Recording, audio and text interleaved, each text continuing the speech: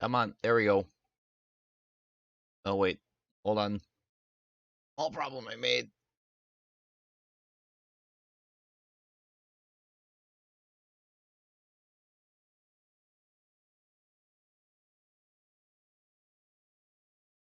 There we go. I want those over my head.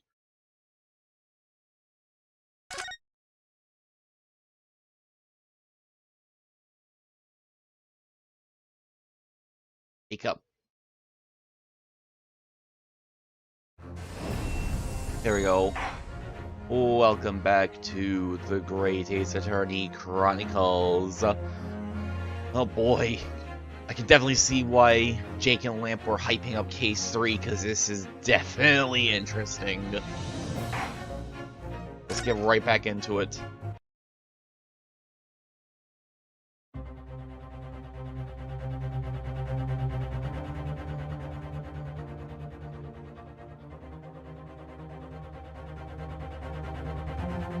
Anything else unusual about the omnibus? There was one thing. I kind of saw it in the last part, but I had to confirm it myself by checking back the VOD. My lord. Yes, counsel? There is one further inconsistency. Mark that Chili could not have been present at the start of the trial. What? What the devil are you gonna say now? If you dare betray me, you'll mad. You best start watching your back. Silence, McGilded. The court awaits the defense's clarification. The trial keeps swinging one way and then the other. The only thing was the truth and was deception. What am I supposed to believe here? It's, getting a little concerned.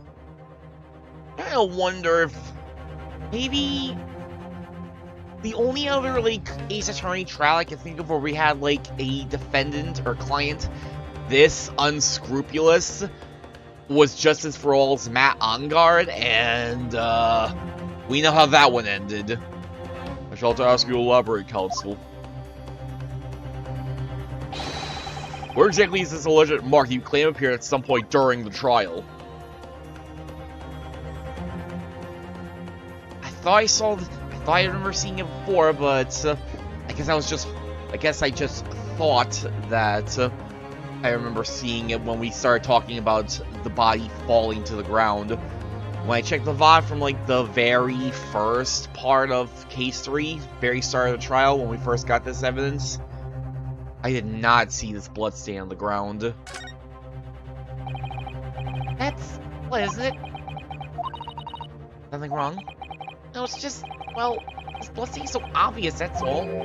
Yet Van Zieks has made no mention of it. I suppose that does seem a little strange. Here I thought that the reason that they didn't talk about it at any point was just because Van Zieks was just waiting for the standard, like, I'm not going to talk about this very important evidence until it's very inconvenient for you, but I have such a bad feeling about this. Got it!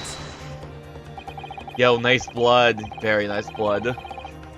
Sure is blood and not like someone spilling ketchup or anything onto the ground to make it look like blood. Also, hello, Jake. How are you today? We consider the victim fell through the skylight onto the floor of the cabin. We certainly expect to find signs of blood where he landed. But as far as I recall, his bloodstain on the cabin floor was not there when the omnibus was first brought into the courtroom. Good lord!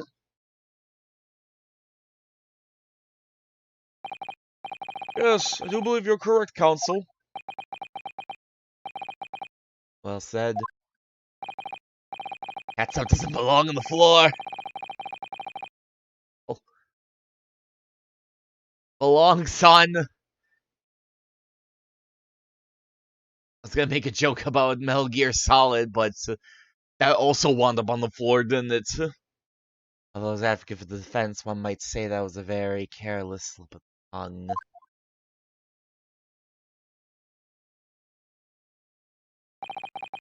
I believe that bloodstain on the floor is a decisive piece of evidence. The question is whether that evidence is genuine, or whether it was unlawfully fabricated by someone. feel compelled to admit that there's at least a possibility that the evidence is fake.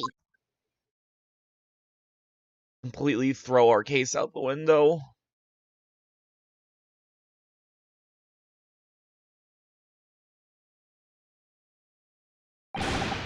Ah! This trial is over! Mr. McGilded? I did everything I possibly can to cooperate with the court, but it's all over now! But you're the defendant! Take over, I tell you! I'm really starting to wonder if maybe McGilded were actually getting a second guilty defendant. Memory? Recollection? What people think they saw? It's all nonsense! Facts are what counts! The fact is, that blood stain is there! Now! Well... And over the course of this desperate trial, long and extremely drawn out as it has been, that Good-for-Nothing Rebirth of Bailey has failed to present any decisive evidence at all! I'm scandalized, so I am, at the bearer of Lord Van Zeeks!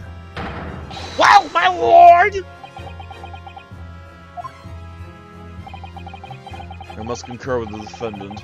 The unfirmed recollections of an individual cannot stand as evidence. Unconfirmed recollections of an individual is literally what witness testimony. Whatever. At this moment in time, the particular bloodstain question is very much in existence, and in the absence of any credible method by which to prove its alleged previous non-existence, I regret to say that it would be improper for this trial to continue. Your lordship can't be serious! Lord Van Zeeks, what is your position? Prosecution, my lord, has no further witnesses or evidence to present. Very well. In that case, as I believe we have explored every possible avenue in this matter, I shall proceed to my adjudication. As a formality, I am of course obliged to confirm with the defense first. Formality. I think say at the moment it would seem that Mr. McGilded will be found not guilty. Yes. It would mean we've won. Is that really the right outcome here? Is it really alright for the trial to come to an end now? Will these unexplained inconsistencies? Also for the defense, your closing statement, please. Are we literally gonna have to prove that he did it now? Yes, my lord. The defense believes...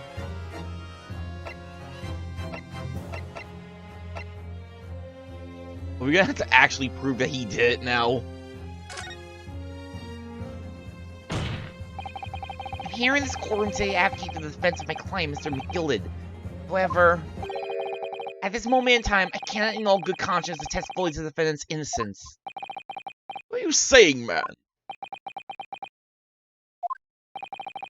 Without any question, there's no conclusive evidence to prove that the defendant is guilty. However, there's also no conclusive evidence to prove that he is innocent. But the client is guilty! Good gracious! We're doing this again. It's not even our third case. Last case was literally just an investigation. This is only our second trial, and we're already about to be like, yeah, our client did it. Hola! Hola! This is unprecedented behavior, counsel. Defense lawyer calling the accused innocent into question? Are you of sound mind?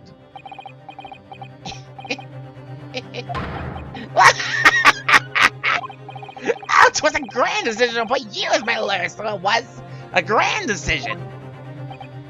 What? I must say, I didn't expect quite such an exciting spectacle to end there, but still. Malungard. Ah! Hi. Malungard says hello. Yep, we're getting a second Malungard, aren't we? Here, have this for your troubles. Your job here is done, fella. That's some fine work you've done, so you have. What do you mean? It's just the right honorable gentleman so succinctly put it forth. The trial can't go on anymore. Your closing statement there was, how do you put it now? Nothing more than formality.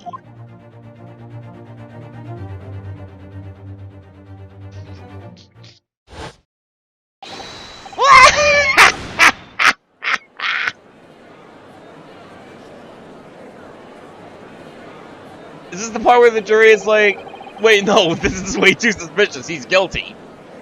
I really don't know what to make of all this. Was the evidence we've seen genuine, or was it fake? His lordship would be fuming, and the unsightly rubbish should be disposed of promptly, as I said. I think you're rich, always guilty of something! You, mark my words! I feel terribly ashamed I ever doubted that lovely man who gave us the lovely park. Everyone's confused except for Granny.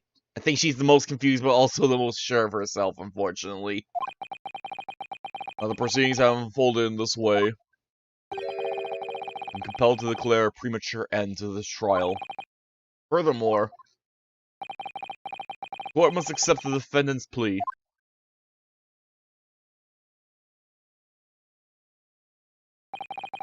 I thank you kindly, my lord. Oop. I hereby pronounce the verdict of this court. Objection! But we still haven't determined if the blood stain in the omnibus is genuine or not. Time for a mistrial. May that be something. No, we had a mistrial before. It was 3-4, the Mia flashback one. So that's definitely not something that comes up a lot. These witnesses are telling the truth. They're a pack of lies. No idea about the truth. Lord Van Zeeks. My lord. The case made by the prosecution was flawed, plain and simple.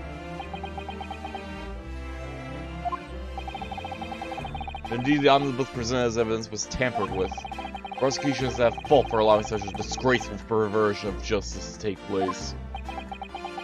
My sincerest apologies, my lord. Objection! But, wait! When we evacuate from the court, Lord Van Zeeks ordered the evidence be secured! I'm afraid the prosecution cannot shun responsibility in this matter. That's so unfair! Kinda hard to continue a poison defendant, yeah. It's a little hard to continue a trial when the defendant dies on the stand. Man, compared to that, this should be way easier. Come on, guys, we don't need to end this mistrial. Compared to that thing that did not happen yet, don't worry, bud. The culpability of the defendant has not, at the present time, been established by this court. Consequently, the jury will not be required to prefer proffered judgment. Huh? What? Well, Lord Van Zeeks, it's been a pleasure, so it has.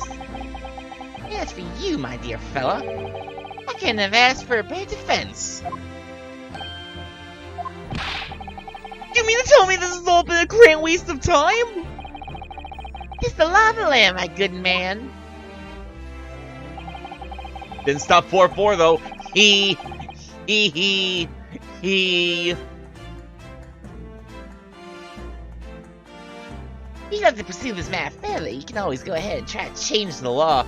Change the law! Change the law! Change the law right now!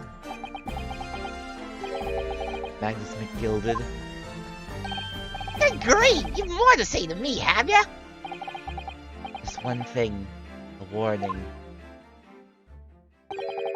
This is far from over. I'll certainly be looking forward to that. What? I hereby pronounce the defendant, Mr. Magnus McGilded.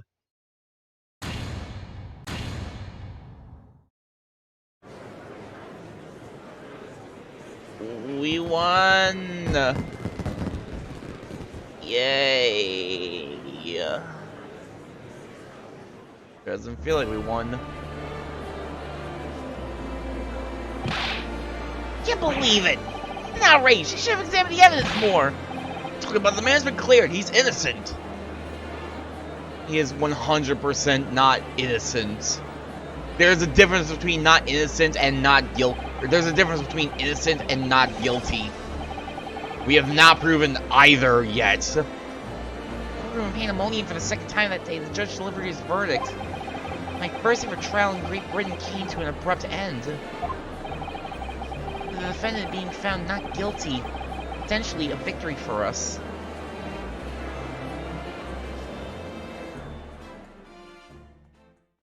What happens now? No grand, like, hold it! No! There is more evidence! 18th of February, 5:14 p.m. Old Bailey, defendant's antechamber. Innocent, legally. Guilty, morally. Ain't that the truth?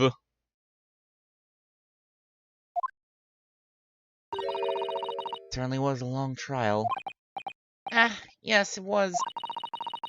First ever trial in foreign soil and your first victory. It was a wonderful performance. Heartfelt congratulations.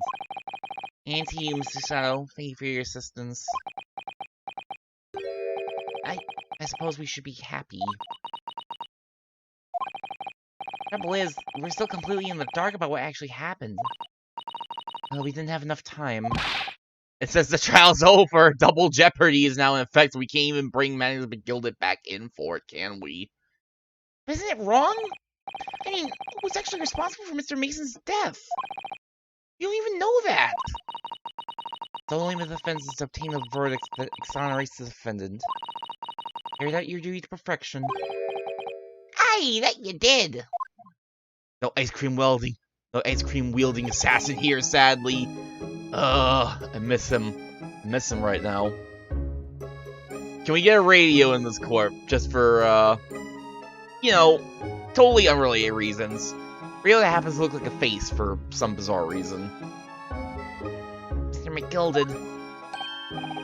Ah, that girl's with him too. Well, it seems the stories are true.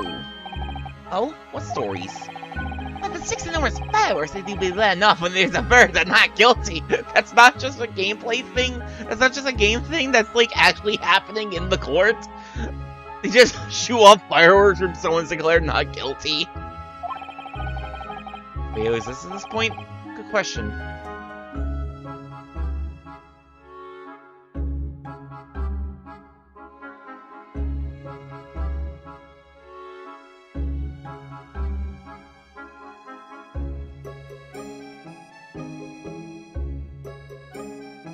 Radios were invented, yeah, 1894. I see another thing that says 1895. So yeah, we should totally have radios at this point.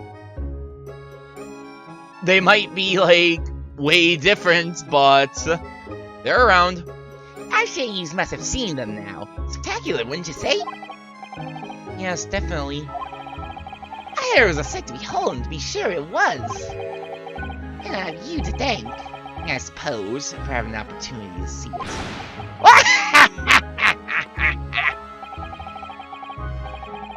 Oh, I don't know about that. I'm not sure I really did anything.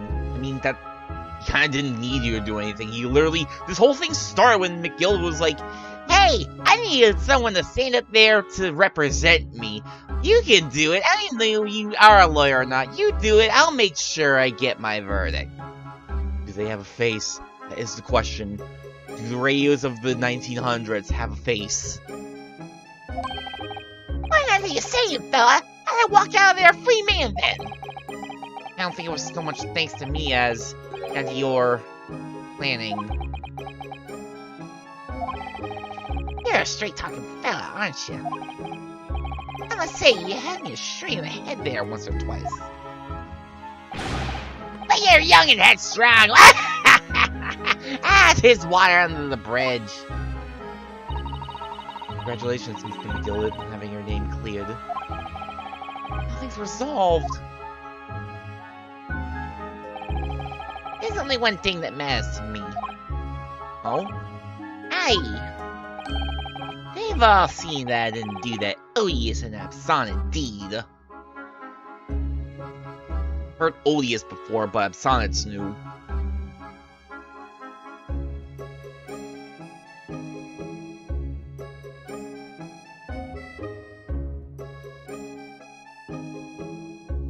Discordant or unreasonable? Abstinent. Abstinent. They've all seen I didn't do that odious and abstinent indeed. It's grand, is it not? I suppose it is. None of the fine fellas in Scotland Yard can take matters in hand and sort out any wee details. They'll see who it is. They'll get to the truth. Yeah, the truth. The truth is, oh man, this blood in the ground isn't blood, it's ketchup! They lied! We should get them back in court. Oh, wait. Wait, was Double Jeopardy a thing yet?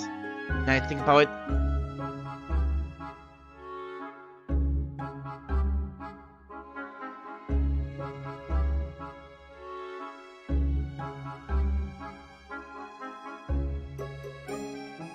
The first Bill of Rights that expressly adopted the Double Jeopardy Clause was the New Hampshire Constitution of 1784.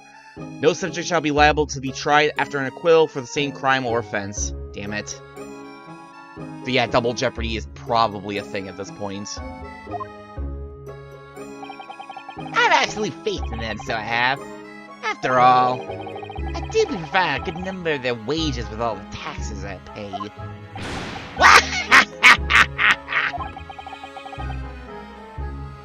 Not that funny. Now then, as we agreed beforehand, 1,000 guineas for your troubles, fella.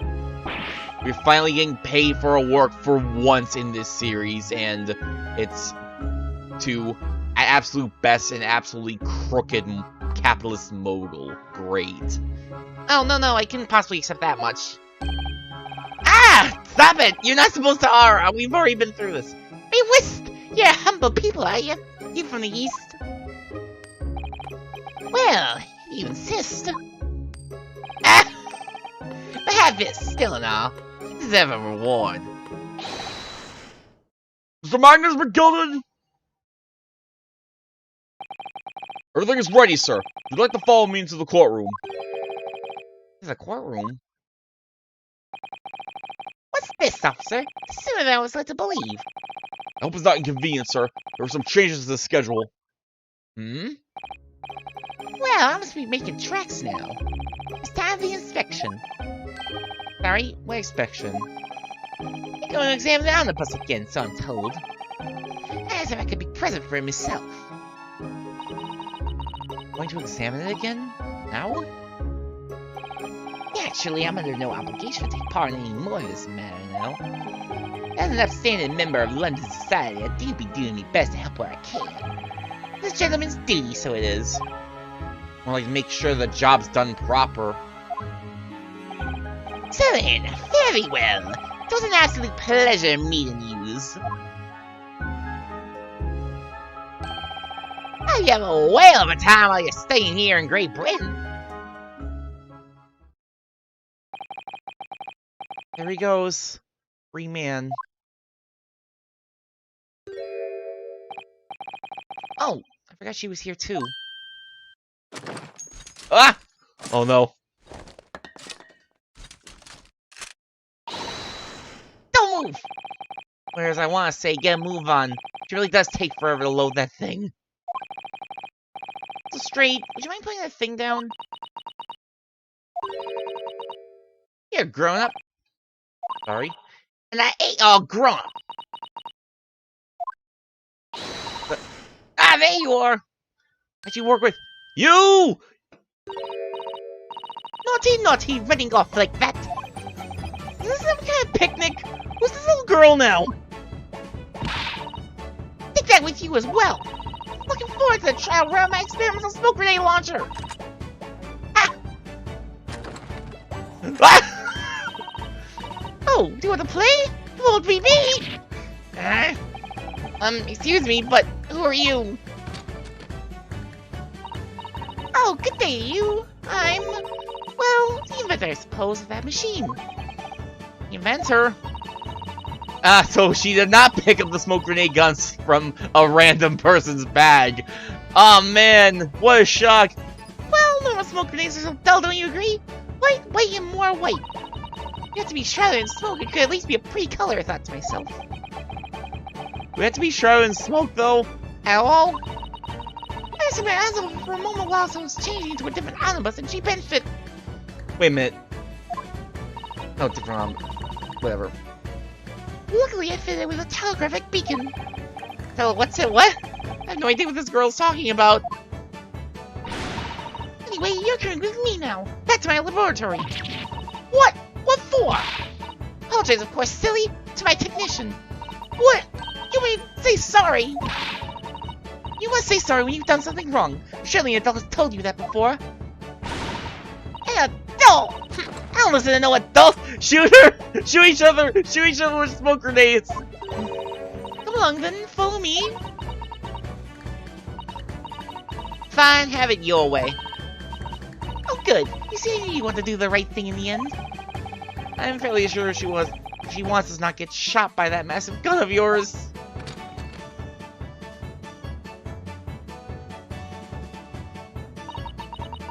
Those goggles.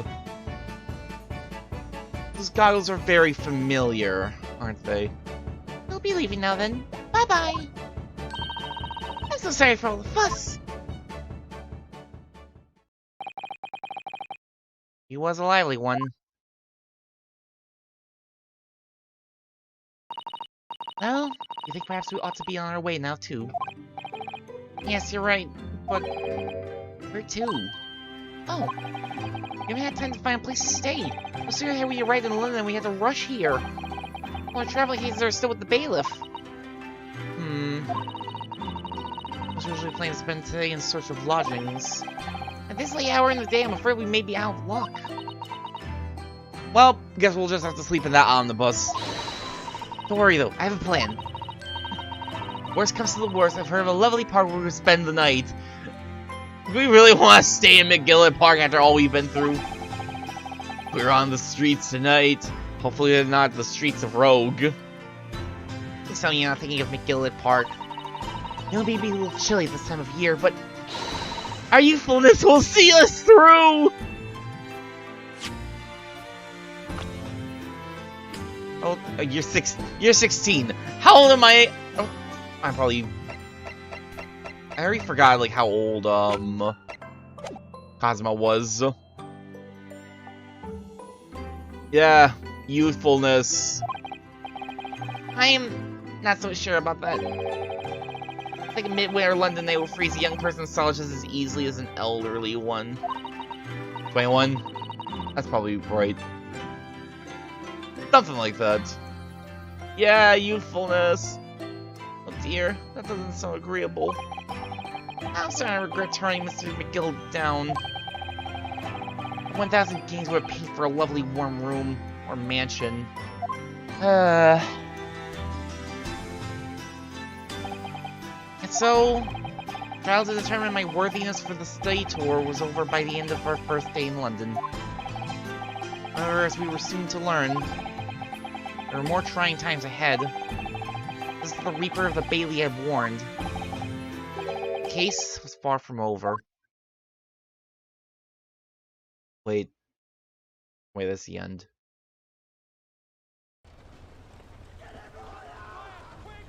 What's going on? Get the fire brigade! Water! Bring water, quick! Okay! What? How did this happen? I don't know, sir. By the time I got here, it was already engulfed. No one was supposed to be allowed in here before we started investigating.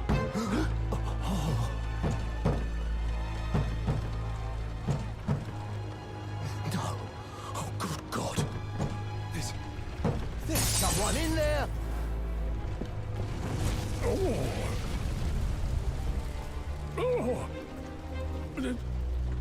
This can't be.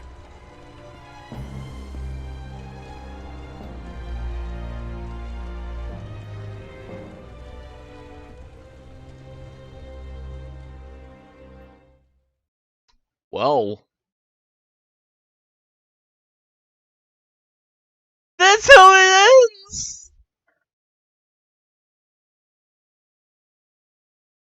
Achievement unlocked. The Realm of the Reaper. That was an end.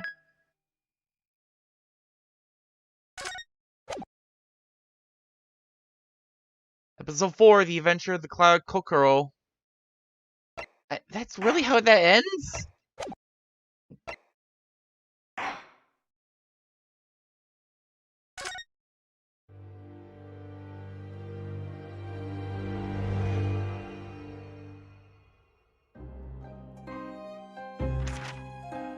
I begin to think, Wilson, said Sholmes, turning his head languidly in my direction, that there is more to this case than that which we have observed. Indeed, that there may be another part to this story that we are yet to discover. His eyes wandered, following the steam rising from his cup of herbal tea, leading him to the distant memory of that snowy evening. To the young lady collapsed on the pavement along Briar Road, and to the knife in her back. Lit in the soft glow of gas lamps, a most extraordinary scene had been set. And under the cover of a light fog, the curtain had risen silently on the insoluble mystery of our invisible killer.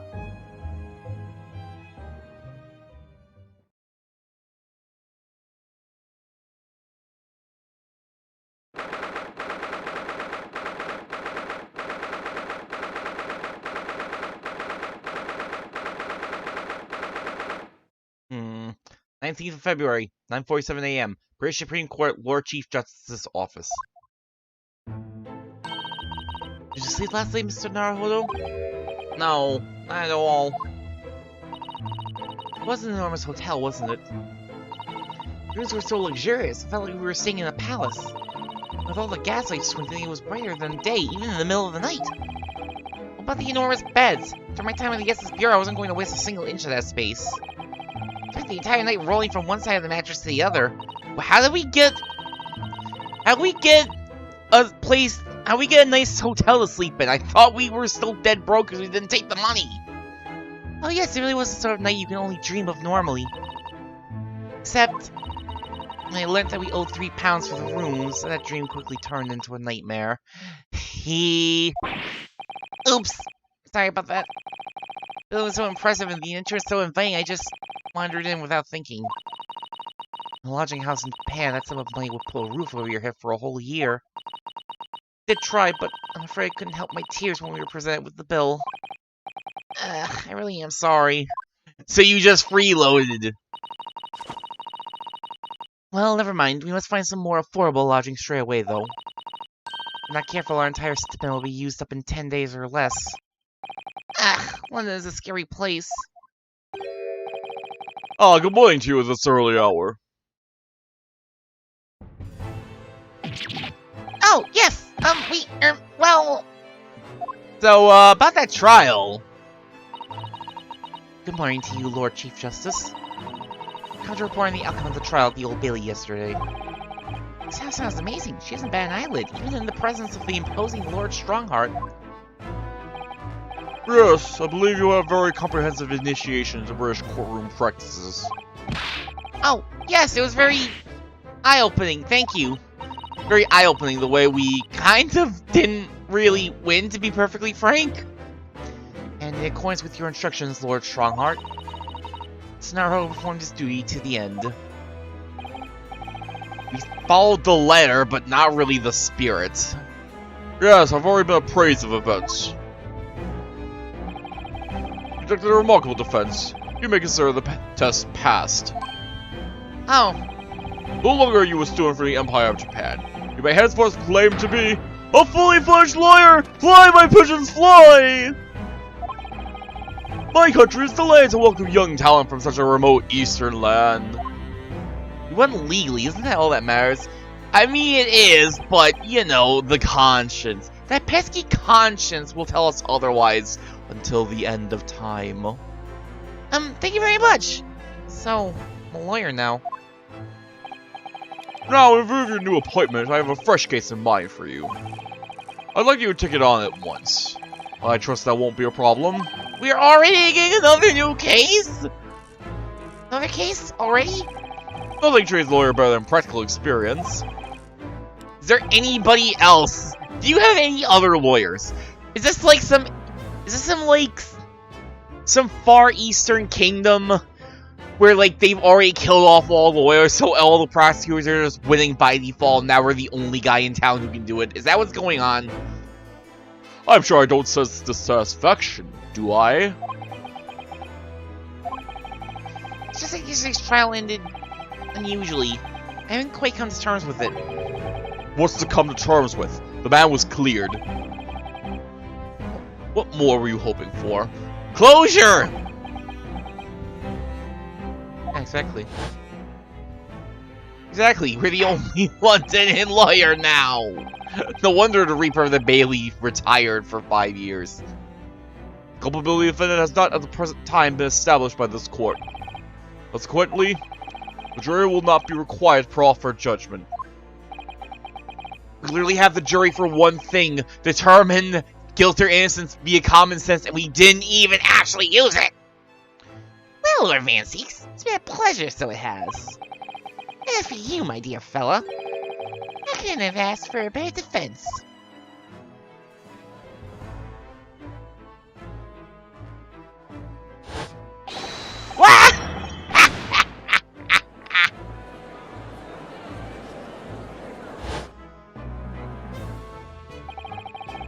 I just keep wondering, Mr. McGilded really was innocent.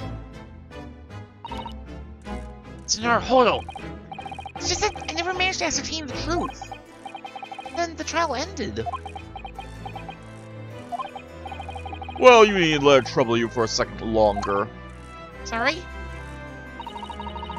Do you mean Lord Strongheart?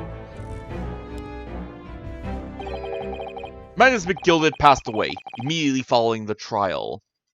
He was in the omnibus, wasn't he? Oh! What? Mr. McGilded is dead?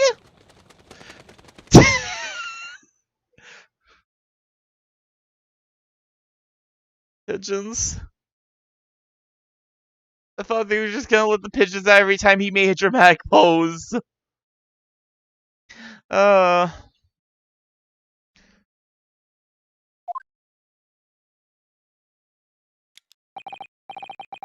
have 19 minutes and 41 seconds until my next engagement.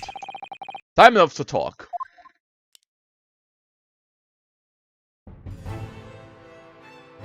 I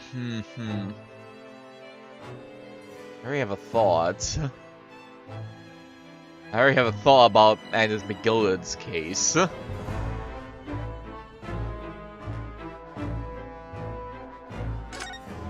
Let's at least talk to him a bit more first. Wait, no. First, I must show him my armband! Strongheart, may I show you this? To accept this item, issue a receipt, examine it thoroughly, and make a formal statement of my findings. Require something in the region of 24 seconds of my time. Sorry? Does the item warrant 24 seconds of my time, Mr. Naruhodo? Yes. It's my armband. It's incredibly important everyone registers 24 seconds of their time to register this. Let's leave it for now.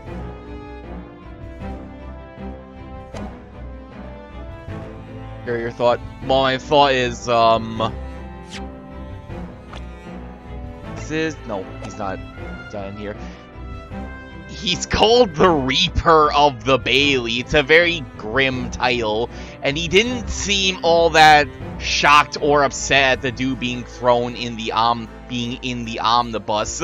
He's almost certainly not going to be happy about his perfect record being soiled, and he even made plenty of threats at the dude. Who else? I mean, I guess there was also... Would anyone else... Would there be anybody else who could possibly get Magnus McGilded thrown into the omnibus and light the thing on fire other than someone who is already supposed to be in the courtroom and can presumably just go in that room? I'm sure there are a lot of people who want to kill Magnus McGilded, but how many people have more power than Magnus McGilded in that courtroom than the prosecutor, and the prosecutor who is probably a very angry prosecutor.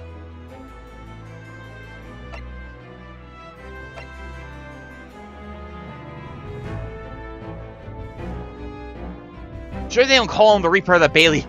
That would actually be a pretty fun twist. They call him the Reaper of the Bailey because even when people... I think they already said that, he never lost a case before, but that actually would be kind of a fun twist. he's a prosecutor. He doesn't have a perfect record, but all the people who got declared innocent in his trial still died like a day or two later.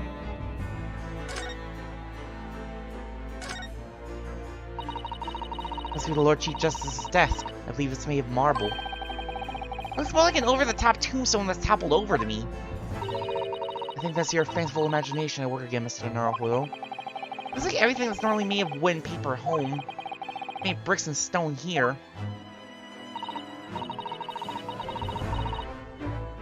No, that's why this place feels so overbearing, I'm sure.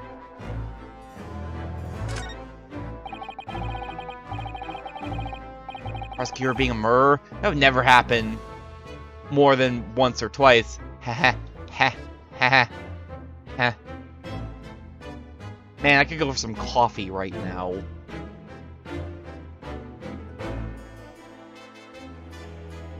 Look at all the naughty books packed together on these shelves. They go from floor to ceiling. And they're all books that you couldn't hope to come by in Japan. It's like a dream. Yes, very bad dream. Not all about British law either. They're books about the judicial systems of other Western nations. You know what else I could really go for right now? I could go for buying my own taser. France, Germany, Spain, Holland. What about Russia? Oh no, don't talk to me about Russia anymore, Mr. Naruto. Why do you ask? I was wondering about asking the Lord Chief Justice how you say wardrobe in Russian. What do you think? Are we gonna learn how to say wardrobe in Russian and use it as our passcode for literally everything? Never forget Kazuma. I think perhaps it's a thought best abandoned. Yeah, coffee and a taser, the perfect breakfast. Oh man. Take a swig of coffee, take a bite of my nice taser, feel the energy juicing me up. Look at these menacing metal giants facing each other across the room. I believe they're suits of armor. Oh, right. I thought maybe they were like the lion dogs we have in Japan guarding shrine gates. Geishas? No, not at all. In fact, in Europe, suits of armor like these are always possessed by evil spirits, you know. Oh no. The armor is possessed. They roam around the middle of the night. Really? Is there nothing you don't know, Mr. Sato? This book tells me everything I need to know about everything. If you're ever unsure, just ask. Where'd she get that incredible tome? Is this some kind of clock? Actually, I think we might be inside some sort of giant clock. Those gears are larger than anything you can find on a steam locomotive, even. It's scary. I think clocks are some sort of hobby of his? Lord Chief Justice, I mean? I think he just wants to hold all of his, very impressive and important meetings in Big Ben. Well, boys do enjoy fiddling around with machines, don't they? I'm not sure you could fiddle with cogs that size. I'm sorry you couldn't call him a boy. So it's amazing how little noise the cogs make, considering how large they are. Actually, something quite soothing about their precise rhythm.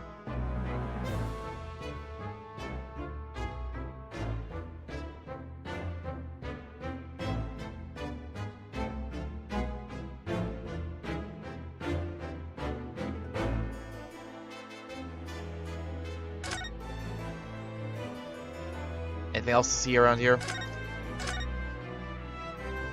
Why did you, like, pan the camera in here when there's, like, nothing else to really see?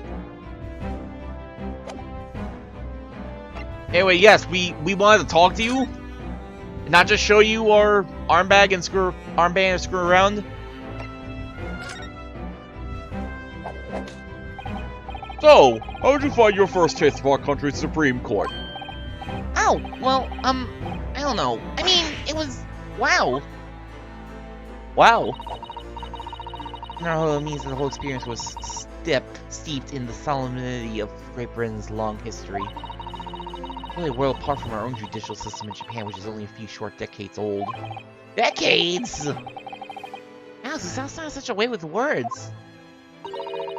You seem to have a way of failing to find the right ones. You 100% read our mind! Come on! navigation system here is the most advanced in the world! Fly, pigeons! Learn all you can as the pigeons fly!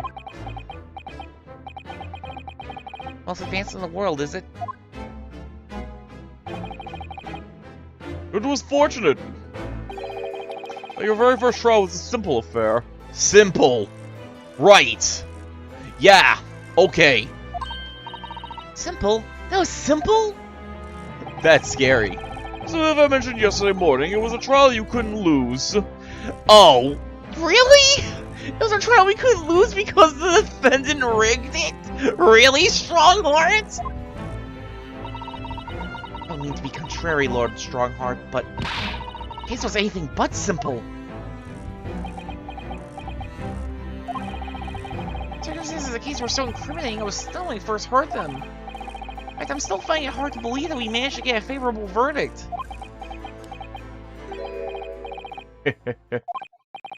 Is something funny?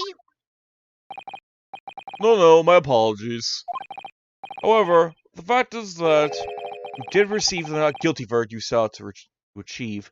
Does it really matter if McGilded was going to, like... If McGilded was going to just, like, fix it so he got not guilty? Then what about the jury? The jury was totally, like, on guilty at one point. The jury was all fully on the not guilty... Or the... Blah. The jury was fully on the guilty verdict for a little while. What was he gonna do about that if I didn't do anything about that? And that can only be attributed to exceptional talent. Wouldn't you agree? Well, I don't know about that.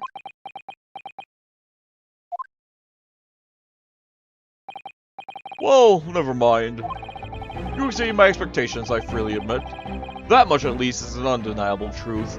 You need to exceed your expectations. What were the expectations beyond guilty and not guilty? Which is precisely why I prepared the new case for you that I mentioned before. What's going on? What was he going to say before?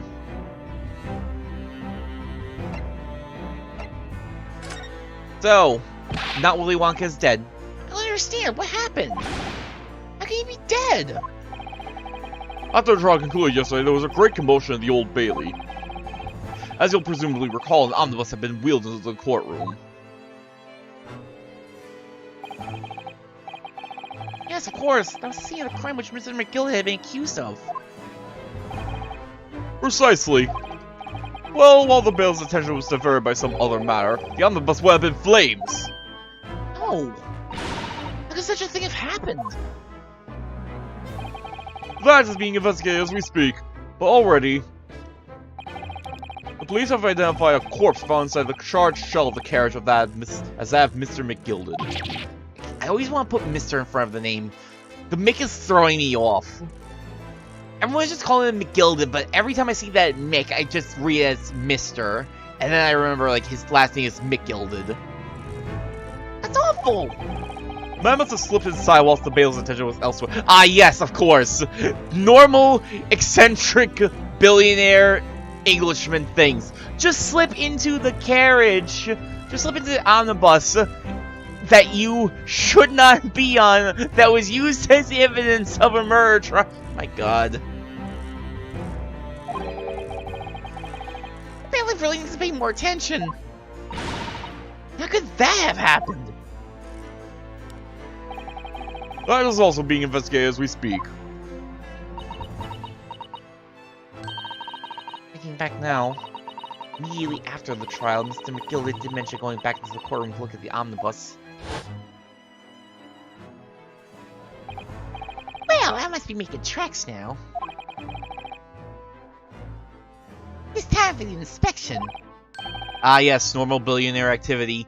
Just sit in the omnibus that has blood on it, and was probably where you murder a man. Normal billionaire activity. These are the things you do when you have more money than morals in London. Sorry, what inspection? You don't examine the omnibus again, I'm told. Hanging out burning vehicles, completely normal. I know, right? That's what everyone does. Like, they just hang out in the vehicle, it catches on fire, you just... Don't worry about it. You can leave at any time.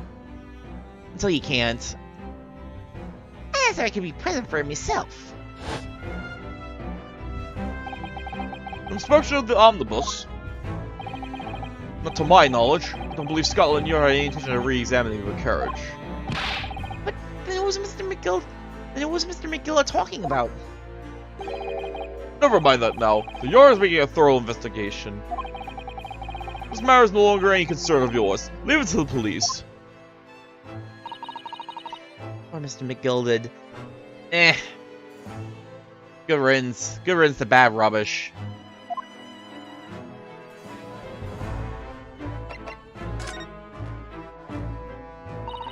You want to eat? We're gonna eat the rich anyway. We might as well cook it first. Can't defend a dead body.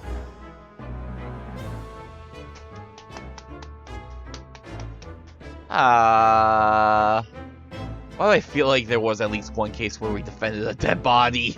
I don't remember off the top of my head. I mean, it's... No, that would... No, Lane was the victim in that case.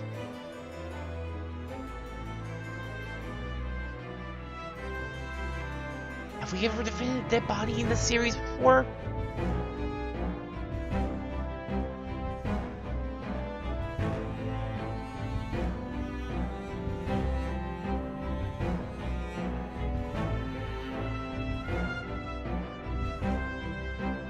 Can't defend a dead body, I get that.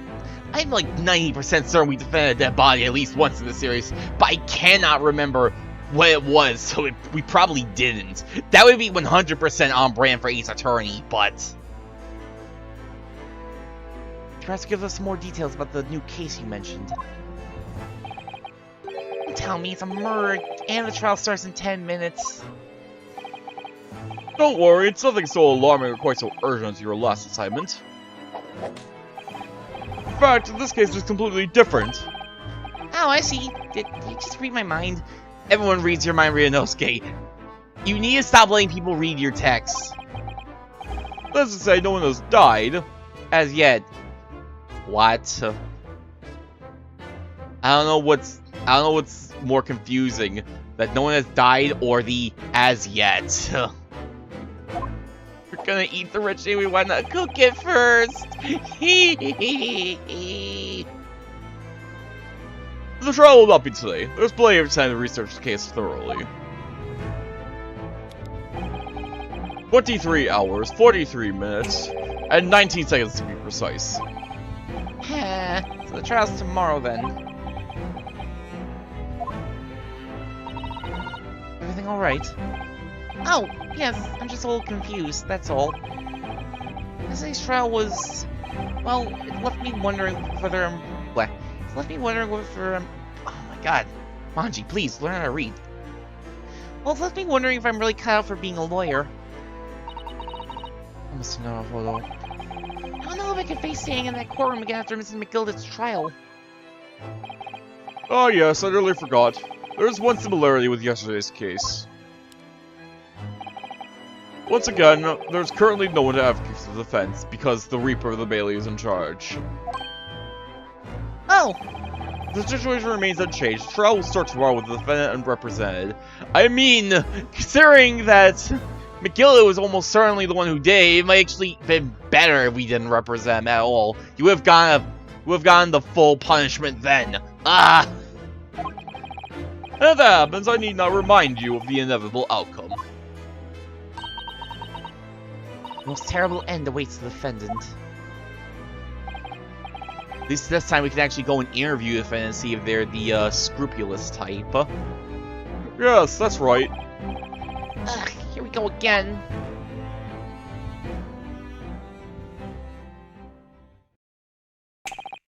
Your time is up. You will have to excuse me.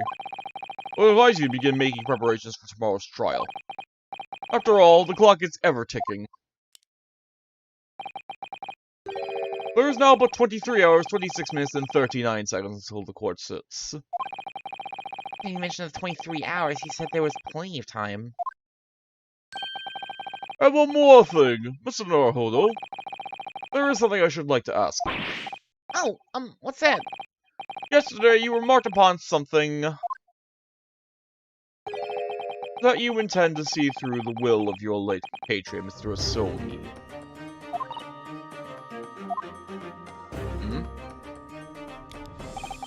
I would be interested to hear what exactly you mean by that. Inside 34 seconds. Oh, well, that's what I always used to say, you see. That he wanted to learn how the greatest justice system in the world works so he could change ours in Japan. Now he's gone, I'd like to work towards that myself. And there's another thing. Oh. Another thing? Continue.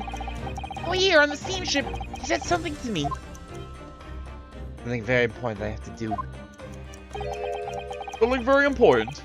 And what exactly would that be? He never had a chance to tell me. Suppose he would have done if he ever made it to... You're out of time. Well, thank you for an enlightening discussion. Senator, hold up, what's this all about? There's something never once mentioned anything of the sort to me. How can you not mention it to me? Who I probably didn't really talk to a whole lot before that trial. How did Susato and Asogi really know each other before the trial? Or the first trial anyway? I was kind of under the impression that Susato just kind of like... Maybe she was around, but she more so hung out around Mikotaba. And didn't really interact with us a whole lot. Up until like the steamship trip. Urge you both to focus your attention on the matter at hand. Taking the liberty is something the police inspector in charge of the case. He'll be able to appraise you with the details. How long has he been there? So I wish you the best of luck, and bid you farewell.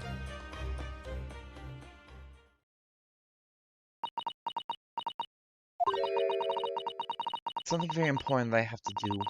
Azuma-sama, what did you mean? There's the detective. Sadly, he is not Inspector Hosonaga like I was hoping for. We did not get to have Hosonaga show up in every single case wearing a different outfit. Damn. I wish I knew, but honestly, he never told me. Anyway, we'd better talk to the detective, don't you think? Yes, you're right. Only case 4, and we're finally starting to meet our detective. Well, meet the London detective, I guess. Whatever. I was just imagining it, but I wouldn't say he looks pleased to see us at all. What's that he's got in his hand?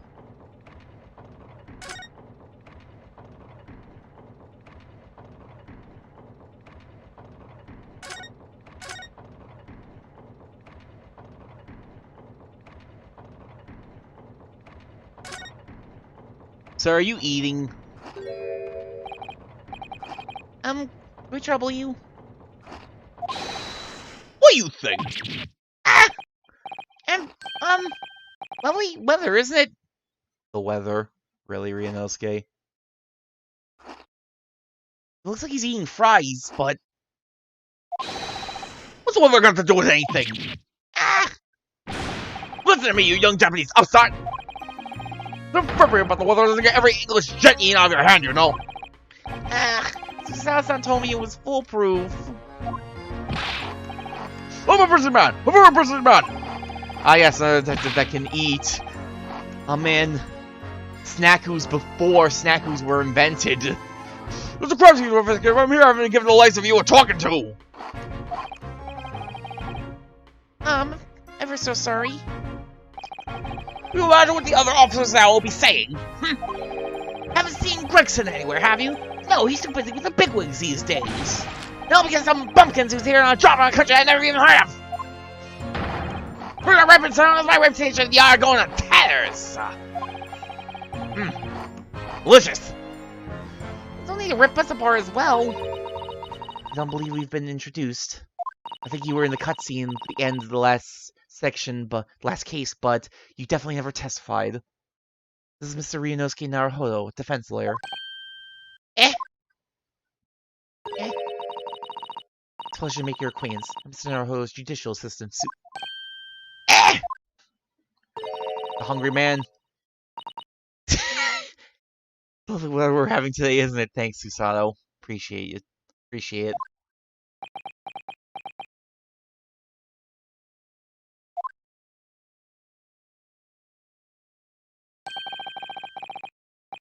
It is unseasonably fine, I grant you. London winters don't see a lot of sunshine. Unbelievable! How'd you pull that off? So, Lord Strawheart asked me to fill you in on the case.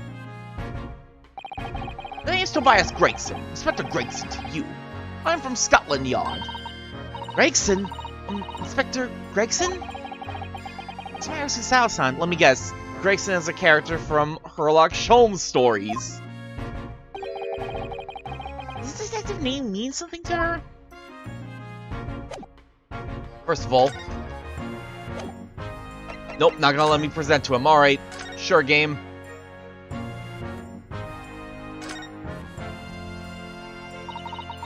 Mr. Gregson, I want to show you my armband. Inspector, are you perhaps... the Inspector Gregson?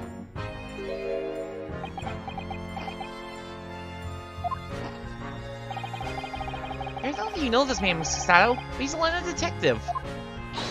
Oh, I do know him. Very well, in fact. Very well? Yes, he features prominently in the adventures of Sherlock Holmes.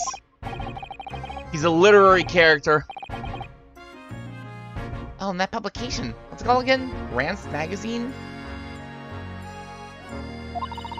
That's right! Inspector Gregson and Mr. Holmes enjoy a wonderful friendly rivalry. Really? You rival the great Mr. Holmes? That's incredible! Oh, well, I don't know about that. Mr. Holmes isn't a professional like myself, of course, but he does come up with the goods from time to time.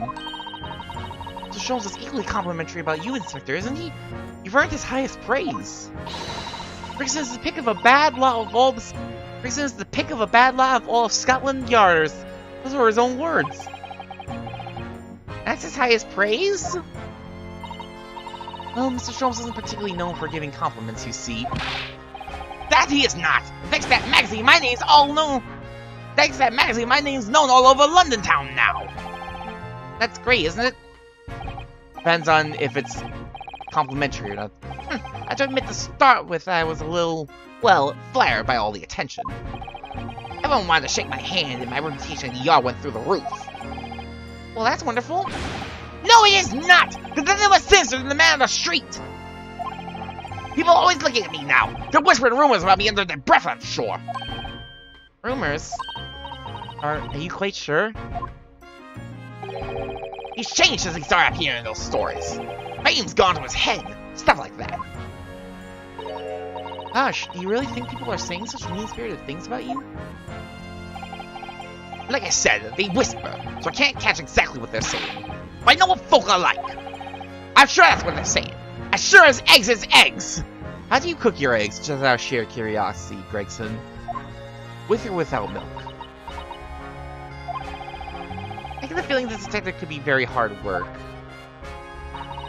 Oh dear, perhaps the sunrise fame does change people. The case? So, about the case that the Lord Chief Justice mentioned before. Nothing to tell, really. As far as we're concerned at the yard, it couldn't be simpler. Oh dear, that probably means... As far as we're concerned as lawyers, it couldn't be more complicated. Hey! Sal's got the right idea. She's read the rest of this series. She knows how this goes. I wish you were wrong about that, but I have a nasty feeling you're right.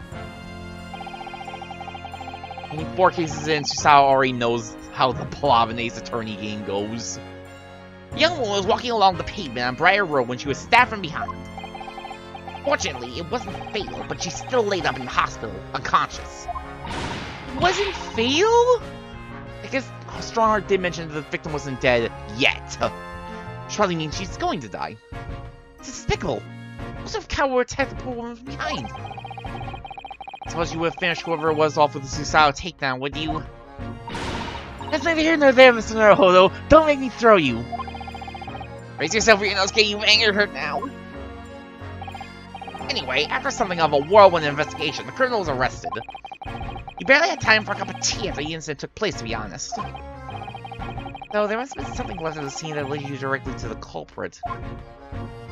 It's gonna be Sherlock Holmes now that Susao's been smack-talking the witness, or the defendant. Perhaps a reliable witness who recognized the person in question. Let me stop you right there. You're wasting your time on this one. Sorry? There's nothing you can do. There's no way to help the bloke now. Why ever not? Simple. You confess. The prosecutor that's been assigned to the trial tomorrow is Lord Barrack von Zeeks. Oh! Sounds like you've heard of him, then. Oh yes, we are very familiar with Lord Van Zeeks. Believed to be the harbinger of death itself, I'm sure that's only metaphorical. Reaper of the Bailey.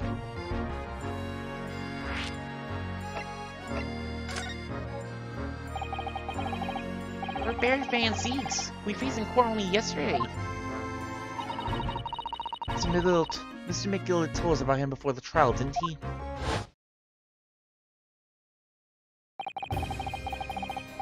Van Zeeks stands for the prosecution. They called the accused his sacrificial lambs.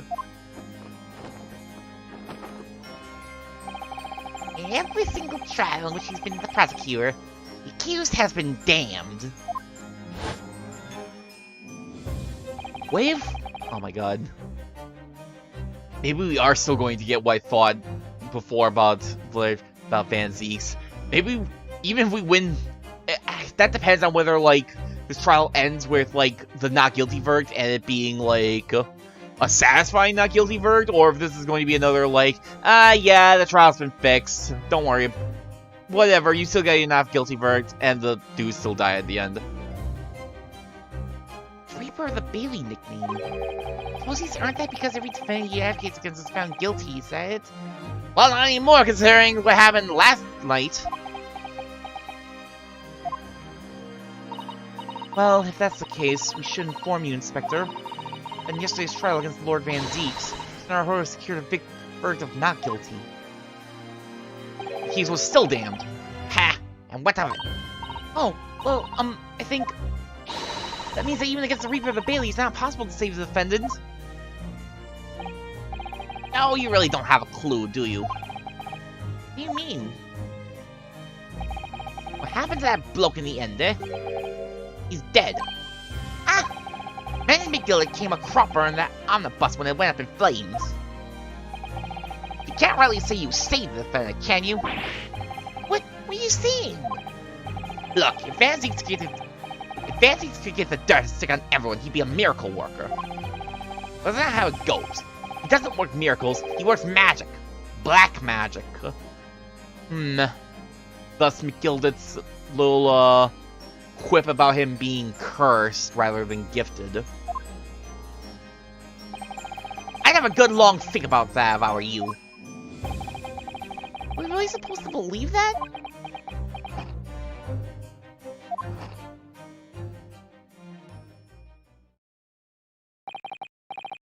Right, well, I filled you in as requested. I'm very nearly out of chips.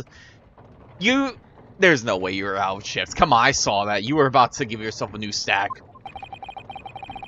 You've unlocked the secret of infinite chips. Or as we call it in America, infinite french fries. Show me your secrets. I want to know, Gregson. I'll be heading back to the crime scene now. We're still carrying out a few investigations there. It was Briar Road, you said, didn't you? Where the incident took place? That's correct, ma'am. If you head over to the holding cells, you can meet the criminal himself. Brand him a criminal already? He's as good as, shaking like a leaf in his cell he is. He'll give you a chuckle if nothing else. Ah yes, normal defense lawyer things. Just go to the holding cells and laugh at the people who are shaking like a leaf in the jails. He's inmate 53. Speak to the jail and he'll show you the way.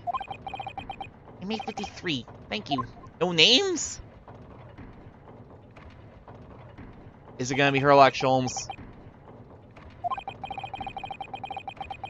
There's no helping anyone against the Reaper of the Bailey, they say. Nothing troubling you, Mr. Naruhodo. Tell the truth, when I recall the trial yesterday, I can't stop myself from shaking. The idea of facing the Reaper in court again is... well, if you think it's too much for you, there's no shame in turning the case down. No shame in turning the case down. That takes courage, too. But the man you've arrested is innocent. Well, imagine you could be shaking like a leaf in a cell. I, for one, wouldn't find the sight of that funny. So, if I'm honest, I'm still reeling from the shock of yesterday's events myself. I'm really not sure if I'll be able to help this man, whoever he is. I'd like to try, so I think I'm going to make some inquiries. Will you help? Not to mention we have like an entire day to figure out, to determine ourselves if he's innocent or not, rather than the barely 10 minutes we had when we first met McGilded. Really think you had to ask? After all, I am your judicial assistant. Thank you. So then, shall we? Yes! Let's go! We didn't get to show him our armband! I feel an edge here, but there are so many interesting books I wish I could follow. Blah, blah, blah, blah, blah, blah, blah, blah, blah, blah. To get a crime. We haven't been here yet. I wonder what awaits us. Prison cells where suspects are held whilst they await trial. Visiting is permitted at certain times. So now this is gonna start feeling like a bit more of a proper Ace Attorney case. Investigation, then trial, then maybe more investigation and trial. It's weird that we're 4 cases in, we're only just now going to be doing like an investigation before we head to trial.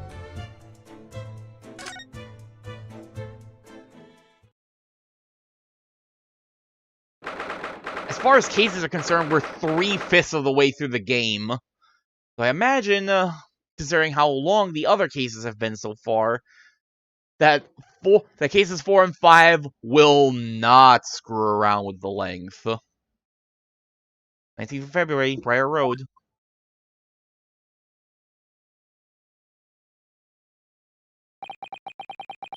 This is what happened. Briar Road.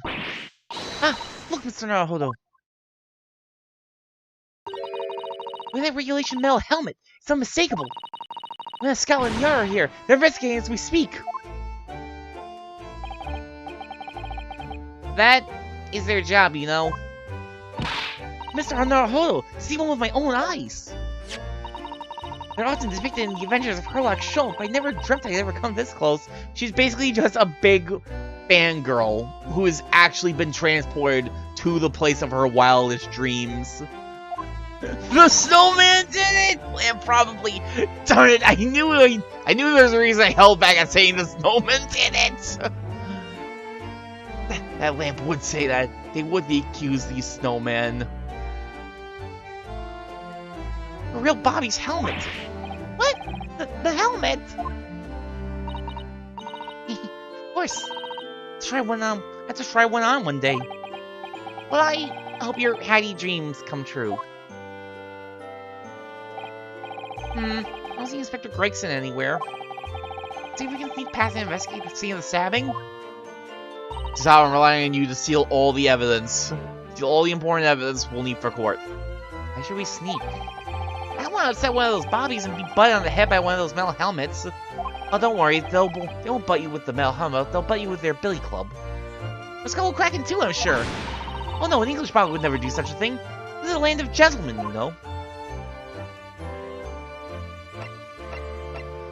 Finish the line! Finish the line! William Robbins! Daily News! The Metropolitan?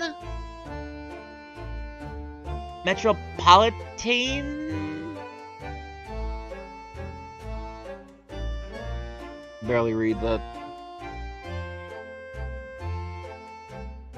Kennerson Brewery! Definitely can't read that. Willis... Wakeys? I have no clue. Horse. Hans. Oh, that's a Scotland Yard carriage.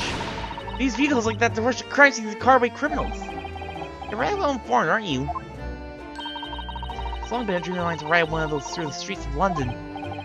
Well, let's just pick up a stone, throw it through one of the windows.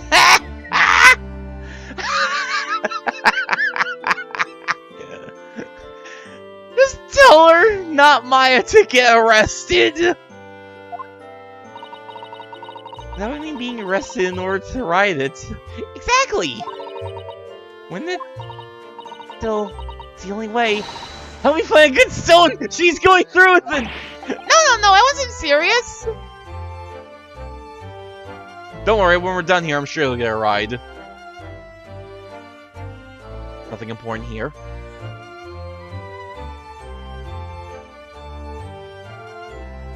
Can I not investigate these socks? They're very clearly what looks like socks on this tree. Oh no, that's a clothesline. That's a clothesline behind that tree. I want to investigate the clothesline anyway. Snowman! It was you! You did it. What delightful snowman. I didn't realize the English had a tradition of making snowmen as well. But it's a little creepy, though. Oh, there's a scarf. Look! We need one of you around this freezing cold all the time. I wish I had one. I'm afraid our budget is somewhat frozen at the moment, too. Certainly can't afford a scarf. Surely the snowman here wouldn't miss his. Steal the scarf! Steal the evidence! The person who made the snowman certainly would. Yes, I know, you're right. Anyway, it's fine. All that's important for a snowman is the hat. They're not walking and talking. The hat's not that special. We can take the hat at least. even if I borrowed it, it wouldn't do much to warm my neck with. It's covered in snow. Use the other side.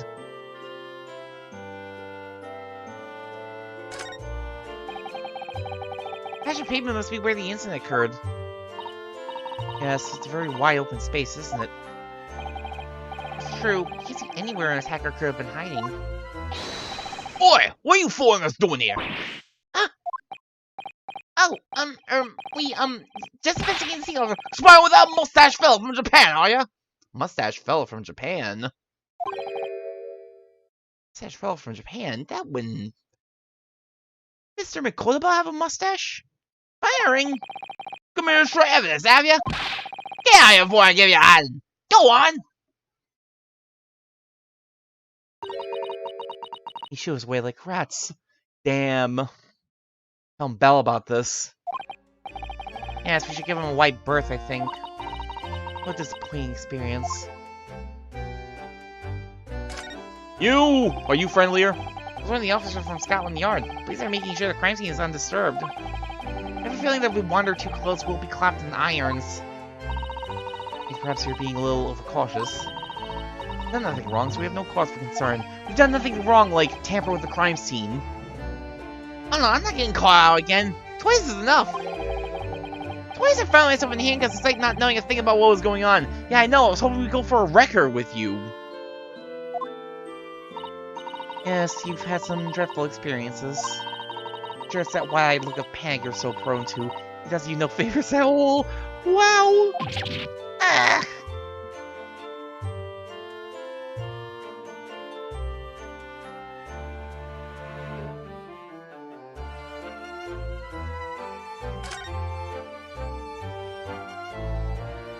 Look at that hill. How's the snow on the pavement here and there? The road itself is covered in carriage tracks. These carriages often travel down Briar Road. It seems at first this is all the snow. I looked over when I was walking down the pavement earlier. Seems like it would be far safer to walk on the road instead. Oh, but you're rather small, Mr. Naruto. You're dressed all in black. Every coachman might not see you, and you could be flattened by horses. Well, thank you for the rather small concern. Damn, Naruto. You're small. Might get run over. These look so big and heavy in the sky, don't they? But the dense fog as well, everything looks hazy. Dense fog. In Silent Hill. Did you bring us to Silent Hill? Well, it's known as Foggy London Town. Fog, you say? That can only mean one thing! Silent Hill. You can just make out some sort of spire through the fog. Looks like it's still being built, though. Aha! Yes! That must be the Crystal Tower being built for the Great Exhibition that's to open in 6 months' time. Apparently it's going to be very striking, placed on all sides in the symbolic centerpiece of the exhibition. It's the largest exposition in history, is it? I can't even begin to imagine it. I can't examine the smoke? Ugh. Fine, I'll look at the chimney instead. See all the black smoke rising from the chimneys over there? It says that in Great Britain, many people heat their homes in winter using coal. The only chimneys I really remember seeing in Japan were on top of the bathhouse. You think some of those houses could be on fire? Not at all. Well, even so, how much thick smoke building up to the heavens is surely going to turn the whole sky black sooner or later. Concerns about pollution? Nah. I think TVs don't exist in London yet. Oh man. Can you imagine? Can you imagine Naruto just sticks his head into a TV? You think he'd have to defend Teddy in court? We get Teddy labeled guilty. We get Teddy guilty. She may be right about that.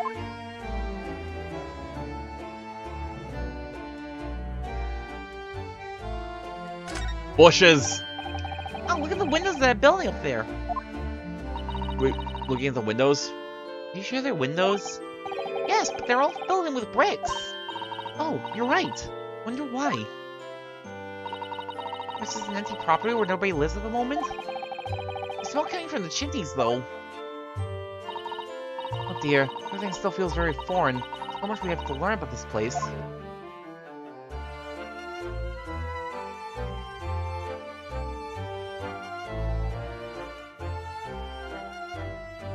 Look at this weird bike.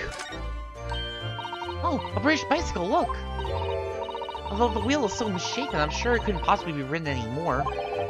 No one's been doing some breakneck cycling. These bicycles have become extremely popular in London recently. Midnight radio station, though. Can't confirm. Ooh. I like that. I like the idea. You stick your hand in a radio instead. That takes you to the world inside the radio.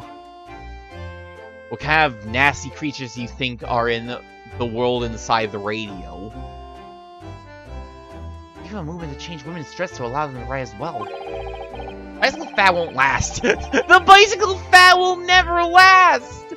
I don't see why anyone would want to ride something like that. Goodness, do you dislike bicycles? No, not at all. I mean, it's not that I dislike them exactly. It's just that any occupation involves seeing both your feet on firm ground seems reckless. Can you imagine people being paid to just not have your feet on firm ground, just riding people around elsewhere? Insane. It'll never last. If you ever tried walking on stilts and fallen into a river, I know you'd agree with me. You've walked on stilts and fallen into a river, Ryunosuke? We'll have to hire a bicycle sometime. You can sit behind me while I ride you around. Damn, Susao's gonna ride us the bicycle. We are the backseater. Dress Street. It's a rather typical old brick building, isn't it? It sure has a long and interesting history. Well, time certainly seems to have taken its toll on the place. It's crooked and sagging all over. In fact, it looks decidedly worse shape than the other houses around here.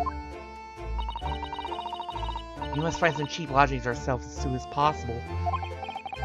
Yes, you're right. Cheap ideal with reasonably level floors. Can we go in the building?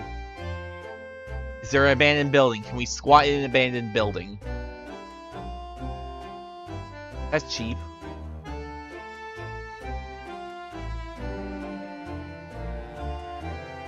See anything else around here?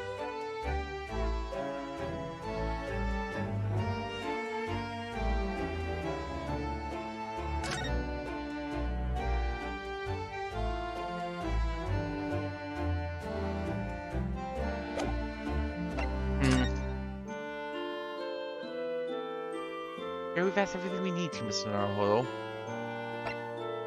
Well, let's at least go to the prison first. Maybe we'll find out more about the defendant who I'm sure is not Mr. Mikotoba. These prison cells are where the suspects are held whilst they await trial. Visiting is permitted at certain times.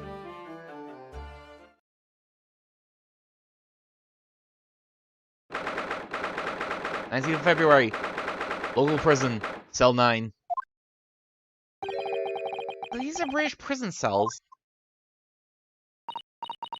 Oh, they're ghastly. Just like a dungeon. Yes, I have experience in Japan myself.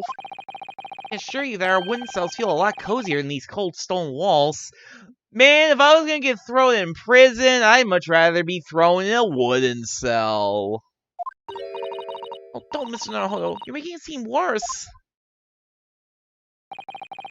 Apparently, our client is in the cell here. So dark at the back there, I can't make him out. No way he's late. Inmate 53, your legal representative is here to see you. Stop on the back of the cell and show your face at once! Am I a cat, as yet with no name? Calling me by a number is utterly, unbelievably, unjustly unreasonable. I refuse to answer. Who is it? Who is it? It's Naruto. What do you think is going on here? I have no idea. I wasn't just hearing things, was I?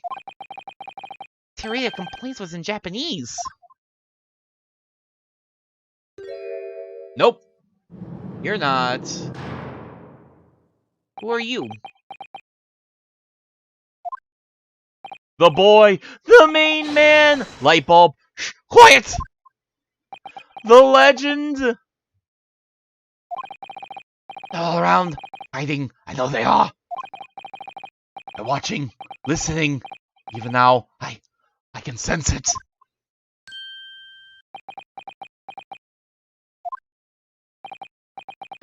Right. So, can I ask you who exactly— There you are! You come to curse me, haven't you? Don't try to hide it! You're a ghost! You're a ghost! Ghost? We're Japanese, come on. We know I'd be a yokai.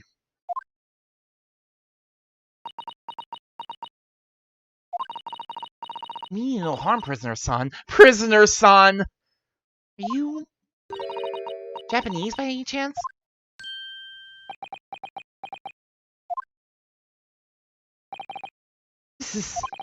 This is beyond my wildest dreams!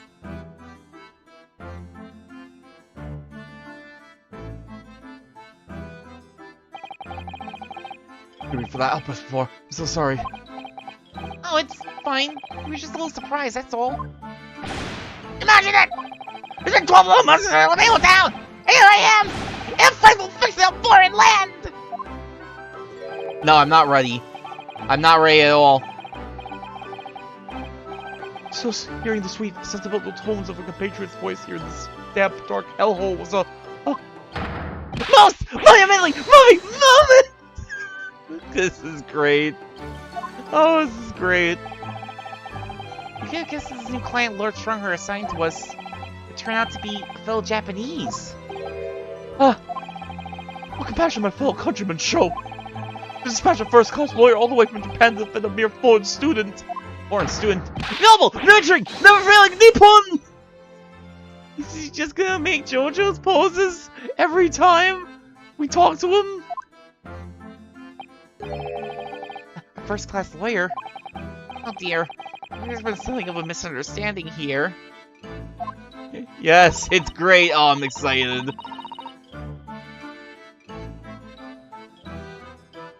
A motherfucking JoJo reference. Sono Chino Sadame. JoJo. I mean, it's not that long after part 1 took place, so I'm sure, like, the whole Dio thing is still going to be on some people's minds. Wonder, would you be so kind as to tell us what's happened? We've been detained as a suspect, for example. Yes, I can! I will! Shend! Stay solid and silent! I'm not quite sure I understand what he means, but he seems happy. Yes, he does. I just hope he actually has a good reason to be. Thank you for cooperation. I'm a lawyer, as you said. My name is Ryunosuke Naruhodo. I am Naruhodo-san's judicial assistant, Susato Mikotaba. I am a visiting student sent here by our government. Nobly, notoriously named Natsume! Soseki Natsume. Soseki Natsume, let me show you my armband! Yes! The symbol of our great empire's first rising warriors! Remember actual Japanese literary figure Soseki Natsume? From a Persona 4 classroom question, maybe? I forgot about that. I was like, Soseki Natsume sounds familiar. I forgot that was in a Persona 4 question. I don't even remember which question. Oh, I'll have to try to find that through the VODs later. Which means, of course, you'll stand by my side. You'll defend me. Oh, no, sorry, that wasn't why I was showing it to you. We're not here to defend you. I'm sorry, man. I just wanted to goof on ya. Based on a real dude. Then why else would you show me that? Oops. In hindsight, that probably wasn't the best idea. That's the best. No, presenting your armband to everybody is always the best choice. First time that happened, I think. First time we're basing it on a real person and not just being like, oh yeah, Soseki Natsume. No, it's Noseki Satsume. Soseki Natsume-san? What an unusual name. Oh, Mr. Soseki, please. I'm a poet, you see. Writer of haiku. It's something of a nom de plume. Nom de plume? You mean an alias? That's right, Naruto-san. No! Don't be so prosaic! It's much more refined than that! Haiku? That really reminds me of home. Did you say that you were a visiting student sent over here by the government? Yes, that's right. A year ago I was told to go and study English. First I had to suffer that misery, and now this. It's beyond the pale! Over that misery, did you not want to study here? No! I mean, I've had an interest in Great Britain for some years, of course. Oh? But! Just because the government tells you to do something, doesn't mean you can do it. No! What do you mean? They told me to study English literature. That I could have understood. That's my field. But no, they told me to study the English language. Utterly, unbelievably, unjustly unreasonable! I see. Well, the other day, I was told to send a report about my first year here. I turned out a blank piece of paper. Wise words on whitewashing!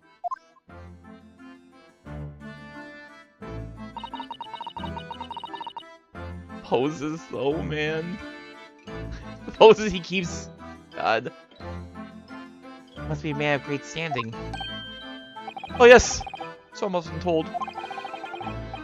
And I often like to be told, it seems.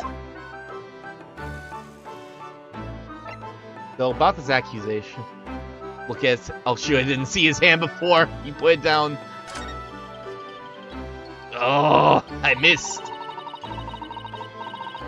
I'll pay attention next time he puts his hand up. Could you perhaps tell us exactly why you've been arrested, Soseki-san? I didn't do it! I didn't commit that atrocious murder! Can you move your other hand? Oh no, what he does. I hate that you put it like that. I know you're right, but still. I didn't do it! I didn't commit that atrocious murder! Soseki invented the dab! Put him to death! Murder! Oh, no, it's alright. Woman didn't actually die, did she? Just that! With a knife! Right before my eyes! What, your eyes? You mean you saw the attacker? I didn't see anyone. Oh my god. How? What? I see the person who did it. You think he's locked up in here? Oh dear. Seems this case is becoming rather complicated. That's just a normal Ace Attorney case, Susato! Why me? Why me? Why that silly woman had to be standing in front of me? It's a curse! The curse of London! It's incredibly, instantly, irritatingly inconvenient! The Soseki-san was there at the scene, but he didn't see the attacker. Finally, we find out more about the case. Okay, yes, but I need you to do me a favor. I need you to, unfortunately, I hate to say it, dab for me again.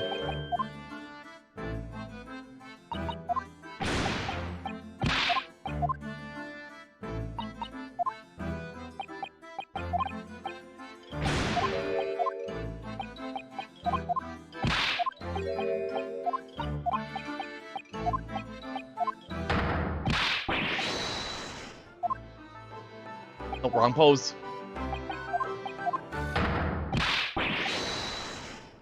Oh my god. Put him to death! Put him to death! Let the Reaper of the Bailey have him! Can't believe they snuck that in a game that takes place in the 1900s! Not the case. It was a cursed evening, just after the snow had started clear and heavy with fog. Went to the bookshop to buy some books, and I was on my way back to the accursed lodgings. The bookshop wasn't accursed too. As I was walking along that accursed pavement, I could make out the sole silhouette of another ahead of me. A woman, wearing a green overcoat she was. Just as I went to overtake her. Oh. She suddenly let out a little scream, collapsed onto the cold hard slabs of stone at my feet!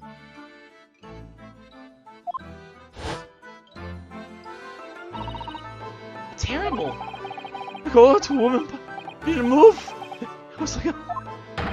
Ghostly! Gosh! Graveyard! Exaggeration there, perhaps. I was terrified. I had to get away from there. So I ran as fast as my legs would carry me back to my accursed lodgings. That's not good. Don't say it was shameful. I know. Too early like that. Tell me, Sylvierchii-san, was the victim in the plans of yours? Don't be ridiculous! Do you think I know any of these fair in English? A young woman at that? I'm diffident, shy, timid, unsure! I can't talk to people! Mood. This man has a mood. When he's not dabbing, he's a mood. I see. The young woman, unknown to Sylvierchii-san. At the time it happened, who else did you see nearby? Did anybody pass you? Regrettably, apart from myself and the woman, I didn't see a soul. No one? Oh, great. The victim was unknown to you and there was nobody else in the street at the time. That creates something of a conundrum, doesn't it? What conundrum? Ryunosuke, really?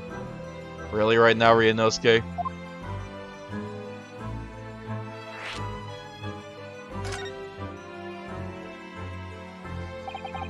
What do you mean, Sasao-san? What's the conundrum?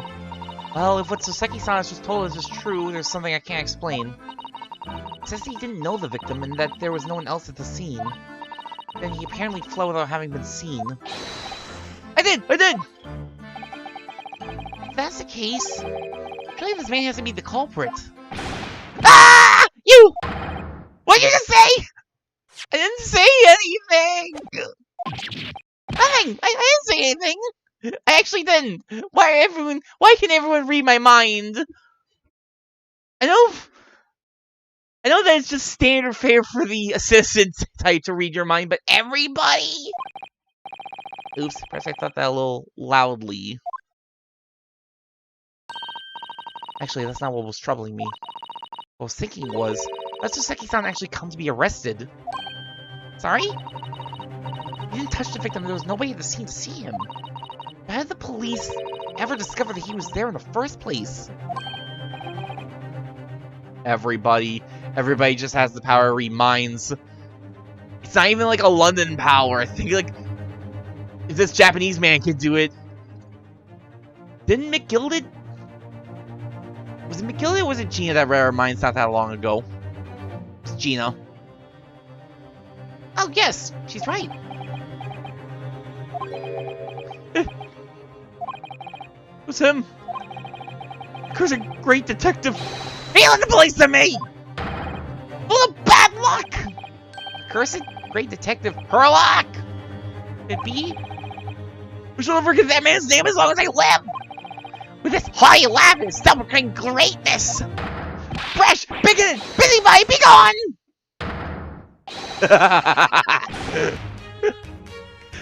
May you be cursed until the end of your days! Herlock Sholmes! I knew it! Mr. Sholmes! Herlock Sholmes. Well, I didn't expect to hear that name from this man's lips, that's for sure. Everyone's calling him like Herlock Sholmes, which works obviously because the name had to be changed for the English version. But like, what were they calling him in the Japanese version when he's still Sherlock Holmes? I wonder. This morning after that nightmare had unfolded in the paper before me, I was gnawing on a sliver of hard cheese when some men suddenly burst in through the door. Start shouting at me! This is the police! Put the weapon down! Not the weapon! Not the cheese! Oh, so dangerous. Imagine if anyone were lactose intolerant. This was a thin sliver, yes it was hard. But was it a weapon? It sounds like dithering, discrimination, devils! You clearly had trying more than yesterday. There he was, in the middle of all the policemen, grinning like a Cheshire cat. Sherlock Sholmes! It's actually just Herlock Sholmes. He's English. Just found out that he's a famous name in detection here in London. Yes, the great detective is really very well known. This overly sharp mind managed to deduce my whereabouts, apparently. He thinks I'm a really madman! Me! This weak stupid of a man! At least he knows? I wonder what great deduction process led to his conclusion this time. You mean to say that Mr. Sholmes' deduction was the only reason the police arrested you? That would be really most unreasonable. Coming from you, Susao, that's saying something? Well, thing is, I was thrown into a panic when they barged their way in. Oh no. Of course you were. That's only natural. I was terrified, trembling. They kept throwing question after question at me in impossible English. Freedom! Fine! Bill Flammery! Well, we are in England. You can't really blame them for questioning you in English. Good point, good point. But my mind went blank. I knew I had to answer, but I didn't know what to say. I just kept repeating things like, yes I do, and I'm fine! My name is Useki Natsume, and I am fine! It's like I knew I was in manacles before I knew what I was thrown in here. Dear, I'm afraid that's hardly surprising. I'm fine. He's not fine now. Just like every Japanese man who says they're fine. Especially in the future. No, Esquire! Oh, you can just call me Naruhodo. And when we're speaking English, a simple Mr. is more than enough. Oh, yes. Alright. Yes, that really got to me. Country is poisoning my mind. Please, I beg you to defend me in court tomorrow. You tell them what really happened. You'll do it, won't you? Well, Why? Why? Why does no one say yes to me?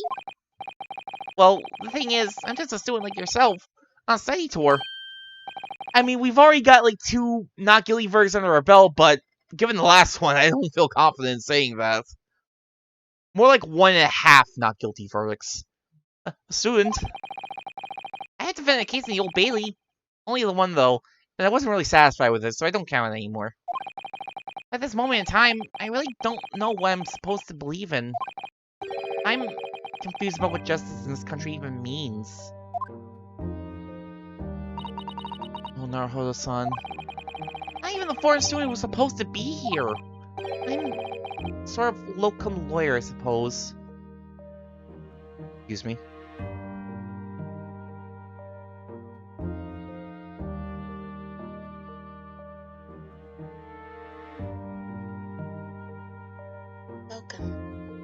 Okay, I did say that right. Person who stands in temporarily for someone else of the same profession, especially a cleric or doctor.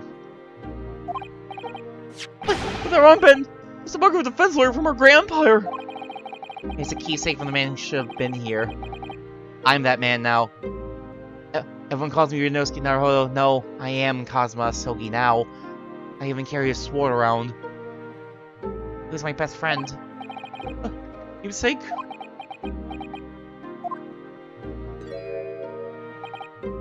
I know exactly what they're saying about me.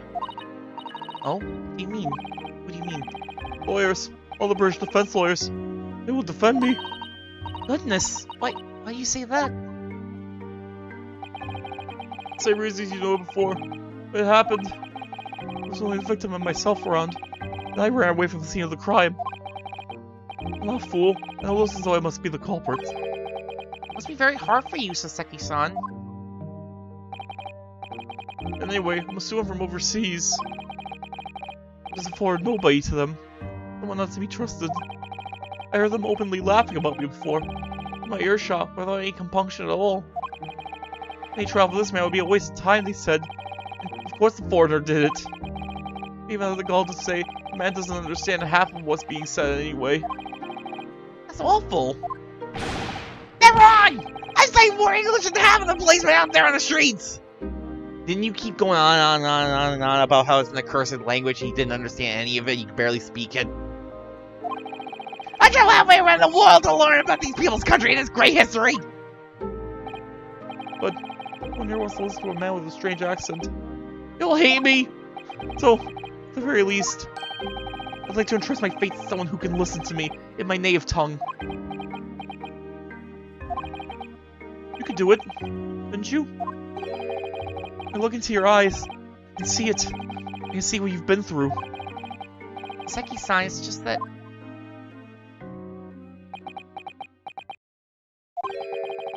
Give me a little time, please. I'll do what I can, for the time being. What do you mean? I'll investigate the case as thoroughly as possible. We can find some clues. It will give us a much better chance, I'm sure. Oh yes, thank you! I'll be here, all alone, waiting for you! Logan's doing this to Naruto, Esquire! Should be going then, Naruto-san. We have a case to prepare for. You probably at least approach this one with a lot more confidence than McGilded.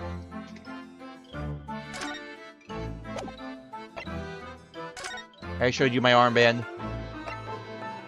Visiting a cold, dark jail brings home the reality of crime and punishment.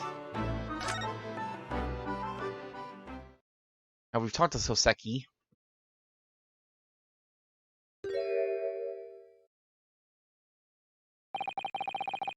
What's the Japanese delegation doing here?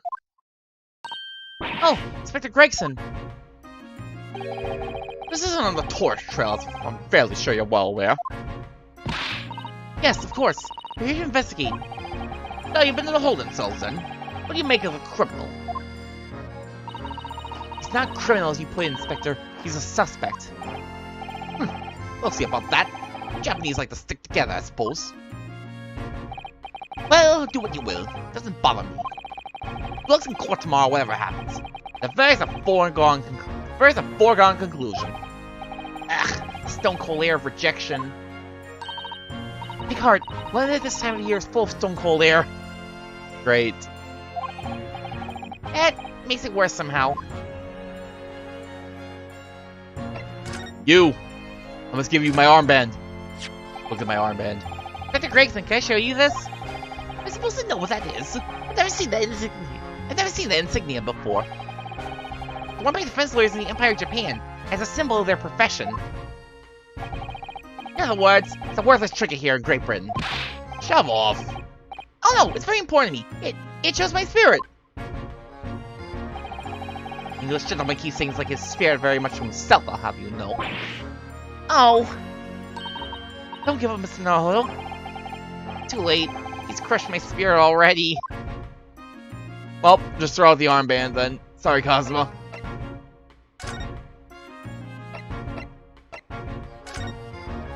Foregone conclusion, eh? The twitchy Japanese bloke goes on trial tomorrow. You gonna defend him or not? Well, there's no difference to me, but I will just say this. No other lawyer worth his salt touched that case with a barge pole. Because the prosecution is being handled by the Reaper of the Bailey, you mean? There's no way to save the man now. It's a waste of time trying. It is all a bit strange, though. Sorry? The Reaper, he hasn't appeared in court once for a good few years now. Yes, we did hear something to that effect. The only people he usually bothers with are the real scum. The master criminals, the violent ones. So that's why he showed up that's why he took himself out of retirement for McGilded. McGilded honestly kind of earned it, but the Seki here? Master criminals? The violent ones. That's right, he handpicks his victims, only deals with those guaranteed to go to the gallows for their sins. But that's who he wouldn't hang for what he's accused of, surely? That's just my point, Sunshine. Yes, the young woman was stabbed, but didn't kill her. Couldn't even say the intent was there. This isn't the sort of case I'd be expecting the Reaper to want to sink his teeth into, for want of a better phrase. Well, it's actually a minor infraction, is it? No, there's got to be more to it. For some reason he's taken an interest. Is he gonna accuse Soseki of being an international spy or some nonsense? Really? What sort of reason, Inspector? You think I can tell you what's going on inside the head of that Lord of Darkness? You have to ask him yourself. At tomorrow's trial. Are we really going to have to face the Reaper again? The Lord of Darkness, as he puts it? Happened at around 5 in the evening, 2 days ago. Just there on that open bit of pavement. The victim, a young woman, was stabbed with a blade from behind. Malicious strips. Is it right that the lady was still unconscious now? You mentioned that she's being treated in hospital. I never said she was a lady. What? Who this? Unless she comes around pretty smartish, we won't be able to find out much about her at all. Huh? Because that means they haven't been able to take a statement from her, of course. Here's what the local area I happen to have on me. You take it if you want. Really? Are you sure? It's your policy to give lawyers, defendants, suspects the odd bit of information to go on. It's your policy to leak information to the defense lawyers. Damn. What happened to that policy? I mean, I guess if you go into Japan-California, that wouldn't necessarily be a place where your policy would follow, but still. I haven't actually accepted the job yet, but still. Thank you, Inspector. We gratefully accept. Local map. Street on the map of the local area showing where the victim was found. Anyway, as far as we know, there was no one else on the scene other than the victim and your fellow countrymen. But who did it, do you think? Not much of a head-scratcher, is it? Well, I know Mr. Natsumi's also claiming not to have seen anyone else around, but just because he didn't see anyone doesn't mean we can be sure that nobody else was present. Sorry to have to tell you, but we most certainly can be sure. How? Because, ma'am, there's any moment the stabbing didn't go unnoticed. Excuse.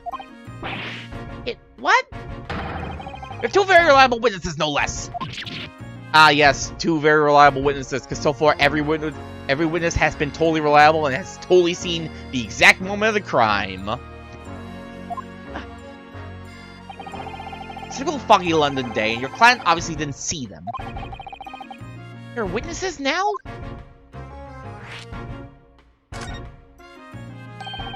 Who are these witnesses, Inspector? Fellow and his wife. Man's one of the most reliable and respected citizens in all of London.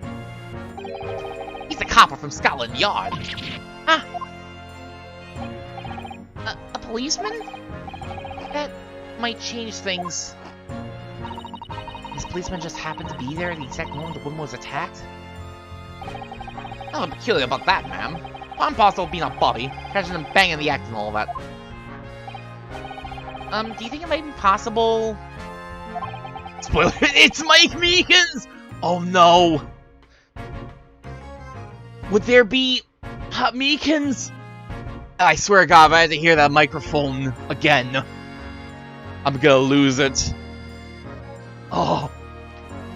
Damn criminal. First he showed up again in the first investigation scheme, now he's gonna be showing up in 1900s London, England. What a menace. Press ask the policeman a few questions. Be my guest. You can ask him what you like. In court tomorrow. Great, thanks. Oh. I doubt that he'll be sent as a witness. So I'll give you something to look forward to. That's it then. He's got no intention of laying his man beforehand, seems. Policeman witnessed the incident? Your digital assistant, I must warn you this could make our job very difficult indeed. Yes, as a non-judicial assistant, I could have warned me of that too.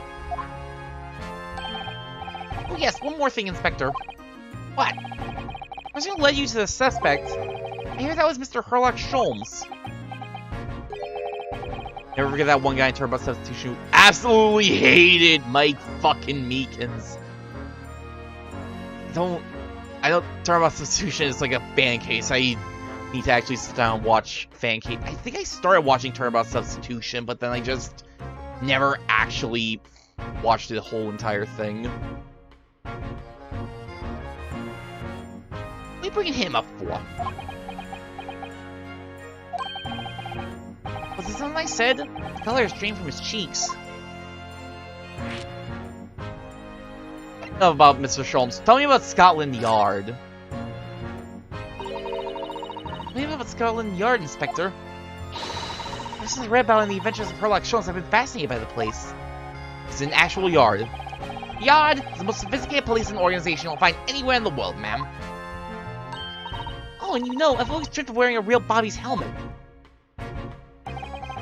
This makes him look the part. See that policeman there with his helmet on?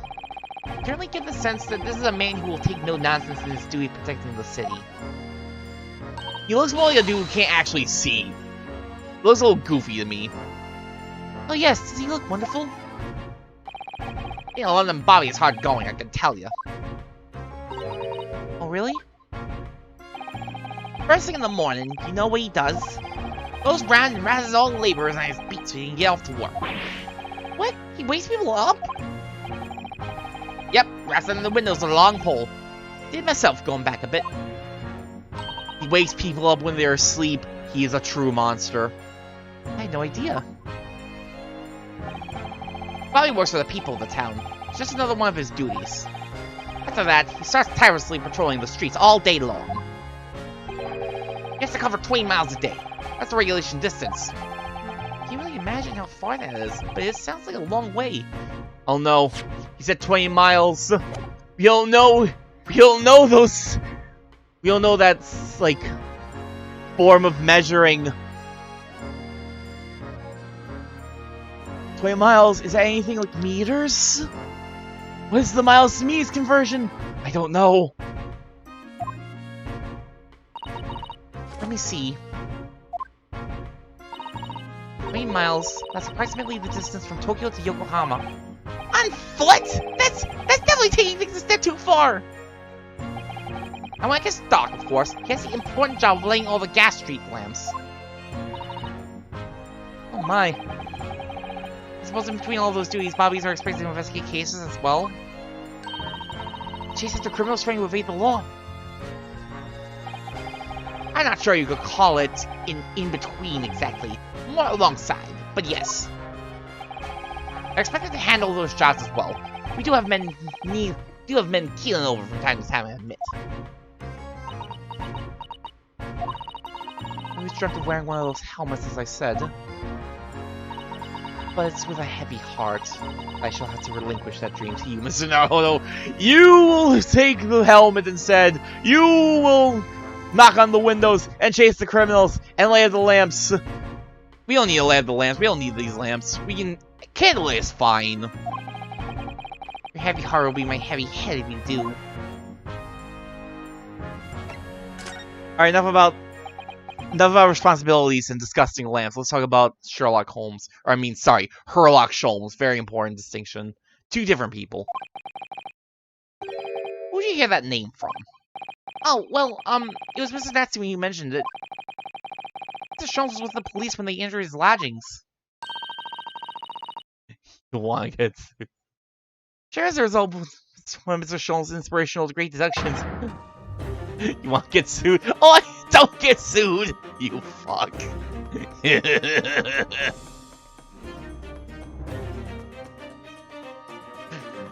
faddle! Ah! Man's an amateur, and I'm getting sick and tired of him showing this mug everywhere. Oh? I don't know where he gets his information from, but he turns up at the scene of the crime. Wires around spouting incomprehensible rubbish before you know it. Please don't solve the case. Yes, he's quite astounding, isn't he? He is a great help to Scotland Yard, though, isn't he? Double gabble! Ah! Ever seen this before? Oh, yes, that's Rand's magazine.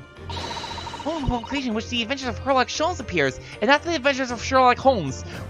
Legally distinct, the best type of distinct. We're not gonna get sued here.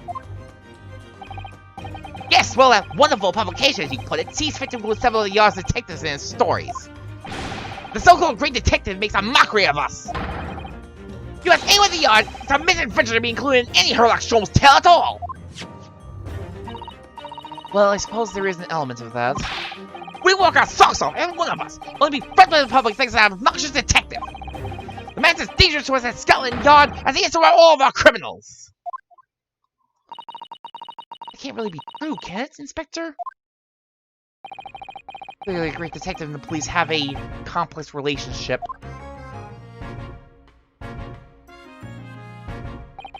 Their motives are very complex. Well, I don't think we're going to get any more useful information out of the detective.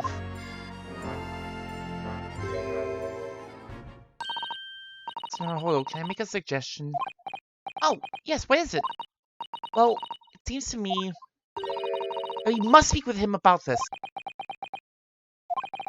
By him, do you mean Mr. Sholmes? You just want fanboy for him again. Yes, Mr. Sherlock Holmes, exactly! With those shining eyes, you can't wait, can you? Well, Mr. Natsumi did blame Mr. Sholmes for all this, didn't he? Yes, he did. He really did. Which makes him an involved party in the case. You just going to ignore that? I hope not. I assure you, it's not simply my selfish desire to meet Mr. Sholmes again. Not at all. I totally don't want to meet Mr. Sholmes again, and again, and again, and again. Trouble is, we have no idea of the man's address even. So, it's Baker Street! Of course. How do you know that? I'm prepared to throw you if you keep asking questions and not take me to see Mr. Sholmes. It's in the stories, of course. 221B Baker Street, the most famous address in the world. Oh, I see. Well, there's nothing to stop us from going, I suppose. We better try to find our way there before Sal gets any more excited and unpredictable. Hurrah! Also my carriage! No, our money! We are on budget! So we have a reunion already. Great Detective Mr. Sherlock Holmes.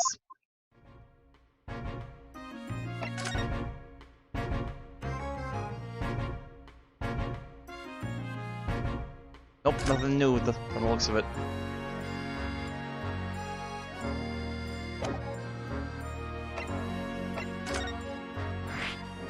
Location. These investigating in this biting cold.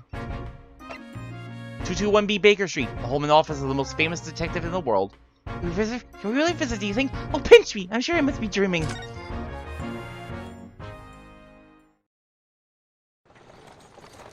Oh!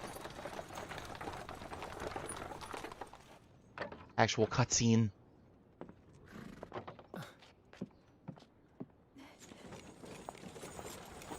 Thank you very much. It's just up there overlooking the street. Good day. Thanks again.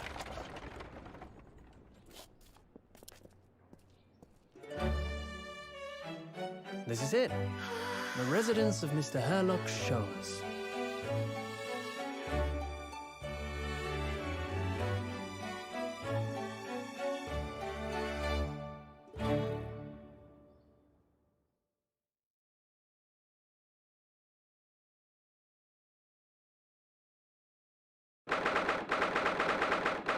This is February, 12:53 p.m. Sholmes Suite. This place is a mess. As I would expect no less. This is where the great detective makes his living. It feels surreal to be here somehow. God. Is this described in the stories, Mr. Sato? Sao-san? Many famous cases have been solved here in this very room. Oh, I suppose he must have been, yes. Never read the story, so it's hard to get quite as excited about it as she seems to be. Detective chases the villain relentlessly as he disappears into the fog down an unlit London street. Oh, the thrill of it! The romanticism! Did you feel your heart thumping in your chest? Can you, Mr. Naruhodo? Oh, I suppose I can, yes. But if you don't mind, I'll just stand here and soak up the atmosphere for a while longer. Please don't mind me.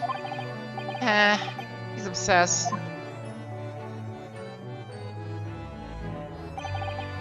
Well, looks like our detective friend isn't home at present.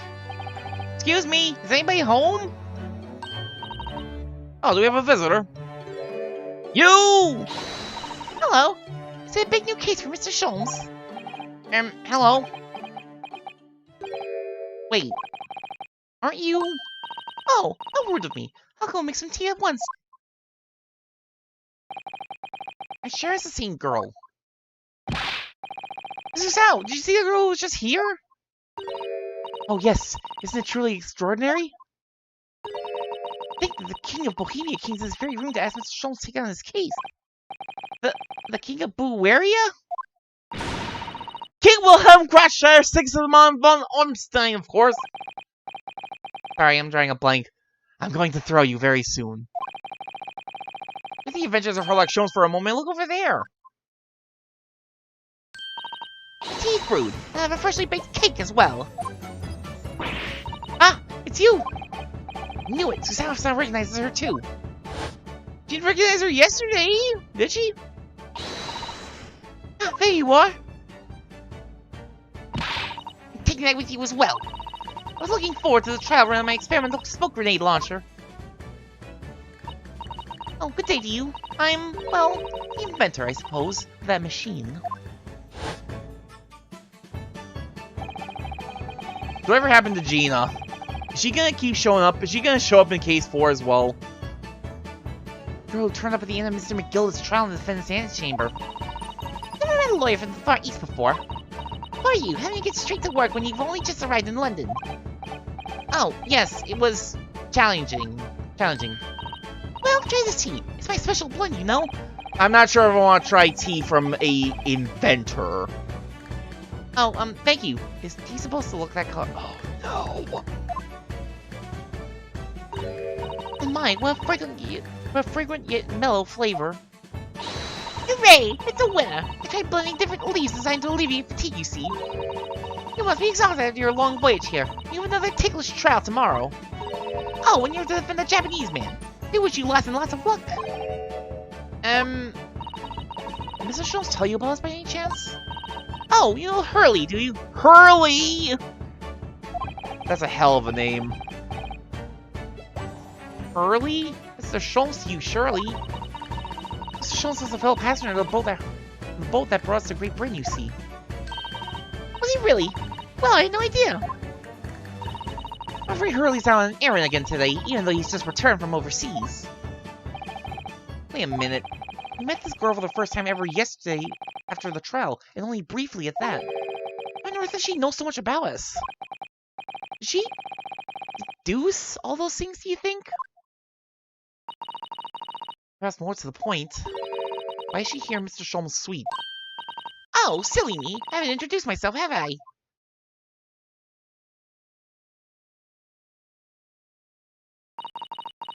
It's a great pleasure to meet you both. My name is Iris Wilson. Iris, huh? Iris is quite the name to have in this series. Wilson, so you are... I live here together with Hurley. Ah, Iris, is it? Well, lovely name. What? What's the matter? Oh, wait, this can't be. Did you say your name is Wilson? What's the matter with this Al-san? Why is she so flustered all of a sudden? Well, I mean, hey, Herlock Sholmes and Wilson, the great duo. Second of all, it's Wilson! Remember, I know it's been like 3 cases now, but still! Yes, that's right. And what are your names? Oh, I'm Ryunosuke Naruhodo, a lawyer from Japan.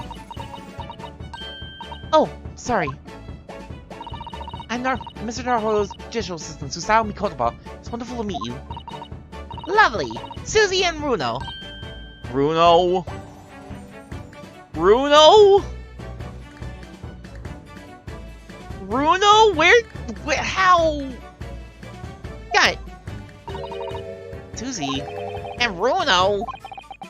There's more to this girl than meets the eye. I have so many questions for her. I don't know where to start. Yes, so do I.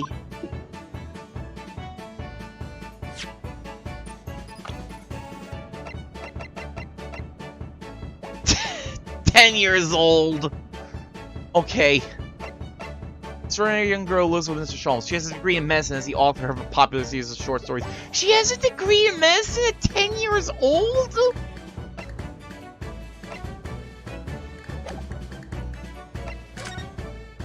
Alright, little Wilson. I'm gonna show you my armband. Iris, can I show you this? Oh, exciting. What is it? Tell me all about it. Oh, actually, I was hoping you might be able to tell me something about it, if anything comes to mind. Tell me about my armband! I need you to tell me all you know about my armband. Why would it? Well, no, I suppose it wouldn't. Tell me, I want to hear everything. This hasn't gone according to plan. Tell me about this map. You have nothing to tell me about the map.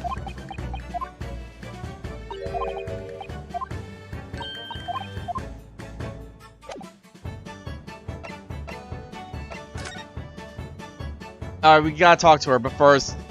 The fire! I do like the fireplace. It's one of the best things I've seen since we arrived in the country, in fact. Lingering beside the fire and watching the flames flicker and dance in the grate. Ah, it's so relaxing. You can't relax, not when there are so many interesting things on the mailpiece. Oh, it's just as I was blah blah blah blah blah blah blah blah blah. It's just as if... Reading! Reading is a thing I can do. Just as described in the stories. It is? Yes, exactly. Inside that Persian slipper, for example. On my travels for 11sies. 11sies? And transfixed by that large jackknife is my shopping list for the market. Oh, it's not quite how I remember it being described in the Adventures of Sherlock Holmes. Where's the Salsan? She looks crushed. Never meet your idols.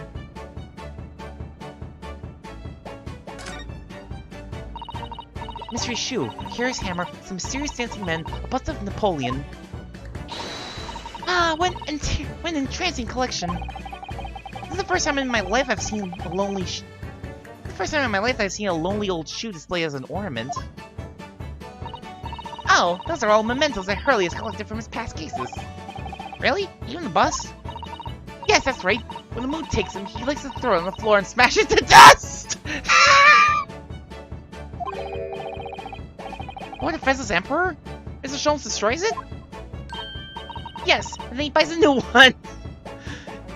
Just buy a new bust of Napoleon every single time! Just, you know, when the mood hits you, just go, ugh! Toss it in the ground! You can tell he was the temperament of an insane sculptor. Ah, how interestingly bohemian of him! Bohemian! Oh, please. What's inside the box? Looks like that huge metal chest is being used as a table for tea and coffee. He's very sturdy with an equally sturdy lock. It's Naruhodo. He doesn't go around opening things. I always have to keep an eye on you, don't I? You had to keep an eye on me? You're very mischievous. How'd you come to that conclusion? Oh, that chest. Contains some of the most valuable things. And that smile tells me you're not going to give us any clue about what they are. I don't think I want to know about the valuable things of a 10-year-old.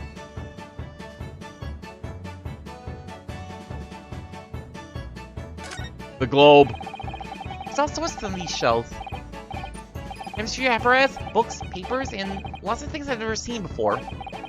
Well, he does so high, I can't help feeling that the whole lot is going to topple at any moment. I keep telling Hurley not to cram so much on those shelves. Advice. You wanted to look something up in one of those books a while ago. But it was so tightly wedged in he couldn't get it out. So we went and bought a new copy instead. The joys of having money. Can't get a book that's wedged in, just buy a new one. Want to destroy a statue? Just toss it on the ground, buy a new one. What else in here do you just buy a new one of? Do you keep buying new violins? I see pictures of Western musical instruments like this. It's called violin, isn't it? Of course it is. Mr. Sholmes is renowned for his violin playing. Now that I want to see. Oh, really? Absolutely. Stop explaining the stories. It's inspirational, Mr. Naruhodo. Inspirational. He immediately started playing the koto, which was the closest Japanese stringed instrument I could find. A shame you couldn't bring it with you to London. Oh, yes, well... Papa was being like asking if he would buy me one. After a while, he asked if I would only practice when he was out in the house. So now it's merely an ornament in my room. That must have been an awkward conversation. Achievement unlocked, second rate strings! Keeps doing the achievement unlock thing, but like I don't think people can actually see like when an achievement unlocks with the way I've got my thing set up. I guess I could like set up the Steam overlay to show up somehow. What's that? What's that up there? Wait, why are there all these bullet holes up in the wall there? Mr. Sholmes trying to shoot a pestering fly or something? Mr. Sholmes would never do something so reckless. No? Those are the letters VR, standing for Victoria Regina. It's Latin for Queen Victoria. You mean you shot the queen into the wall? In a moment of boredom, Mr. Sholmes adorned the wall with a patriarch sign, that's all. I just got really bored one day, so I decided to put VR on the wall. I'm just really into virtual reality, actually. Pistol practice. Just waste all the bullets. Right, that makes perfect sense now. Exactly, it's described in the stories. Oh, this is delightful. I'm not sure the real explanation is any less reckless than shooting at a fly, personally. Patriotic, Mr. Naruhodo! Patriotic! Ah, yes. When I feel struck by such a patriotism, I just shoot the initials of the current person in charge on my wall.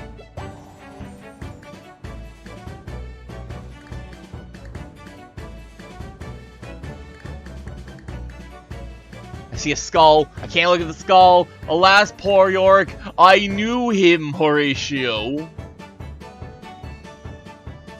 Look at all these, like, vials and beakers and chemicals that I can't explore. What is this nonsense?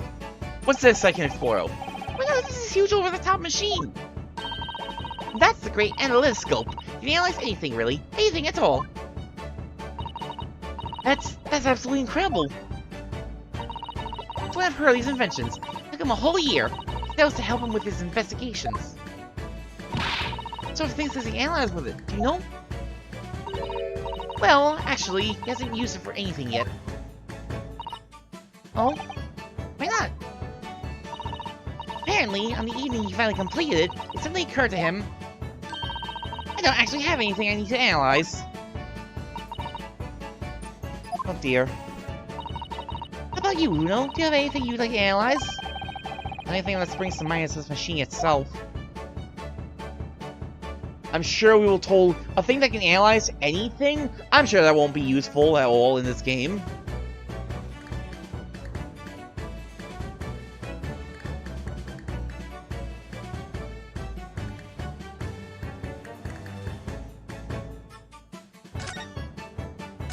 On the other side. It's a lot more organized here. I wonder if this is Iris's part of the house. A beautiful English tea set, so neatly arranged. A favorite pastime of mine, a cup of herbal tea in the afternoon. Tea, made of herbs. That's right, I grow all sorts of herbs in the garden so I can experiment with different blends. One moment, don't go away. I'll brew apart the special blend I came up with earlier today. Looks delighted. I only hope it's safe to drink. Well, I mean, Zhao drank some and she didn't keel over, so she has a stronger invention. She has a stronger cooking track record than some other people we've seen in recent days. Ah, that's my blackboard where I note down ideas. Oh, interesting. Let's see. Black Peter? What does that mean? You want to hear what Iris is to say, Mr. Naruhodo? I'll come back to that blackboard later. That... Those chemicals, or... That's a charming little white shelf. Well, charming little bottles, too. Oh, yes, but don't touch any of those. They're all acid. They might explode! Even better! Explode?! Are they exotic chemicals? You use them for exciting experiments? Yes, indeed. And as Hurley always says, chemistry in explosive silence. Sorry? I agree. A single discovery can trigger an explosion of innovation all around the world. Or perhaps he just meant it literally. Either way, mental note, do not touch any bottle that belongs to Iris. Come on, level low. Just take him and shake him up. Is that a lamp? Disgusting. Throw it to the ground. Throw this lamp to the ground. Buy a new one. Throw that one to the ground too. What is that big black lump over there? Ah, that fascinating thing is called a typewriter. Yes, that's the typewriter that we're looking at. A machine that allows you to write on paper without needing a pen. And wizardly quickly, too. Oh, that sounds like it could be very useful for someone like me with terrible handwriting.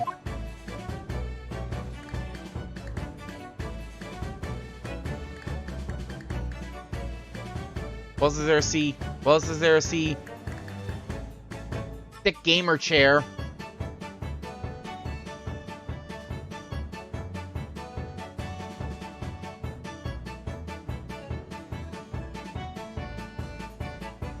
This is everything.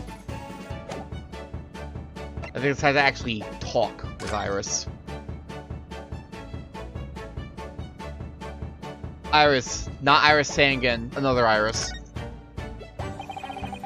Was you that we ran into yesterday, wasn't it? At the Old Bailey? Yes, that's right. You were so helpful. Thank you so much. Gotcha, he actually does have the pink hair too, so... Oh, no, not at all. Necessary couldn't have been more welcoming. Though at the time, we did have a rather large gun pointed at us. That's just normal. Ah!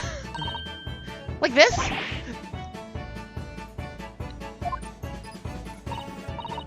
Thinking back now, you left with Miss Lestrade in tow, didn't you? Just like that. That's the exact gun we had pointing at us. Maybe a little smaller than that one, but, you know, same model. Oh yes, our witness, Gina Lestrade. Oh, Ginny? Yeah, she's a professional pickpocket. We found out. It was very naughty of her to pinch my invention like that. Are you referring to that trial-disrupting gun-like contraption? Exactly. So I followed her, you see, to get it back. And you only showed up at the end of the trial? Perhaps I should think about fitting a self-destruct mechanism in my inventions. Yes. This girl's dangerous. Hey, wait. I brought Ginny back here after that. So she could apologize to my trusty technician. Sorry, your technician. Hurley, of course, silly. Hurley? Yes, Herlock. Herlock Sholmes. We live here together. I had no idea a great detective has such an interesting young daughter. Daughter? Not likely. What? Come on, dude, her last name is Wilson! I wouldn't call him Hurley if he was my father, would I? Well then, what is your relationship with Mr. Sholmes? Well, I expect you found out that lodgings of any kind in London are very expensive. The solution is to share the coast with a partner, a roommate. Your roommates? If you don't mind me asking, Iris, but how old are you? 10 last this year. At least we actually have a confirmed age. Yes, she is in fact 10 years old. Don't know how Ryunosuke knew that before we asked, but... Well, maybe your mother and father. Oh no, they're not around. Oh, I see. I know what the story is there. Well, the story here is her daddy's dead. Drank some African poison or something. Was it South African or South American or?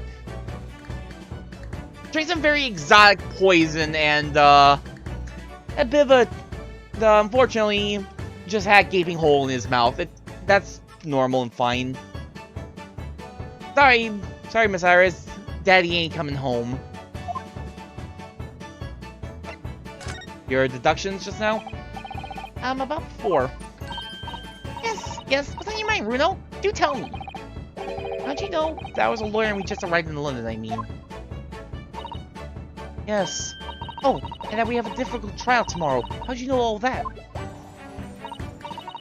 Oh, that's what you mean.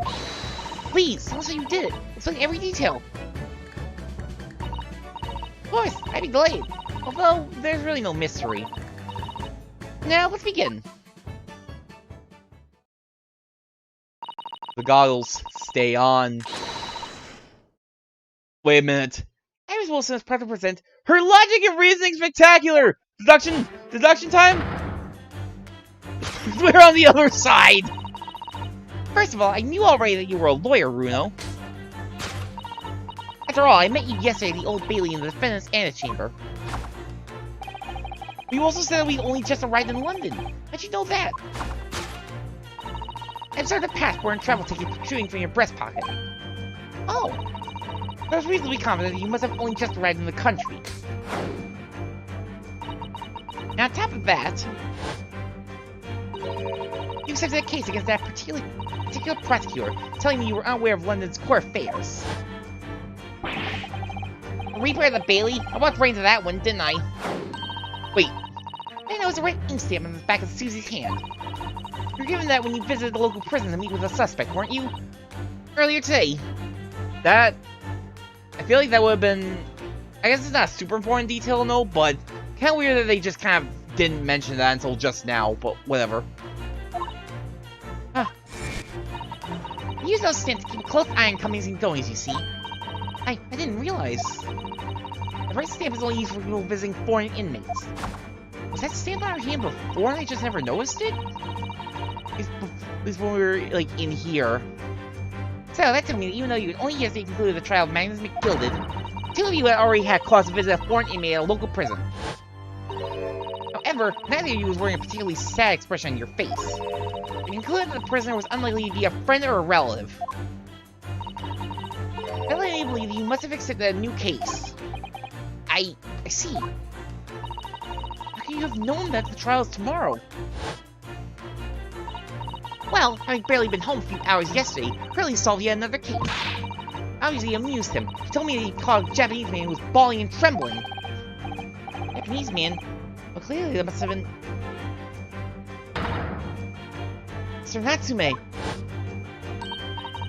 Now, Runo has that fancy Japanese sword.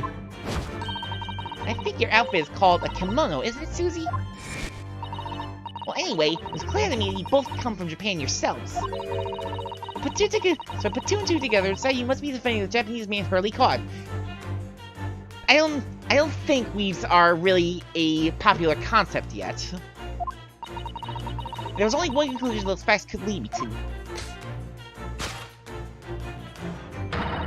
You both came here to ask Hurley about the case. There's no in the mail piece that says the man's trial will be tomorrow. Iris is the brains of the group.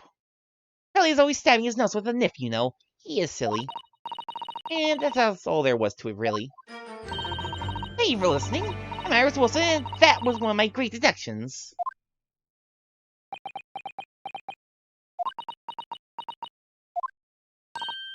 Well, was I a winner? Were my deductions correct? They were spot on. That's amazing, Iris. It's really a great deduction. You even managed to discern something of Mr. Sholmes' delivery.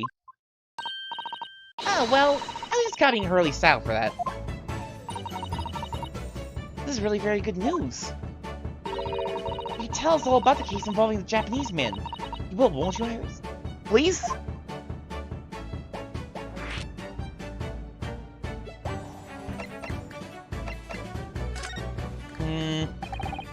So you gonna tell us this is a hopeless case too, or? Yesterday, Mr. Sholmes apprehended a Japanese man, you were saying. Yes. Really, I just arrived back in London after a sea voyage. The police were waiting for him at the railway station to take him directly to the crime scene. Great Detective is a popular man, it seems. Apparently, one was stabbed on a quiet street somewhere in town. There were witnesses who had seen a short, shifty-looking, stooped man running away from the scene.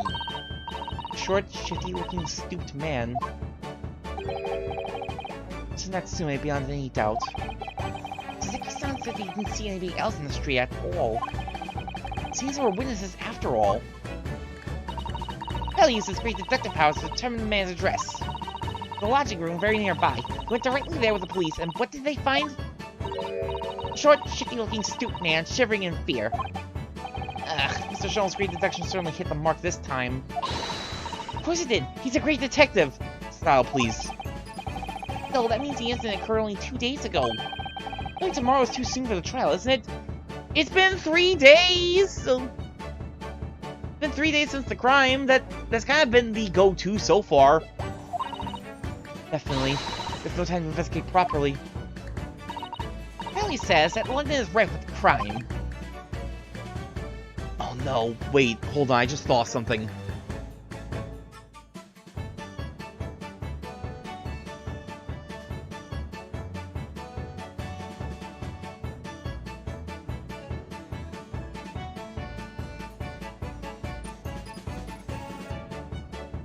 Okay, no, the Jack the Ripper killing started in, 1888, so we probably won't have to deal with that at any point.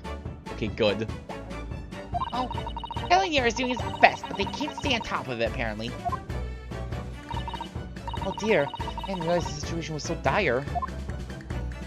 Yeah, a bit off. A bit. So they can't afford to spend too much time investigating cases and trying the criminals in court. Staff and money are both short. Crimes are usually pinned on the first suspicious person. Things never change. The more things change, the more they stay the same, I suppose. It's terrible. I suppose it's the harsh reality of the workings of the world's greatest justice system. I suppose it is. In that case, I don't hold out much hope for Soseki-san. So, Wilson. Oh yes, there's something I must ask you. Of course. Go ahead, Susie. I'm a very great fan of the adventures of Sherlock Holmes. Oh, you have a copy of Brand's magazine! Yes, I read every issue. It's delivered all the way to Japan on a ship. Oh, this is so exciting! My stories are being read on the other side of the world. My stories? That's right. Ellie is always selling such amazing cases. See, it tells you all about them. They really are quite fascinating. It'd be such a shame if I was the only one who ever heard them, don't you think? You're the writer! Goodness! Arthur Conan Doyle... nah! Little 10-year-old girl named Iris Wilson. Last night he was telling me all about a new case he just saw down a steamship traveling from a faraway land. So I was just in the middle of typing up the manuscript for the next issue before you came. So you are the author? Yes, I'll let you in that secret if you like. I'm going to call this latest adventure The Speckled Band. Great. Speckled Band? That's certainly very familiar. Of course, I always change one or two details in the stories, here and there. So you exaggerate it! This time I had the idea of making a venomous snake be the cause of all the trouble. So you changed the entire case! Oh, that was Mr. Sholm's first law as well, actually. Yes, and of course I know that a snake may not be a credible fit for the facts of the case exactly, but... it's a story! Some poetic license is justified to make it more thrilling, I think. This is now fiction! Have you? So, you mean to say... the stories about Mr. Sholmes that are published in Rant's magazine? All written by me? Yes, on my wonderful and very modern typewriter. But all the stories I've ever read are written by a doctor of medicine, Dr. John H. Wilson. That sounds getting more and more worked up. Ah, yes, that's me. What? I mean, my name really is Wilson. But what about the doctor of medicine part? That's all true too. I'm a doctor of medicine. No, at 10 years old? At 10 years old. Well, that's quite incredible. But Wilson's an English gentleman. Ma'am, he died. Well, we know him, ma'am. I only knew about him after he died, but he's dead. Ah, yes. Anime! Or, well, Ace Attorney logic. I don't know which logic is more incomprehensible, anime or Ace Attorney logic. Giving a doctorate to a 10-year... I mean, you see how young you can be? You know how young you can start being a prosecutor? Making a small 10-year-old a mess, giving a small 10-year-old a mess and doctorate doesn't sound that far-fetched when you know, like, how young you can be a prosecutor. I did alter the setting slightly for the stories to be more compelling. Oh. Well, it sounds a little strange, doesn't it? A great detective with a 10-year-old girl in tow. But then what about the actual John H. Wilson that we met? I suppose it does, yes. Of course it does, son. Looks like our world is just falling apart. Once again, this is how never meet your idols. Thank you for answering so many of our questions, Iris. This has been very informative. Oh, you're most welcome. That's so much fun. You happen to know where Mr. Sholmes is at the moment? You guys, we'd like to ask him some questions about this case as well. Well, Miss Hurley is still investigating the scene.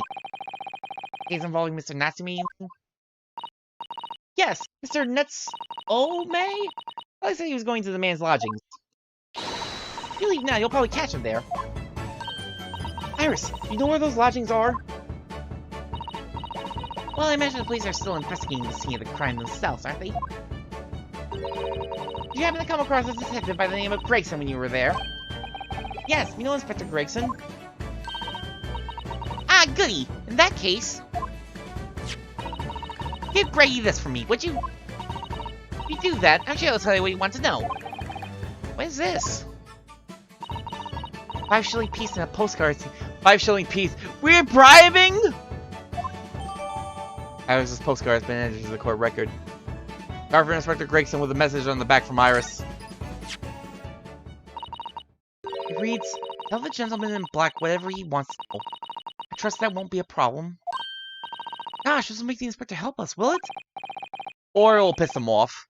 Well, thank you, Iris. We'll give it a try.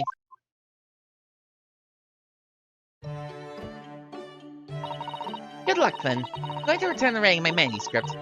McGilded Band. And I'll be making more special blends of tea, so come back again soon. You'd be delighted. Thank you so much, Iris.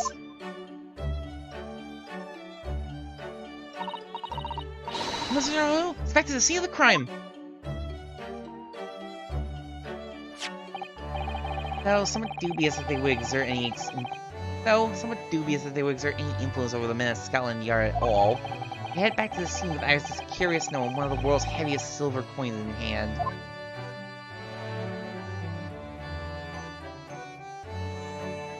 To be continued.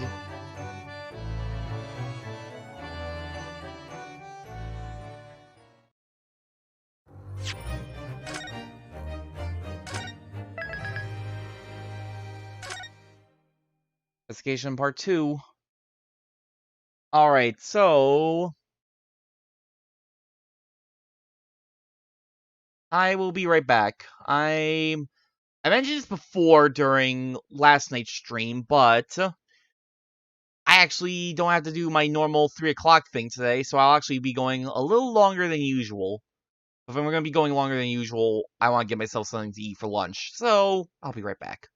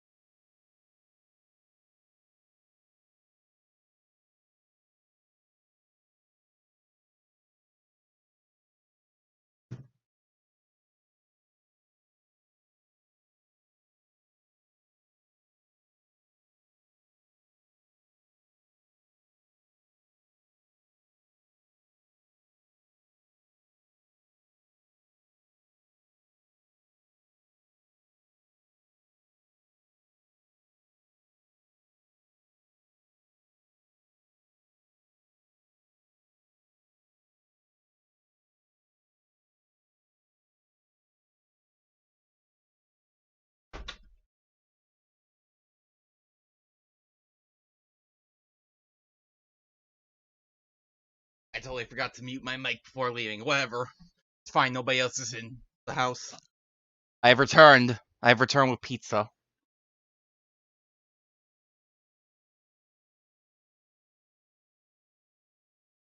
Alright, let's get on with it.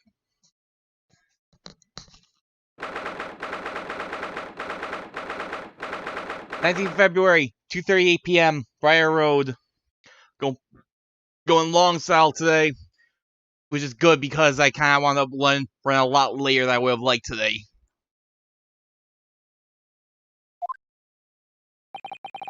Looks as though police are still here carrying on with their investigation.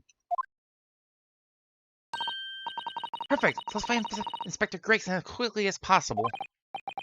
Yes, and let's see if he'll take a break from his chest to look at this silver tip Iris gave us for him. What you got? Sandwich? I mean, I got pizza. Now I have a thing to munch on while he's munching on his chips. Can I show you my armband again, though?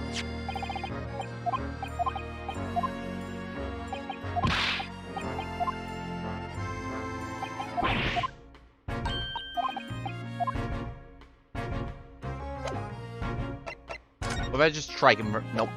Just everything is already shown. Okay. Here, a bribe, sir. Inspector Gregson, do you have a moment? Sorry to say I don't. I'm a very busy man. Much too busy to talk to a pair of foreign gadabouts, that's for sure. We have these for you. A present from Miss Iris Wilson. What? For me? From her ladyship? Her ladyship? Get out here, at once! Come on, hand it over! That's for me! Ah! Don't wait for me to give it to you, will you?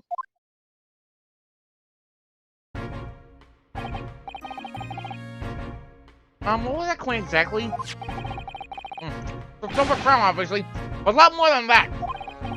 It's, well, it's an appearance fee, that's what it is. An appearance fee? Oh, I see. You mean... That's right. Adventures of Herlock Sholmes. Her ladyship always offers me a little financial reward for featuring me. Every time! Yes, of course. Know all about your exploits, Inspector. Read them avidly. You just found out they're all, like... fabricated, basically. There's another word I was looking for, I just could not remember it. Don't worry, I'll remember it in like 10 minutes. Or using my name without my say-so does make me above a lot of unpleasant jokes, but still.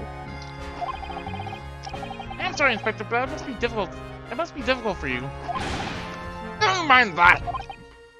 No. What do I know then, eh? Sorry? Tell the gentleman in black whatever he wants to know. I trust that won't be a problem, it says. Well, obviously it's not a problem. Go on, fire away. What do you want to know?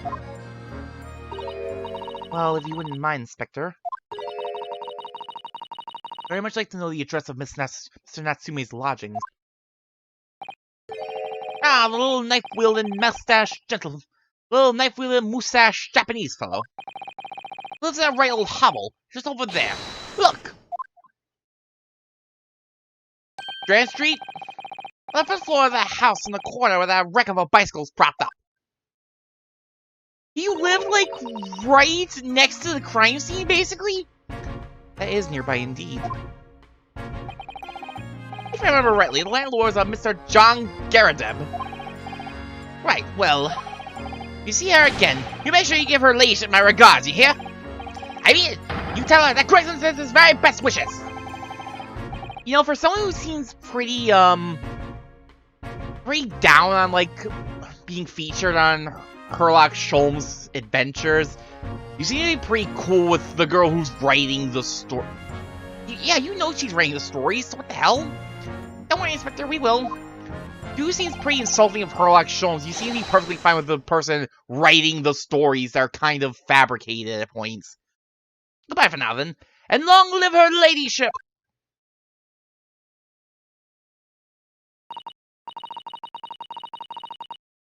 At least he told us what we wanted to know before he left. Yes, so then shall we go and see what we can find Mr. Natsume's lodgings? Definitely.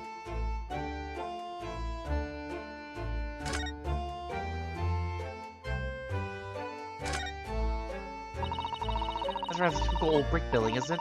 It sure has a long and interesting history. Well, time certainly seems to have taken its toll on the place. Crooked and sagging all over. In fact, it looks in decidedly worse shape than the other houses around here. Wait, Inspector Gregson, that's the house where Mrs. Natsume is lodgings. It's across the road from where the incident took place, you see. It must be awful for Soseki-san getting caught up in something like that in a foreign land. Right in his front yard.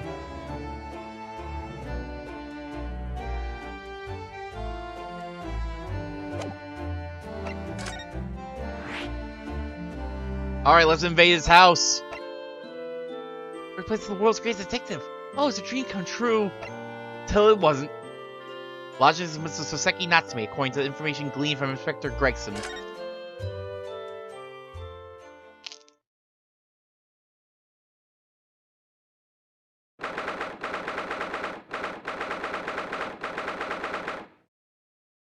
February, Mr. Natsume's lodgings. What? May I help you? Ah, yes. Would this be the residence of Mr. John Garrideb? Indeed it would, sir. And who may I say is calling? My name is Ryunosuke Naruhodo. I am... Mr. Naruhodo is representing Mr. Soseki Natsume. I believe he takes lodgings here. What? We'd very much like to ask him some questions about our client. One moment, please. I shall convey the message to Mr. Garrideb. Hell, those faces she was making.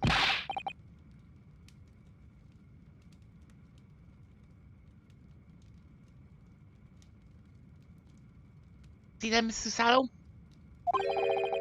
That's real-life English maid. I know, as I understand, anyone standing in English society employs a number of household staff. That's the first time I've ever seen one in the flesh. Oh, this keeps getting better.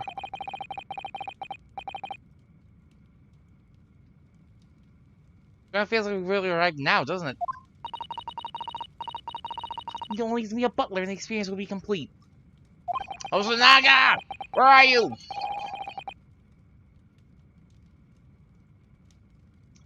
Well, I'm not sure if I go that far, but I understand the sentiment.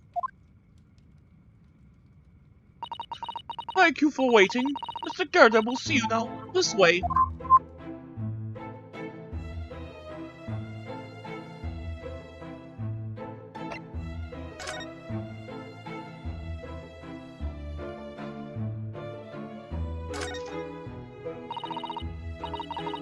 Look at that enormous screen. Must have been put there deliberately, surely. Yes, it certainly seems like someone's trying to hide something from view. What could be behind it, I wonder?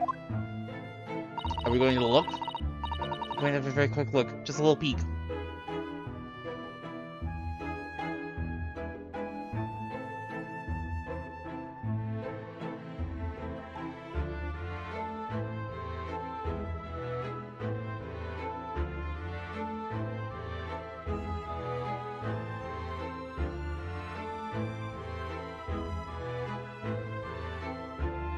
Some weird fucking text messages today. Someone tried to just punch my phone number into some sort of scam shit. Let's have a very quick look. Just a little peek.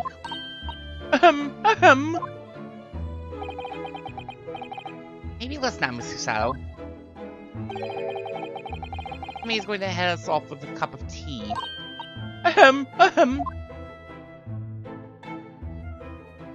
On the ground.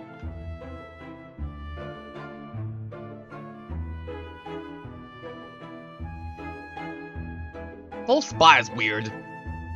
Yo, scams. Yeah, someone... Man... Someone's trying to scam me.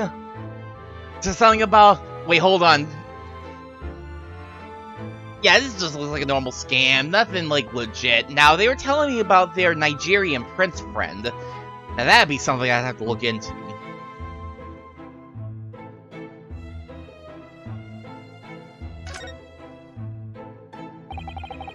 The portrait of Mr. Garrideb is glaring at me, I swear.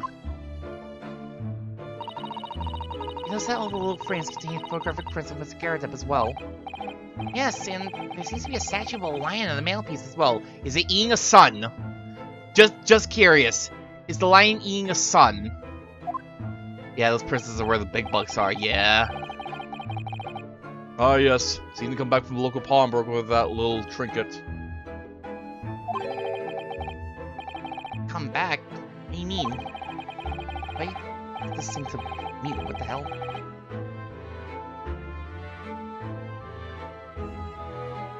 The trap who runs the place is a bally wizard.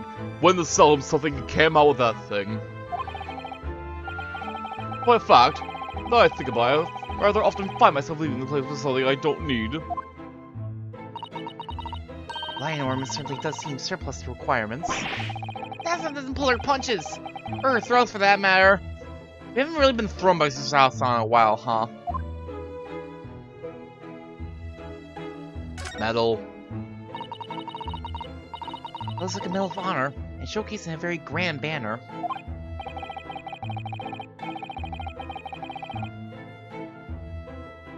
Yes, it's displayed what some pride would say, although about them that it's not straight. What, that old thing? Sorry? I should be glad to see the back of it. The general will turn in his grave if I dispose of it. Wall's the best place for it. Keeps the bally thing out of my way. So it's just been polished or shined by accident, I suppose. There used to be an inscription on the medal itself. Look. Let me see. It says, for distinguished participation. Sounds like the kind of honors even I could be in line for. Well, one doesn't like to blow one's own trumpet. I was given that for my time in the army. Why is he using his pipe to stir his tea? I mean, I guess if you're going to, like... I guess if you're going to use your pipe for... I guess if you're going to stir your tea with anything you don't have a spoon, I guess, like, a thing you're going to stick back in your mouth is a good place to start? Question mark? Got measured an officer by the number of mills to his name, of course. Common knowledge in military circles.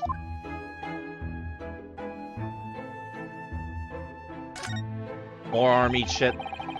The uniform looks fairly ancient, doesn't it? Really been well looked after, though. Well, old thing. Ha! Not much better than rags, really. Oh? Wore that ceremonially garb at my retirement bash, you know. I'm not one for dwelling on the past, me. I'll gladly throw it out, but you know how it is. Anyway, it doesn't hurt to have the odd piece of memorabilia lying around, does it? Oh, I see. Perhaps we should leave the past in the past. But dragging up the past is what I'm all about! We're lawyers! That's what we do! We drag up all the things that happened in the past and talk about it in the now. Why is there a cannon in here? Why is there a cannon with a dress on here? Excuse? A full-size cannon! What's it doing in here? Oh my, it's real! I thought it might be a replica.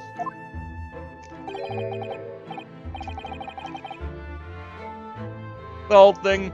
Bah, that's a little more of a toy. Sorry? Grandma was selling it off when I retired, so I decided to give it a new home. I don't know when the enemy may attack next. Really useful to have a cannon about the house. Never know when the enemy will attack.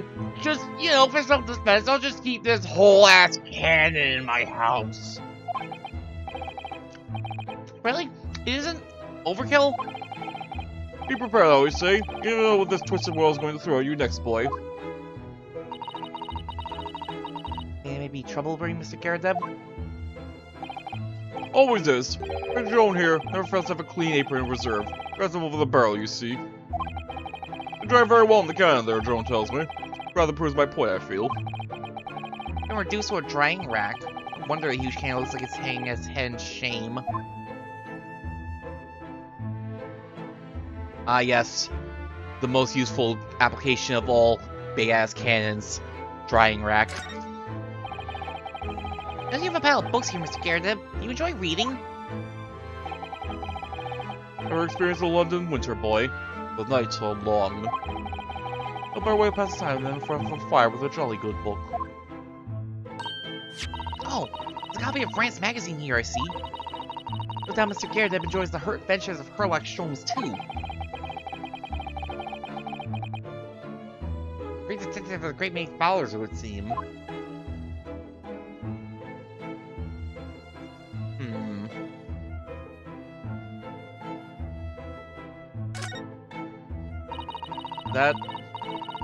That kilt. It looks that overbright road where the young woman was attacked. Oh yes, you can make out the policeman on the far side of the road investigating the crime scene. The glass is rather murky, isn't it? I can't see very clearly. Does this thing open at all, I wonder? I shouldn't underestimate the awareness of a London winter, sir. Sorry? As soon as you open that window, the tea will freeze in the pot. No Londoner will go opening windows at dusk in the middle of winter, I assure you. It's very unlikely these two would have seen anything of the incident then.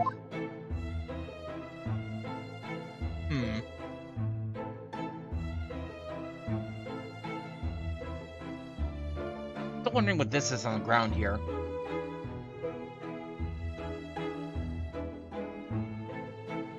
This whole area around this folding screen or whatever is bizarre. Like, it looks like the rug is like all torn around here.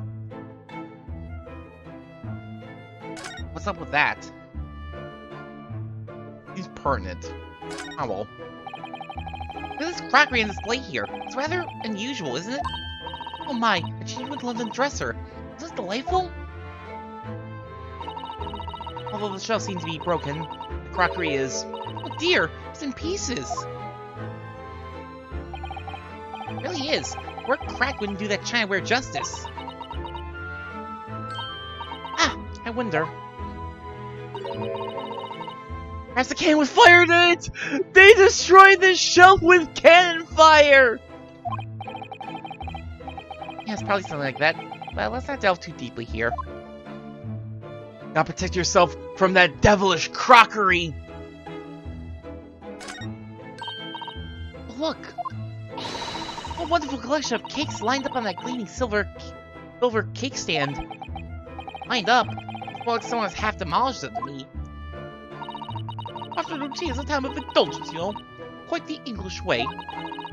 This is Mr. Garrett's custom to take 2 cakes with his tea. That's delightful. Oh, wait a minute, though. There are at least 10 cakes on this cake stand. Well, naturally, I would never do waste the leftovers. Whenever Mr. Garrett does need, I say to myself, Jerome, you shall have to tidy up. How magnanimous of you.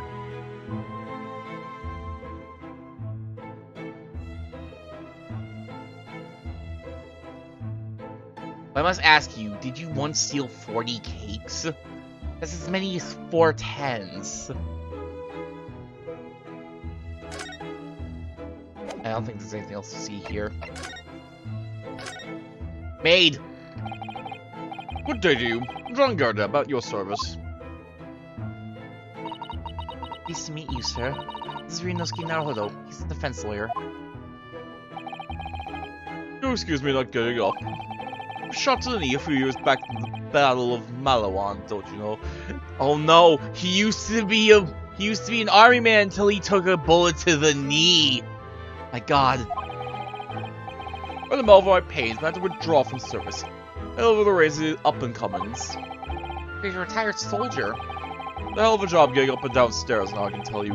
Don't get out much, as you can imagine.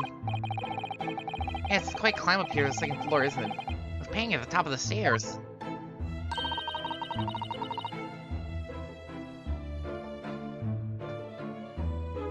I must take more exercise, Mrs. Naruhodo.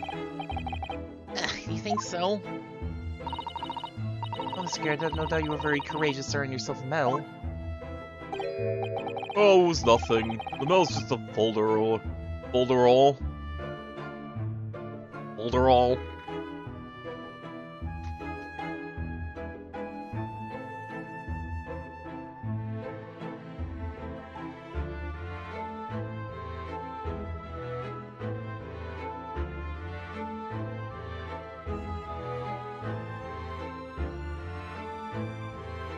Trivial or nonsensical fuss.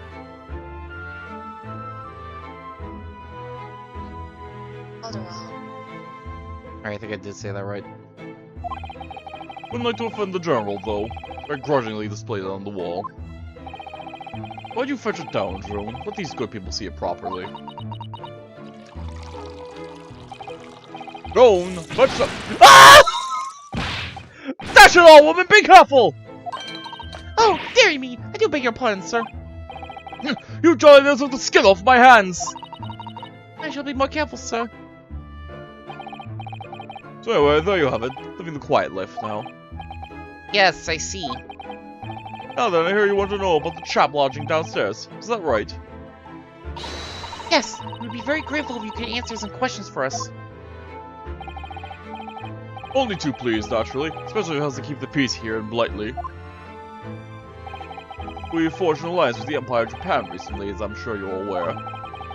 This case is very much in the public eye, as it were. Oh, is it? What? The English government isn't going to be going and, like, making sure that the Japanese student who's here gets off scot-free without investigate— God.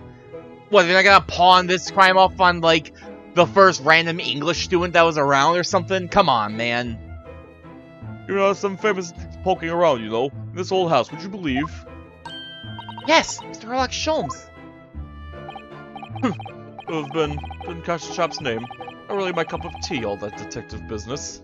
And why do you have Rand's magazine then? But you have a copy of Rand's magazine here, so... Eh? Ah, no,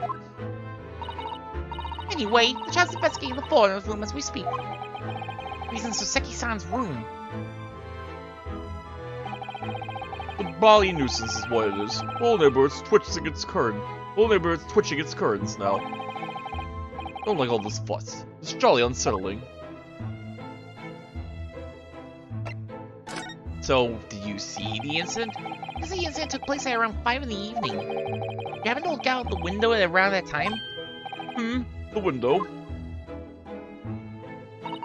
Yes, we noticed that the window over there looks out over Briar Road. The incident took place on the pavement just on the far side of the street. Is there anyone suspicious lurking nearby?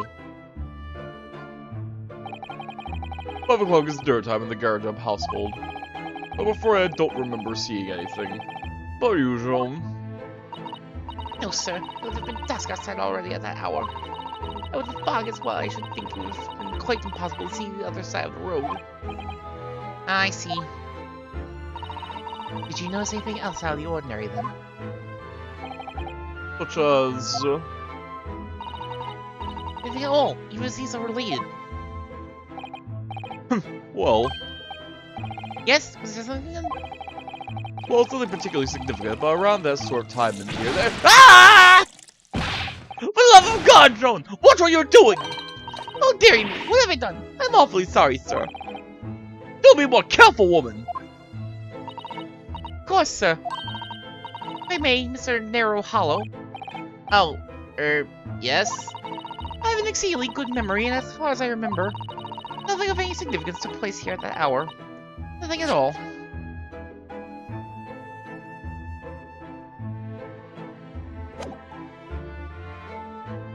I don't trust you, lady. I don't trust you for one single second. Oh, really? Is it Garden? What you were talking before, it sounded rather like there may have been. Oh, well, as I was saying, it was just a trifling matter, really. Nothing— Ah! Can we get this woman out of here? Joan Dashiell, what's the matter with you, woman? Beg your pardon, sir. Nothing happened. Yes, quite. Nothing happened. We sat down to a quiet, uneventful meal. Joan. That's right, Mr. Garden. I want her in prison right now. I don't trust her for one single second. What's the matter with these two? We're out of Japan. I didn't think we'd be getting a book in Sakome route. That's something happened here in this room on the evening of the incident, but what? Wish I knew.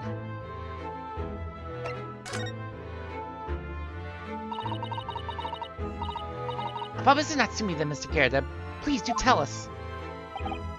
Oh yes, the Japanese chap. We've been lodging here for a week. Oh, just 1 week? We moved in very recently then. 2 lodgers most of the time. One on the ground floor, one just below us. The first floor room became available a week ago, you see. You're getting blatant now, lady. I'll definitely be seeing you in court. Dash it all, Joan, do be careful! Oh, my goodness. I'm terribly sorry, sir. Want to know my opinion? I don't want to know your opinion, actually! I thought it was a shade short from the moment I set eyes on him. Shove off! Oh, why? He seems to have a most nervous disposition, always shaking and looking over his shoulder. My head shady ran across his sweat-soaked brow, if you ask me. Oh, trust me, shady's written all over you, and there's a lot of you to write over. I said to myself, Joan, that man is trouble. Sooner or later, he's going to do something untoward. And I'm rarely wrong about anything. Oh yes, you're rarely wrong. Won't be calling this May as a witness, that's for sure. No! No, no, no! I want her on stand! I want her on stand! Right now, actually! Is there anything else that struck you as suspicious about the man at all? Yes. Oh yes, indeed there was. She's dying to tell us.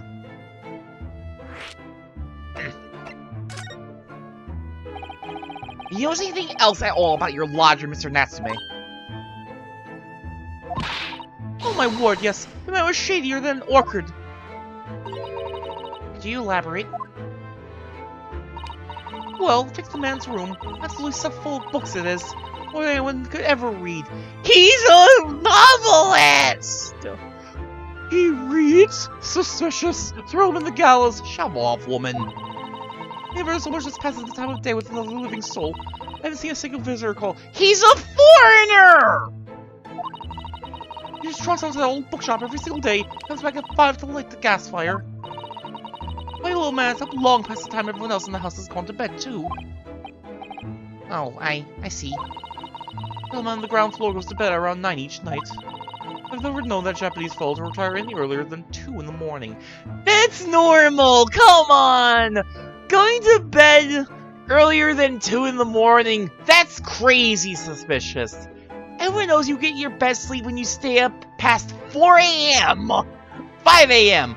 even. Depends. Always depends on the day. Neat. Sus. The most sus. Ah. Could you clarify something, I wonder? What, pray?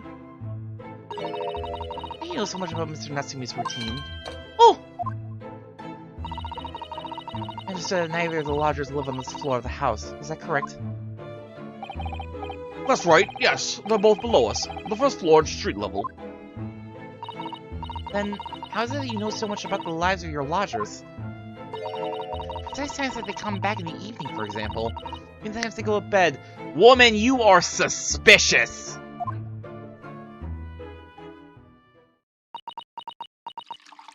Don't you dare. Ah! He wasn't even saying anything! Good grief, Joan! Be more careful, woman! Oh my goodness, sir. I'm terribly sorry, sir. Nothing else, you should be, like, fired! You burned your employer's hand, like, 5 times over the course of this one conversation! That doesn't add up here.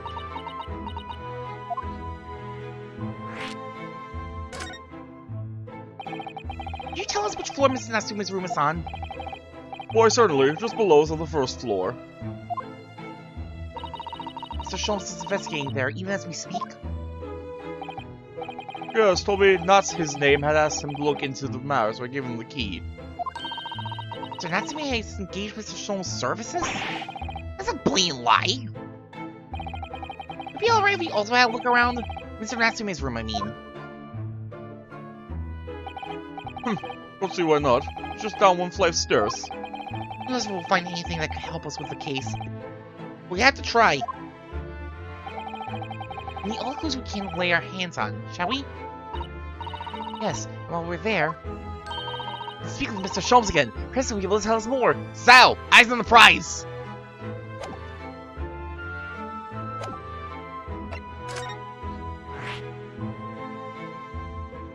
We're on the top floor of the Garrett household, occupied by the landlord, Mr. Garrett and his wife. Window looks out over Briar Road below. And when they're a little worse for wear, English rooms are so splendidly colorful. Small dark room rented by a visiting scholar from the Empire of Japan by the name of Soseki Natsume.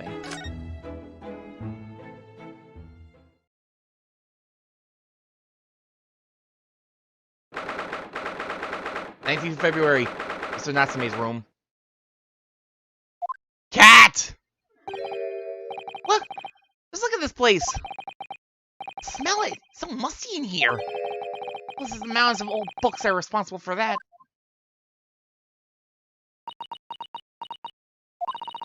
I don't think I've ever seen so many books in all my life. No, me neither. It's so dark in here, too. Is that the window over there? Well, it was the window, I think, yes. Once upon a time. For some reason, it's been closed up with bricks and mortar. This is where Mr. Natsume lives. By the way, I haven't spotted Mr. Sholmes anywhere, have you? Knowing him, he's hanging up on a hook somewhere. Or he's hidden himself away in a desk. Maybe he's under the book mountain. No, that's true. But according to what Mr. Garrett told us, the great detective should be around here somewhere investigating.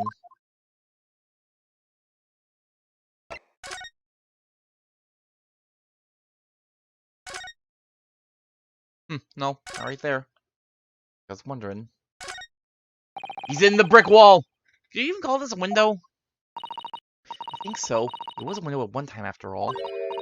Although all that remains is a frame around some bricks now. But really, it's just a wall then, isn't it? Why would anyone deliberately brick it up like that? I'm afraid I have no idea. Ah!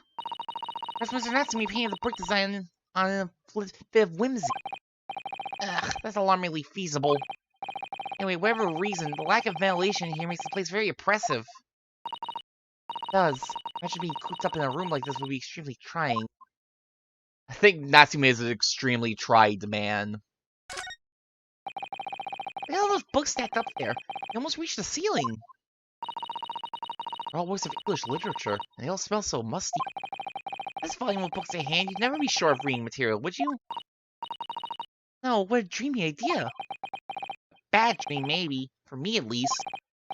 That was definitely a very bookish sort. That's definitely one difference between her and Maya. Mind you, don't imagine the book that's at the bottom of the pile now will ever be read again.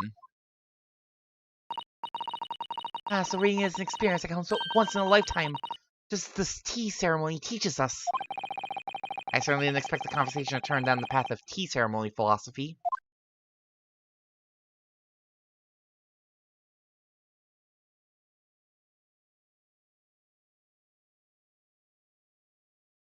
Echo.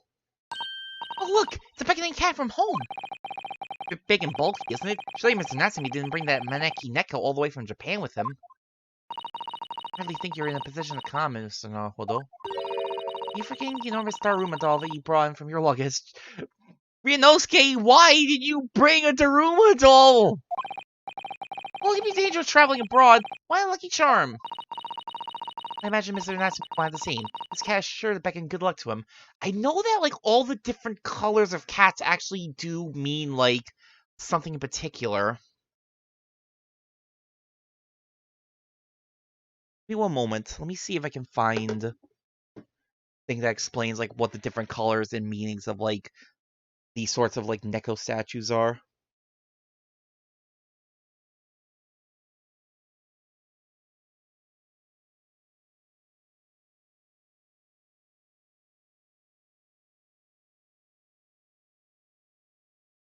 Originally, Maneki Neko were white, but over the years, with a combination of feng shui, I think it was pronounced, different color variations were born. The original white color is to get good luck and overall good fortune, while black is to ward off evil, red is for good health, yellow or gold is for wealth, and pink is for romance. Basic white, so basic good fortune.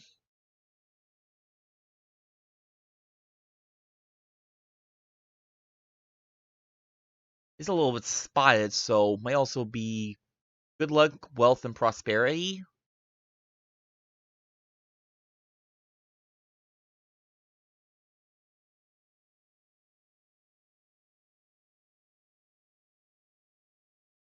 I think there was also a meaning for, like, think there was also a different meaning for, like, if the left hand was raised as well?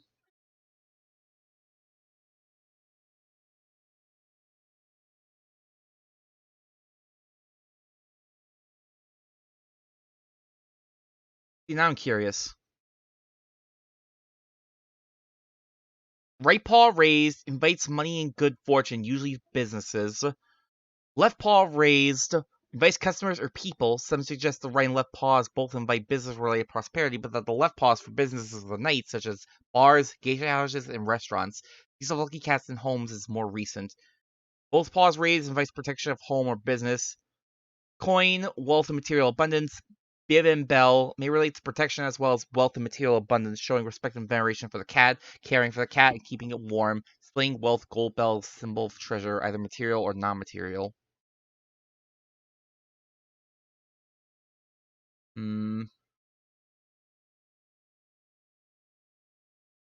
Yeah, statue with the left paw raised is to get more customers, while the right paw raised is to get more money.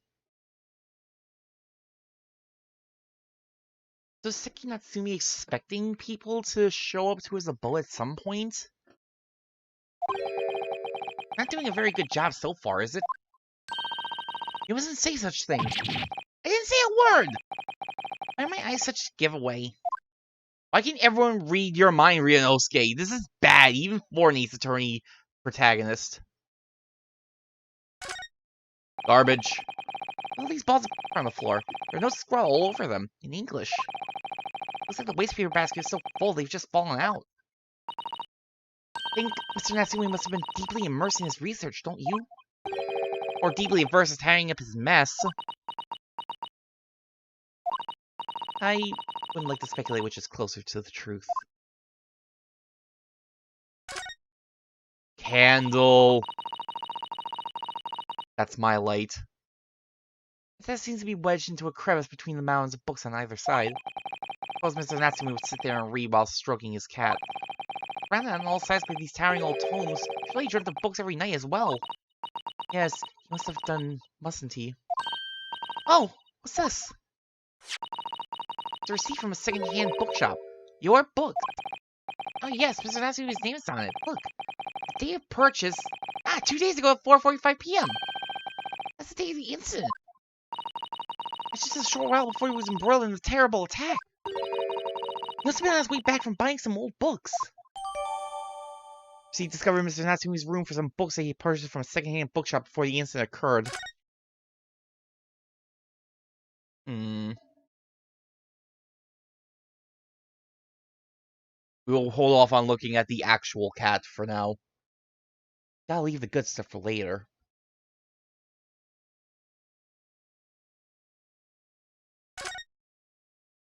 Ah! You weren't there before!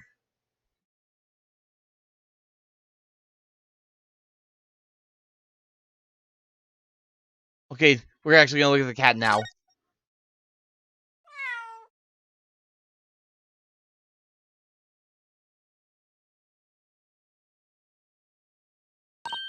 Oh my, what an adorable little cat. Perhaps he's looking after all the books while his master is away. I don't know about that. It disappeared into that pile of books as quick as a flash. The tricolor Merkey, wasn't it? Do you even have this sort of cat here in Great Britain? As Mr. Natsumi brought the little creature with him from Japan. That's made me feel homesick now. Oh no, Ryunosuke's feeling homesick. Now he's gotta call his mom, otherwise he's gonna suck in combat. Already, we've only been here in this country for 2 days. Where'd the cat go? Where'd the cat go? There's something else back there. There appears to be some sort of meter on the wall here. Looks very robust. What it's for? There's a slot for inserting coins here, too. I believe that is a gas meter, Mr. Naruhodo. Gas meter? Yes, it seems there's piped gas in this district, which customers pay for by putting coins in the meter. Now, if we were to put a coin in the slot, that would be enough gas to use the lights and the gas fire for the whole night. If you're too poor to have a coin, you'd have to spend the night in the dark and freezing cold. Right, as a rich man who only carried crisp white note. Bunch is a scary place.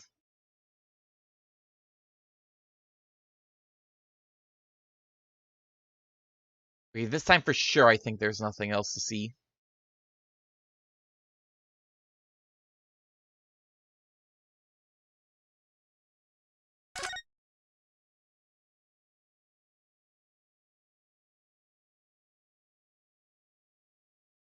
Nothing else to see except for you! Ah, look, Mr. Naruto! Ah, there he is. Where did he appear from? He's being engrossed in the pages of an old book. I won't mind if we disturb him. Hello, Mr. Sholmes! Ah, you two! Good day! Now, let me see. Where was it that we met? Oh, Mr. Sholmes, we're together at the SS Bureau. Yes, of course, the Bureau! And let me see. What happened on that voyage? Kazuma Sogi died tragically. You're a great help to us. Ah, yes, well, of course. The case of Mr. Asogi. It was the one with the snake, wasn't it? Oh. Well, you seem to remember something of it, at least. An honor to be remembered vaguely by the great heroic show. Only vaguely. This is Mr. Oh, no, my dear madam, hold your tongue. I pride myself on my superior powers of recollection. For days I safely recorded my brain addict. Let's hear it. I want to hear about the confines of your mind palace. Miss Naruto, and Mr. Susanoo! You did it. You got it, Mr. Sholmes. Try the other way around, Mr. Sholmes. Ah! I lose the first round.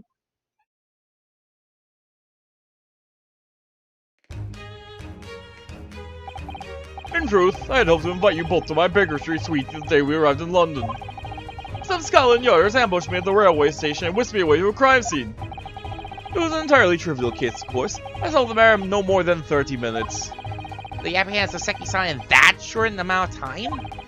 I'm afraid the pursuance of a new case has dulled my recollection of my past involvements a little. A little?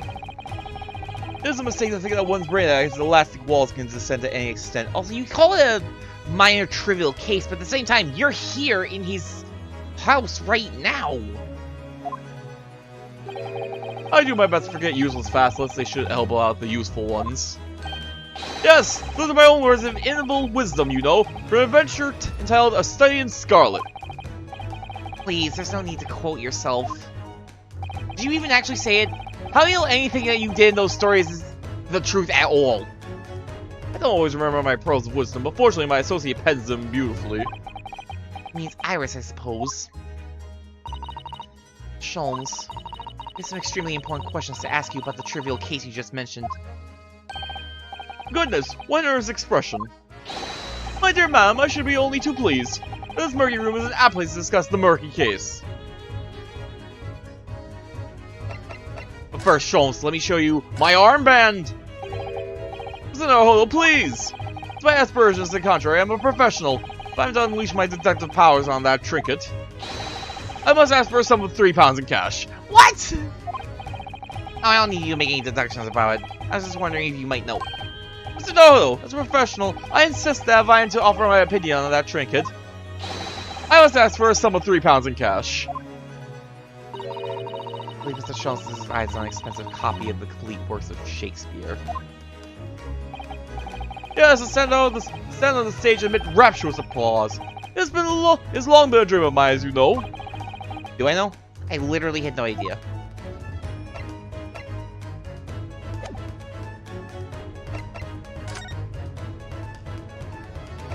So tell us about this dingy room you found yourself holed up in. This room is thoroughly suffocating for the soul, my dear fellow. I assure you, any man who's lost to dwell in a place such as this will stab somebody sooner or later. Natsumi, I stabbed no one! Ah, but sooner or later, as I said. He might not have committed the crime, but I know he's going to, so I might as well get him arrested now. Save ourselves the trouble later. I don't believe that's the issue here. Why this dark little room, Mr. Sholmes? Why is there no longer a window? Do you have any idea? A window? Well, I mean, I can clearly see that there's a window of sorts. It's been completely blocked with bricks. Oh, I see. The answer to that question is quite simple. Window tax! Window tax. Window tax? What's that? Surely, not tax on windows. Precisely that! You get taxed for Windows in London.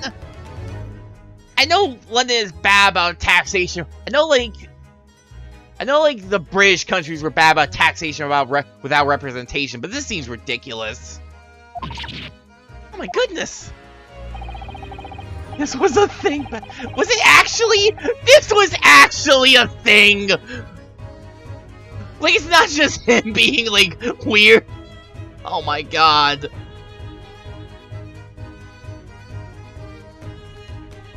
It is, but taxes, oh my god. Window tax receipt dated March 25th, 1755. It was a thing for like 150 years. Window tax based on the number of windows in a house was first introduced in 1696 by William III to cover revenue lost by the clipping of coinage. Oh my god. The tax was repealed in 1851. Wait a minute. Tax was repealed in 1851. What?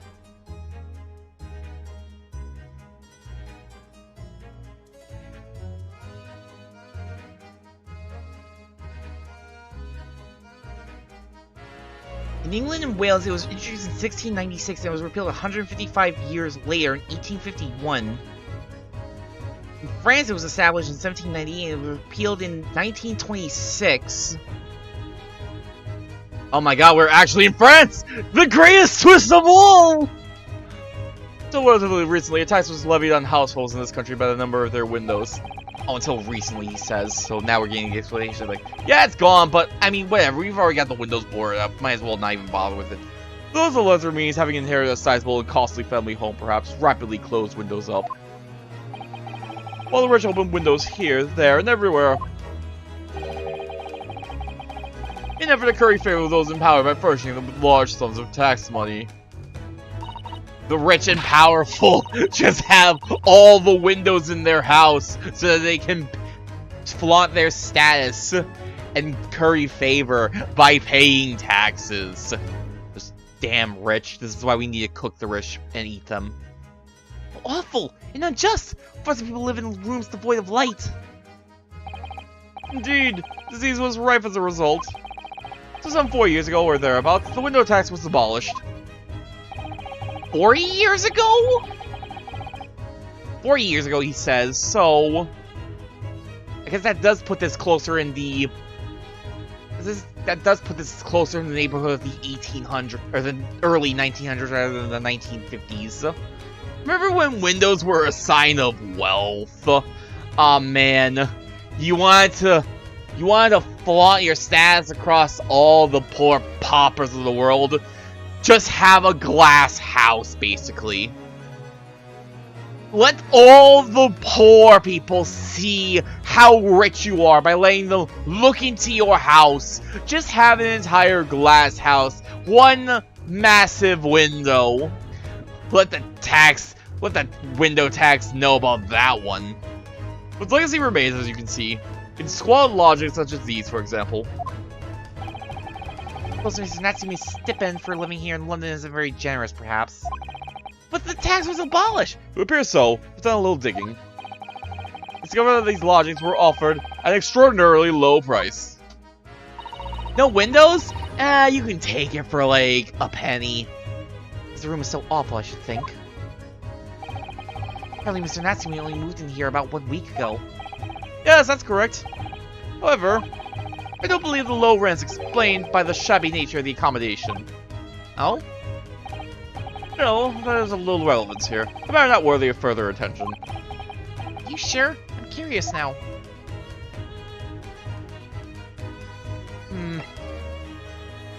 What's your take on Gingerbread, the landlord, and more importantly, do you think the maid is even the slightest bit suspicious? Or am I going to have to handle this all myself? Tell me. Have you encountered the landlord of these lodgings? Yes, Mr. Gingerbread, a retired military man. It was the first time I've ever met a soldier from the Great British Institution that is the services. It was the first time I've ever met a maid from the Great British Institution that is service.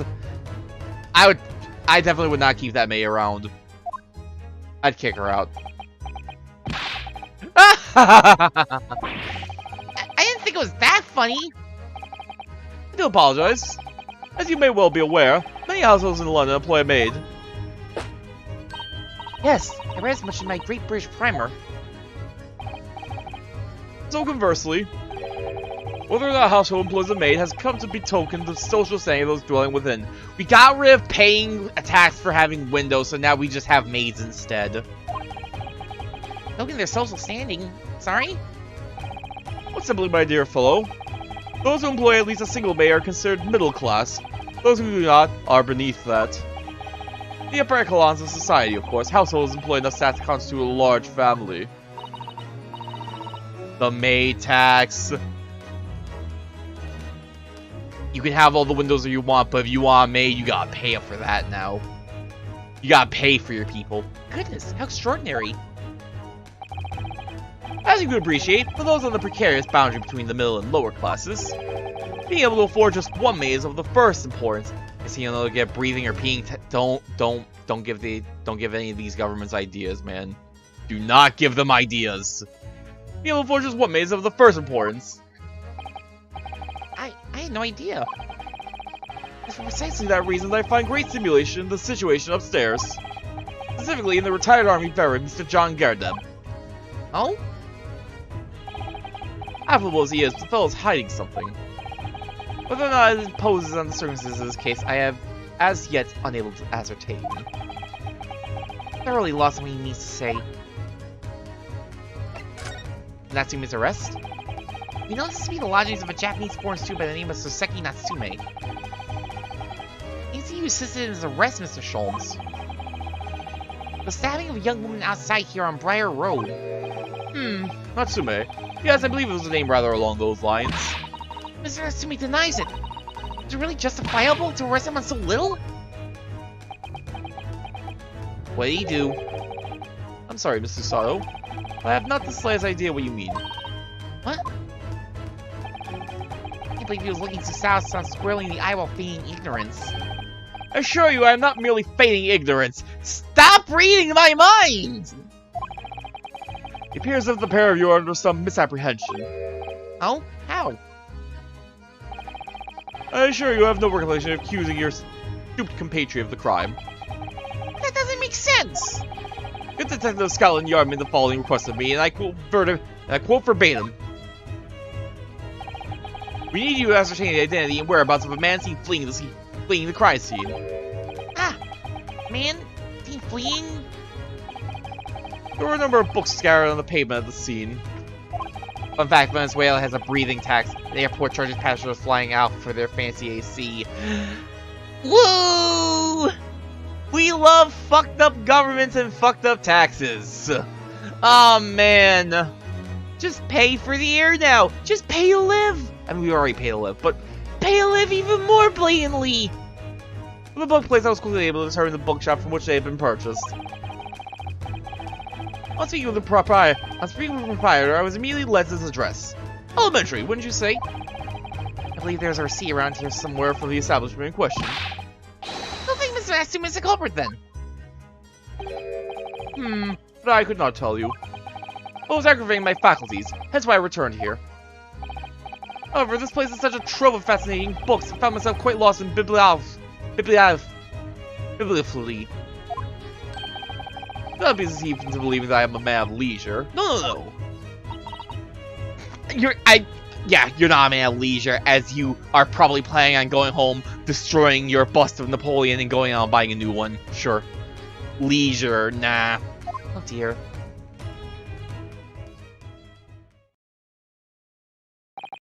Well, I believe I've told you all I can now. Thank you, Mr. Sholmes. Ah yes, Mr. Naruhodo. It was not your intention to become a practitioner of law. Remember that, did you? Will you perhaps be offering your services in this very matter, I wonder? The occupant of this room, Mr. Natsume, was it? I'm not sure. Not sure? On what grounds? Well, I actually defended someone in court here only yesterday. Really? Well then, I congratulate you, sir, on an ambition realized. So promptly, too. Thing is, it's really made me question things. Am I right to believe in my clients? Trust in their innocence?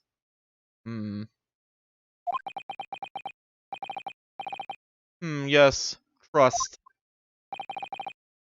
Mr. Sholmes, Natsume didn't do it, did he? Ah! My dear fellow, I haven't the first idea. Oh, but I thought that's why you were here. Didn't you come back to investigate? Ah, yes, that was indeed my initial intention. But there are simply too many fascinating books here. I couldn't possibly ignore them. I will read all these books in Natsume's stead. Oh, I see. Nevertheless, there are two facts I can state quite unequivocally. The man who fled the scene of the crime 2 days ago was a Japanese occupant of this room, and there are witnesses who swear to have seen the same man commit the crime. That is all I can say. One of those witnesses better not have been the maid. Ah, one more thing.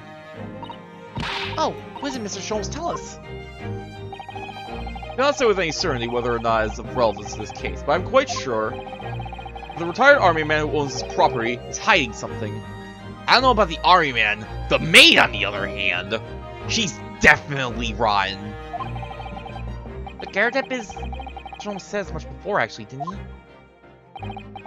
Anyway, at present, that is really all that plays on my mind in relation to this case. Naruhodo, DR investigations have recovered nothing that can help establish Mr. Natsume's innocence. No, you're right. Perhaps this time we probe a little deeper into Mr. Garrett's secret. Just remember, I cannot be sure whether the landlord's secret will prove to be of relevance or not. I wish you every success, of course, Mr. Naruhodo. Busy man indeed. Gone back to his book in the corner of the room.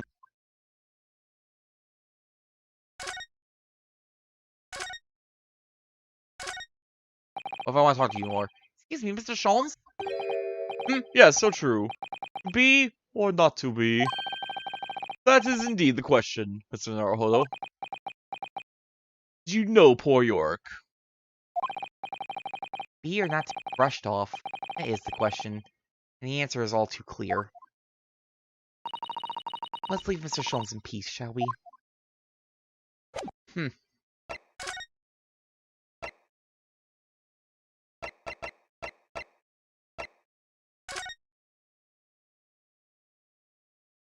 Mr. Garredab! I want to have a chat with you. 19th of February, Mr. Garredab's room. Ah, so you pair again. Tell me, was the detective chap, I forget his name, still hard at work down there? Very hard at work reading the books down there. Sir Herlock Sholmes? Ah yes, rings a vague bell. All that detective business isn't really my thing, I'm afraid. Well, Mr. Sholmes is... Well, Mr. Sholmes is in his element down there. Jolly good show. Another cup of tea, if you please, Joan. Why would you trust this woman to keep pouring your tea? Oh then, why don't you tell me what— Ah! For the untaped time, woman! Will you watch what you're bally well doing? I shall be serving dinner shortly, sir. Ah, yes, of course. Frightfully rude of me, but before that I shall have to ask you to take your leave if you'd be so kind. No! Tell her to shovel off! Oh yes, of course. We're deeply grateful for all your assistance.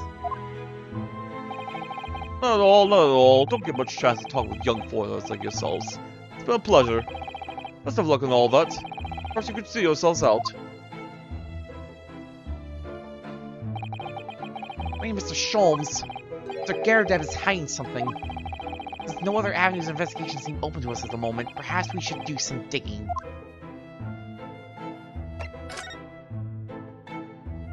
You're gonna tell me what I want to know?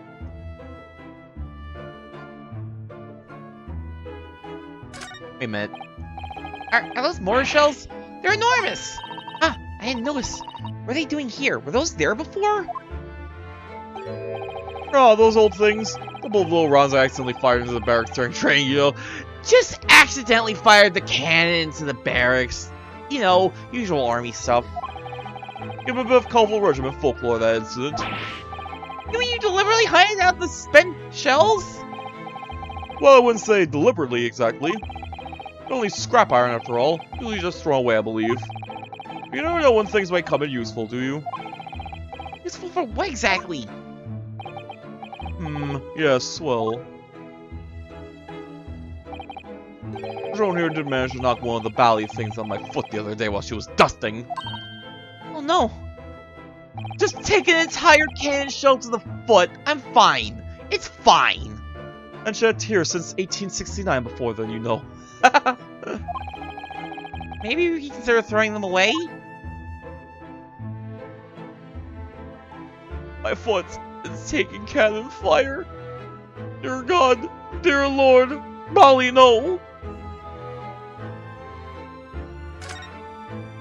What? How the hell?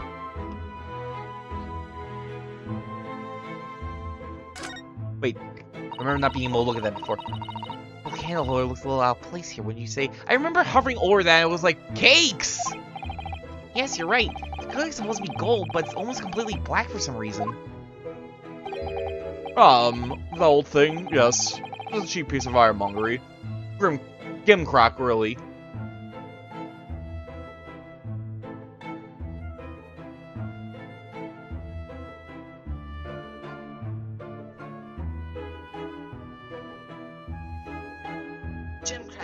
Okay, Gimcrack, sure. Flimsy or poorly made, but deceptively attractive.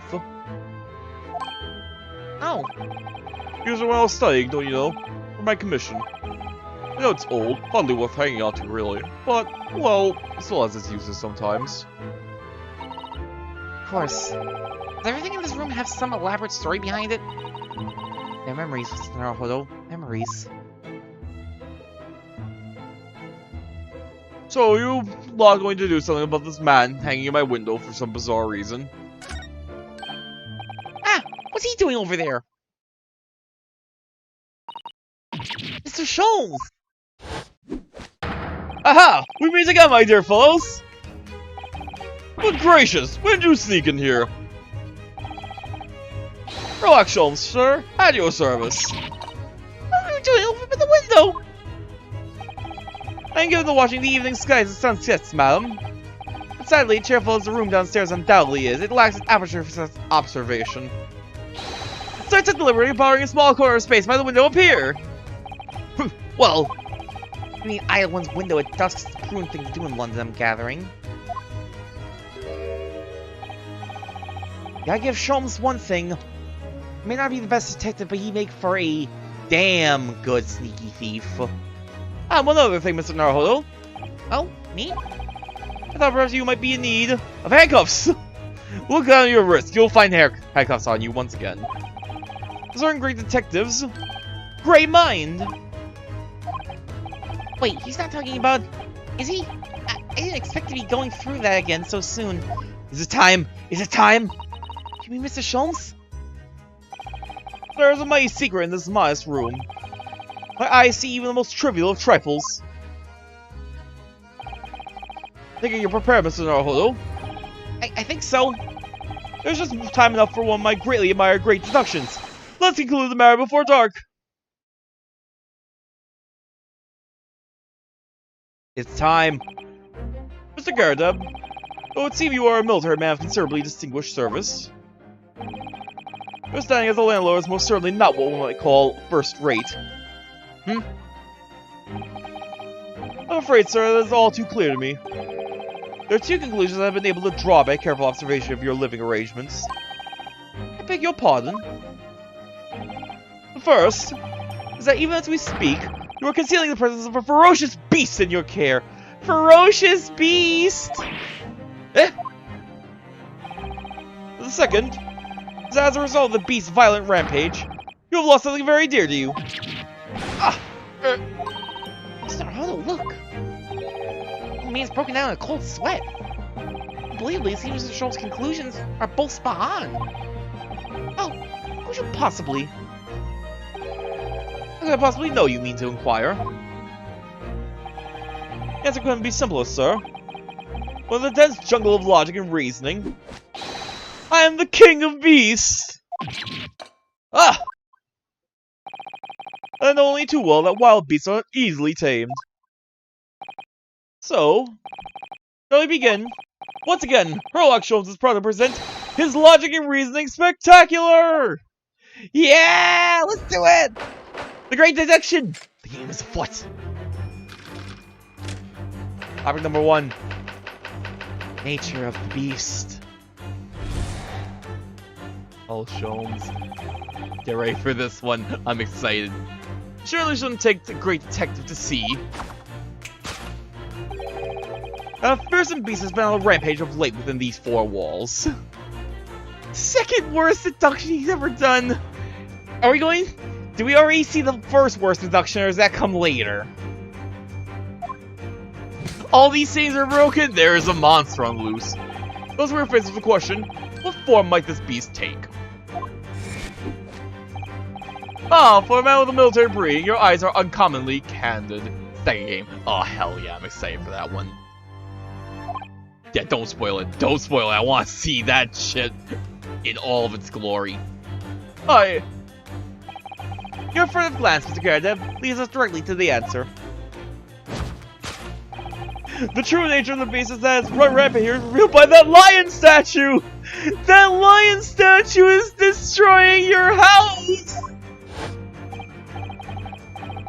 Yeah, so in the army, man, you appear imposing at best. The fact that has fueled your admiration for the mighty lion, the king of beasts.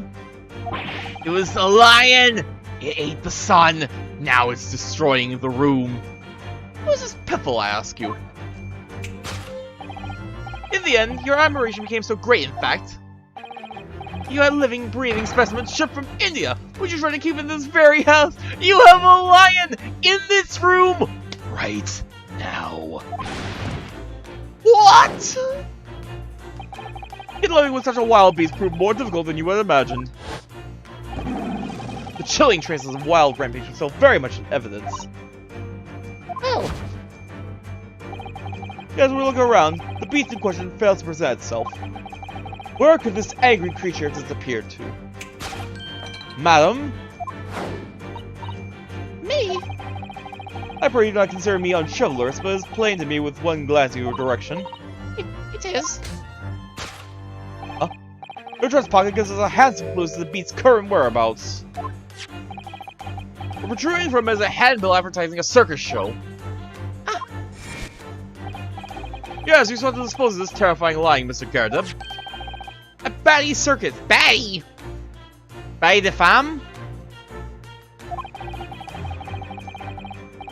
Mr. Gardev, have you ever seen the critically acclaimed movie Night at the Museum starring Ben Stiller?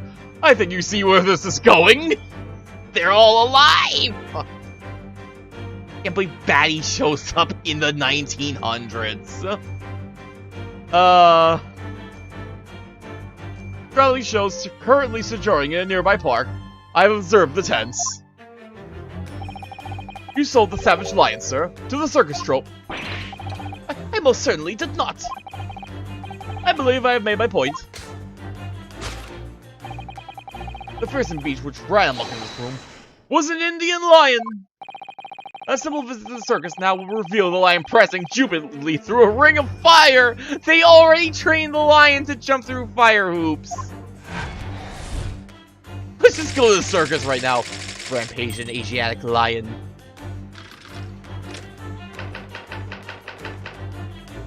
Aftermath. Now, Mr. Gardev. It is plainly clear that you still have deep feelings for this formidable beast. Indeed, in that blithe pose, the distress this loss has caused you is veritably tangible. Your head weighs heavy on your shoulders. The pain you feel being revealed by that supporting arm. Amid fits of tears, you let your beloved beast go. The strain of losing something so dear to you is clearly visible in your visage. Nonsense, man. I simply... What we must now ask ourselves is the true cause of this pain. I mean, you'll follow the direction of your gaze to find the answer. Yes, it is this pile of bills that's given rise to the pain you suffer. The damn bills! The window tax! I'm not paying enough of my window tax anymore! How will I show I'm first class? Every envelope contains another demand for payment. 4 cartloads of meat, potatoes, wheat, and tea. Indeed, feeding your beloved has had a devastating impact on the financial circumstances of your household. And so you hold no choice but to let it go and move on. Yes, well, Now, in a final fit of rage, the ferocious beast carried out one last unimaginable attack. Unimaginable? The rug. That's a candle. Oh. I already see where that's going, at least. The other match, which can be clearly seen by observing the carpet over there. Very expensive woolen carpet, if I'm not mistaken. Oh, dearie me. Okay, of course, there's a destructive outburst. Huh. This time, madam, I'm afraid it is you who has inadvertently revealed the truth to me. Your wandering eyes fell upon the answer very neatly indeed. Yes, to explain the dire state of the carpet, we need to look at the Tower of Cakes! These cakes destroyed the carpet! Ah. There's no creature more dangerous on this earth than a beast with an unsatiated appetite. Was not once said by a certain noblewoman, if they have no bread, let them eat cake! Who was at the heart of all tragedy, in fact, just like last time. They used milk to train the snake that was totally there and not completely fabricated. What do you mean? Having tired of the taste of cake, the beast began to stalk its next prey. I'm sure I need not spell out the nature of this final act of destruction carried out by the beast. There's only one logical conclusion. Worked into a frenzy by hunger, the lion attacked and ate the carpet! The teeth marked in the carpet are a perfect match with those of a lion I once saw in India. That I want to see. Carpet gnawed on by the starving lion. What a pair of conclusions. Thus concludes Herlock Sholmes' great deduction. This beastly puzzle. Oh. What magic.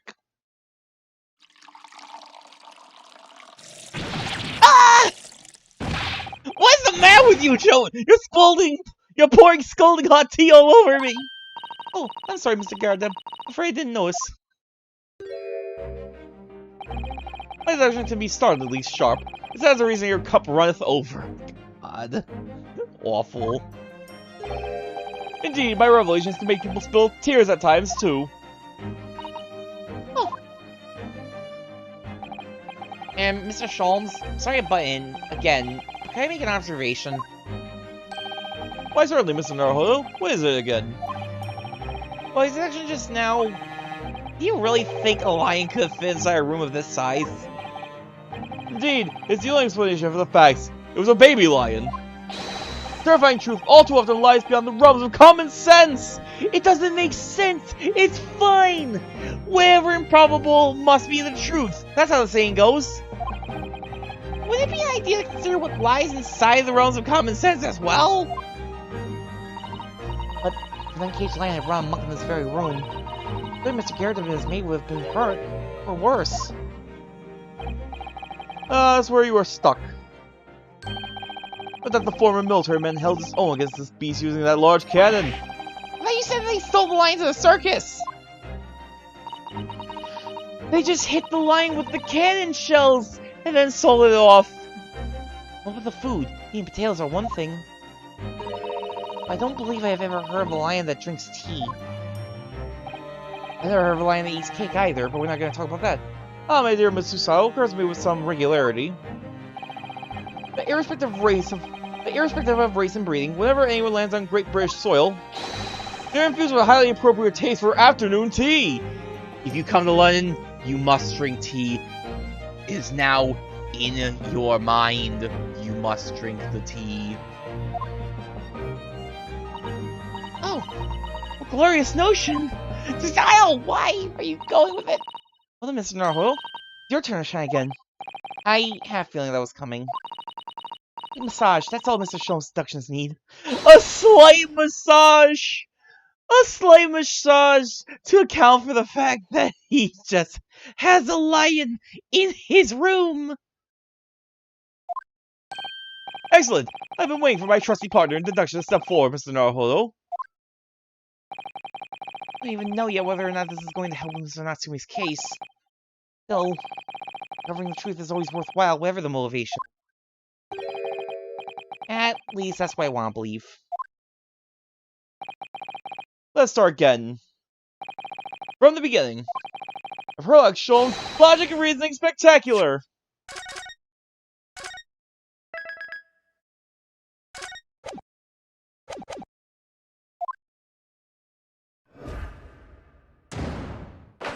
Course correction. Hold it, Mr. Sholmes.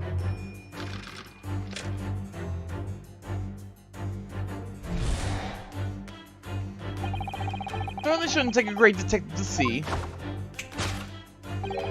That fearsome beast has been on the rampage of late within these four walls. Thus we are faced with the question, what form might this beast take? Ah, for a man with a military breeding, your eyes are uncommonly candid. Aye. Your first class, Mr. Garrett, leads us directly to the answer. True nature of the beast has run rampant here is revealed by that lion statue. I really didn't see the lion thing coming. No, but if you observe Mr. Garrett's reaction, it rather seems as though some beast indeed run amok here in this room. Yeah, something with a very fierce nature. It couldn't have been a lion transported from India. What was it then? We must follow Mr. Garrett's gaze. That leads to the true answer.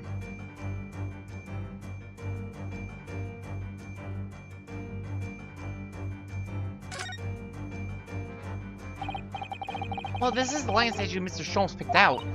Yes, I wonder. As if he did live with a lion, he would prove to be a rather sweet companion. I think that's like a mouse trying to tell its family that the cat around the house is sweet. I suppose it is a bit of a play of fancy, is it? Come on, how do you think Tom and Jerry made it work for so long? Anyway, the beasts are looking for something else. Let's have a good look around. Here's this more shell. These are shells for the can, are they? What strange place to keep them. Imagine they have some significance to Mr. Garrett from his time in the army. Ah, of course! He mentioned a battle to us before, didn't he? Do you remember? He said that he'd been shot in the knee. Perhaps there was one of these that hit him? He took this entire shell to the knee. Around that side of his knee, there'd be nothing left of it. Or Mr. Garrett for that matter. Mr. Sholmes has a Persian slipper. This man has spent shells. This is customary in Britain's display, well, rubbish on the mantelpiece.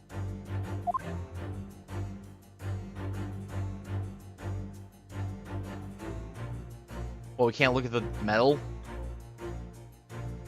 Shenanigans. Alright, fine, what's in this frame?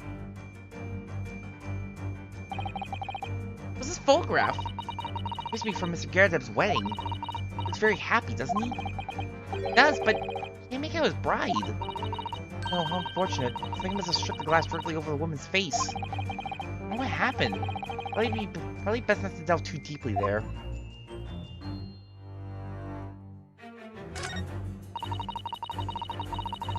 Must have been where Mr. Garrett was still in the army.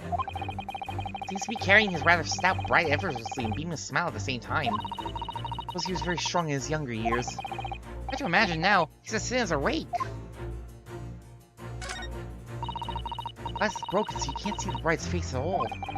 No amount of cracks could hide the woman's plump form. I think powerful would be kinder than plump, Mr. Naruto. Yeah, she certainly looks it. There's a lot of horsepower there. Jesus Christ, Naruto. That's something you want to upset, that's for sure. Oh, look, have you noticed her wedding ring? It's very large, isn't it? Yes, it's an unusual design. Looks like some sort of embellished sunflower.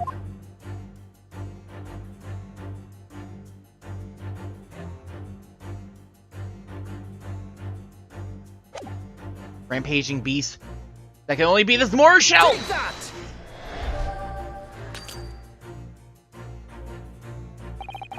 Dragoning the beast that tore this room apart is these shells. If their butter wouldn't melt accomplice the cannon! But war is good for nothing. What is it good for? It brings only destruction. Something we must all strive to understand. War! What is it good for? The doctor was wanting it every way.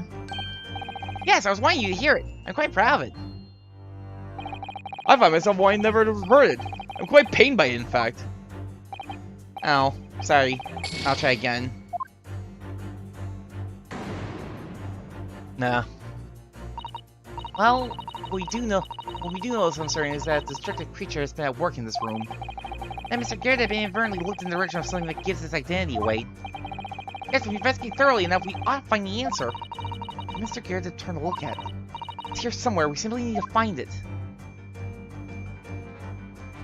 The fearsome beast Mr. Gingerbread was looking at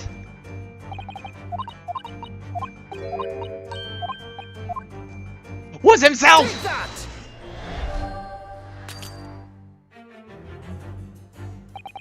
As we can see from this photographic print, some 10 years ago you were a fighting fit soldier, Mr. Gingerbread. No doubt a man of such strength could devastate a room like this in a fit of rage. But that was 10 years ago, sir. You don't think it's time you tied the place up? What particularly contrived logic led you to this mindless conclusion? Oh, well, it's supposed to be a logic and reasoning spectacular, so I thought I'd contribute to the show. This is my show, Mr. Naruhodo. Don't perform any particular experiments on your own stage. Sorry.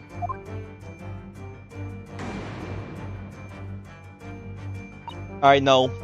It's the 1900s. These people, the old people are the boomer of boomers, so clearly it was the wife's fault. Take that!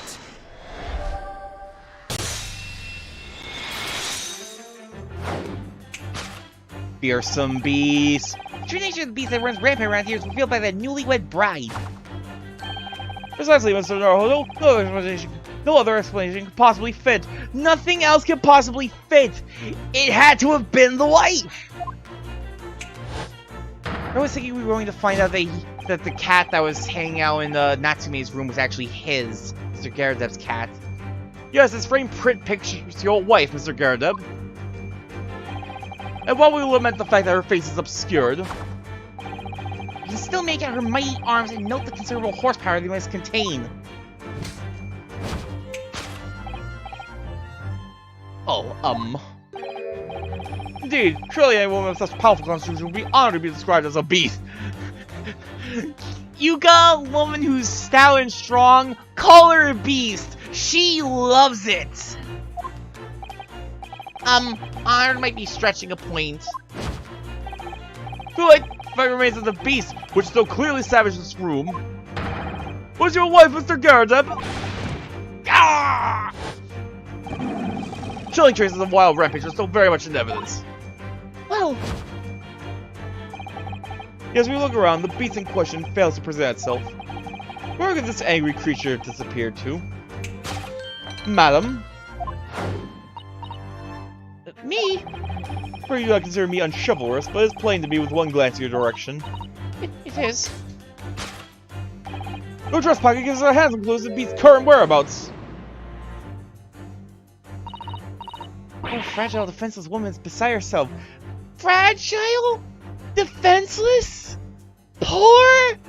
No, you really do not know how to follow the logic at all. You're really not with us on the same page here. You're not even reading the same book. Well, I don't know about fragile. Oh, dear. Anyway, Mr. Schultz is quite right. There's no sign of Mr. Gingerbread anywhere. These are maybe clues of her whereabouts. Who this maid is trying to hide. I wonder where Mr. Gingerbread's wife could be. I swear to God, the maid is the wife.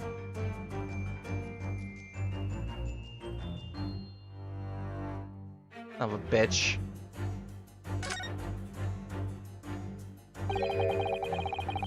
Not even in the same library. So you're in the wrong library. Come back. We need to find our kid.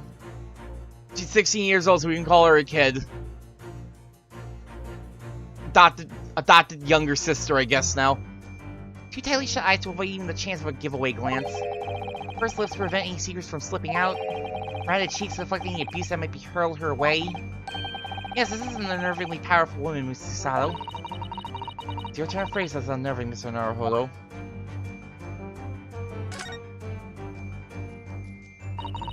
A charming little teapot. It's in pristine condition. She's been pouring some deliciously fragrant tea from it for Mr. Garradeb, hasn't she? Well, not so much for Mr. Garradeb, as on Mr. Garradeb, when you say, I've been dreaming of drawing attention to it. It's kind of important.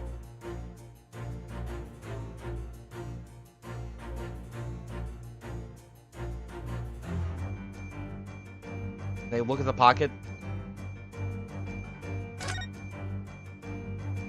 It certainly does appear to be a circus handbill poking out from her pocket. Addie's Circus, only performing shows in a park not far from here. May or may not be a bunny girl. You don't think... Surely Mr. Garradeb didn't sell his wife to the circus! Mr. Naruhodo, how could you even think such a thing? I was only joking. Besides, I've gone with, do you think he fed her to this pet lion? Sato... That's not worse.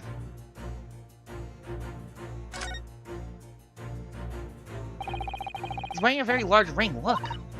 Oh yes, a sunflower design with some rather nice embellishments. It's on the ring finger for her left hand, which means... It's surely a wedding ring! It looks like it's on there for life, too. I can't imagine it would slide off a finger of that size. That's something to think, Mr. Naruhodo, not to say. No, he should say...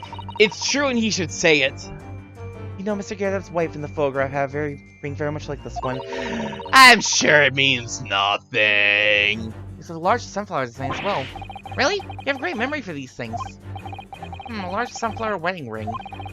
It's quite a coincidence that they have the same ring, isn't it?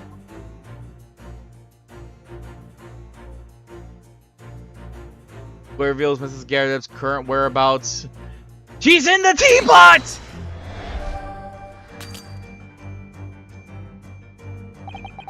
Years ago, I read about a pot like this in a book. There's an old Arabian tale. Inside the pot was a genie who was unleashed with the power to destroy the whole world. That's where we go with that. That's just wanting in every way. I let the genie out of the teapot. I wish that the genie would swap places with the wife.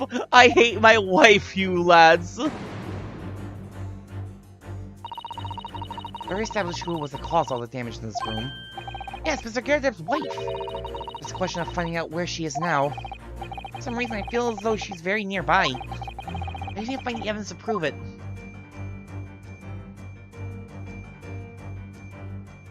I mean, this is essentially where we're going, but... Take that!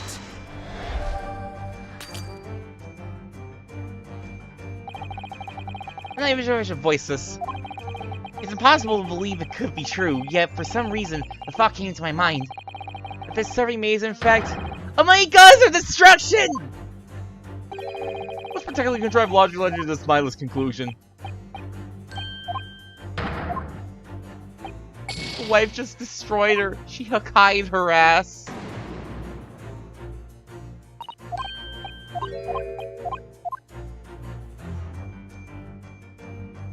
Nothing else to see on her? Yeah, present the pipe. She's in the pipe. Fine.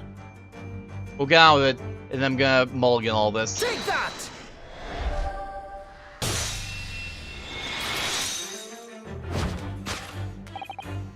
Your wrangling gives us a handsome clue as to the beast's current whereabouts. Huh. Indeed it does. That feathery bang gleaming on your finger gives you away. What is that dangle of the one shown on the hand of Mr. Garradeb's bride in this photographic print? In other words, you are no ordinary household maid. No. You are Mr. Garradeb's lucky bride. You are Mrs. Garradeb herself. Oh my word!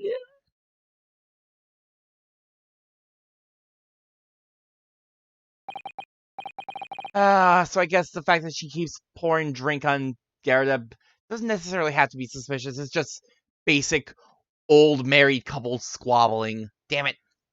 Well, jolly fine detecting, sir. As you at least surmise, this is the wife, yes. Mahjong. Rather let herself go, you might say. Wow! Okay, you earned that one. Valley Corker back. Ah! Apparently you don't live in the most comfortable of circumstances. After all, you are a retired armyman, yet you are in the business of renting out rooms.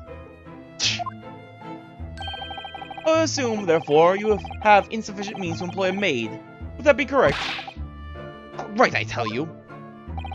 Oh, second lieutenant of the 3rd Regiment. A man has his pride, don't you know? You give me this accursed, useless metal, but not enough money? Bah! My golly, it's a sorry thing when a chap can't even afford to have a single maid in his employ. Though he's poor. Yes, here in London, one is rather judged. A household cannot be considered worthy of society if it employs no staff at all. Though in my considered opinion, such concerns about appearances are a folly. You mean Mr. Garradeb has had his wife work as his maid? Precisely! Am I right, Mr. Garradeb? Only in company, obviously. But listen here. This must remain a secret. Tip-top secret! Please! Nature of the beast. Raging wife of Mr. Garradeb.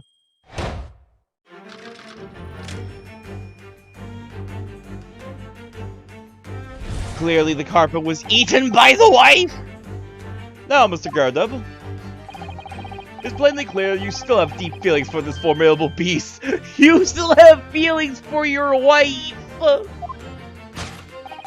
Indeed, in that blithe pose, the stress this loss has caused you is veritably tangible.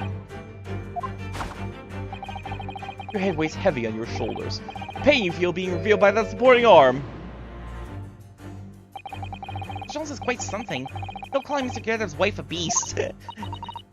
Yes, as a woman that feels rather uncomfortable. Mrs. Garradeb is standing beside her husband as we speak. In other words, he hasn't lost his beloved at all, has he? Oh, how true. Perhaps that supporting arm that seems to be propping up his head has some other significance then? According to Mr. Jones, Mr. Garradeb's pain is tangible, though. What could that pose of his really signify?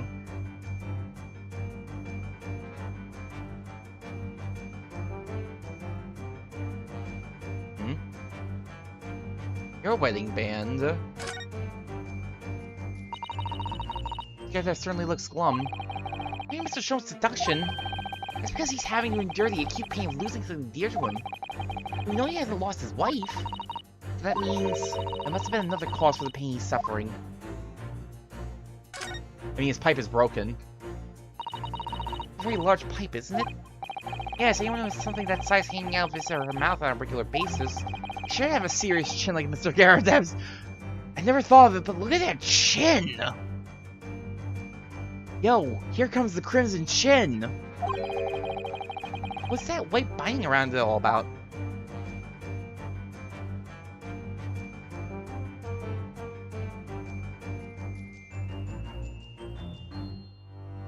Not even gonna mention anything about its ring being broken. Anything else on this man to see? Wait.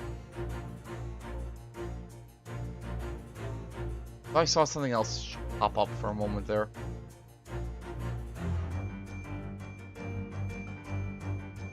I could have swore I saw another thing pop up there.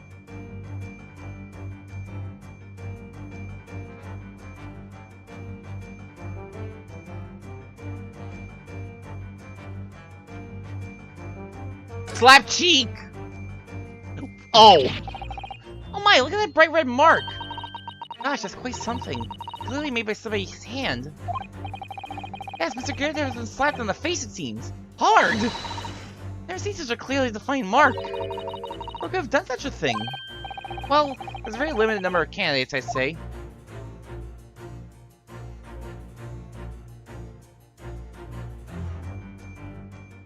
The pain is evident. Your pipe is broken! Take that! I feel the same way if I smoked. It seems to me that your large pipe, Mr. Garradeb, must be very heavy. Having that thing hanging out of your mouth all day would cause anyone's jaw to ache. You must give up smoking. It's the first step towards the pain-free life. Alright, get us out of here.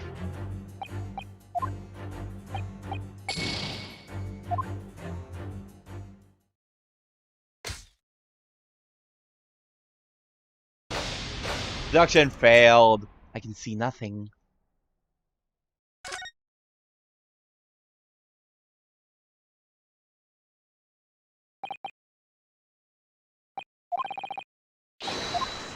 And save in between, whatever. I just thought the wife broke the pipe in a raging fit, not gonna lie.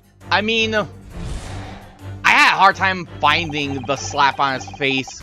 So I feel like the pipe being broken would not be that far-fetched of a conclusion, but c'est la vie.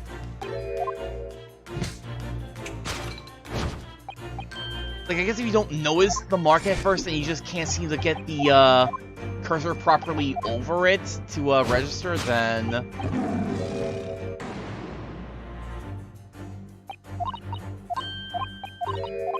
I'll have to pay a bit more attention to the animation.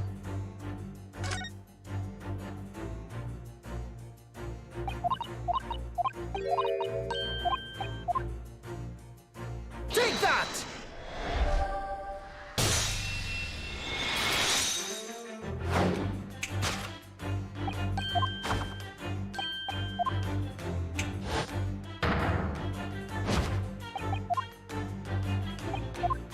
Or side thingy was part of a layer deduction.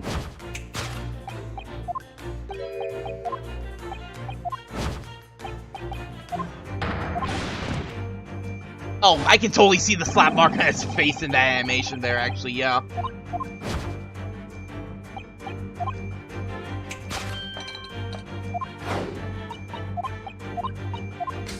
So you overthought is what you're telling me, Lightbulb.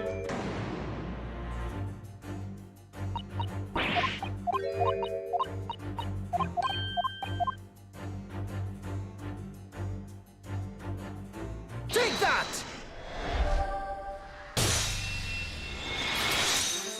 Yes, fuck you. Don't. I will call you out. I will call you right. I will rightfully call you out as much as I want to.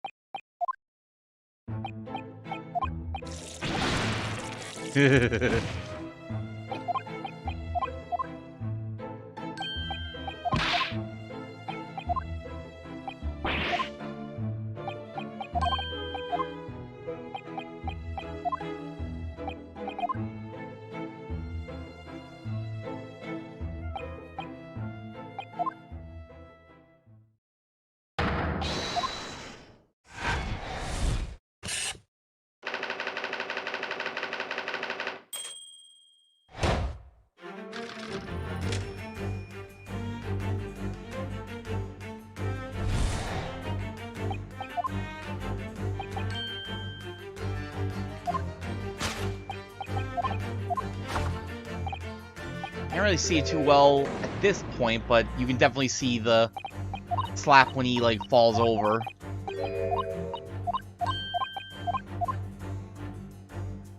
Pain's apparent on his face because he got slapped on the face! Take that!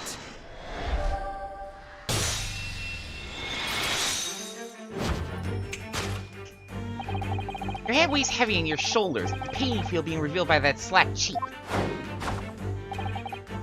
As well as the deliverer of that impressive market sheath that refuses to fade. Was you, Madame Jean Gardeb? Well, yes. You have been desperate to hide the slap mark in your cheeks, sir. Ah!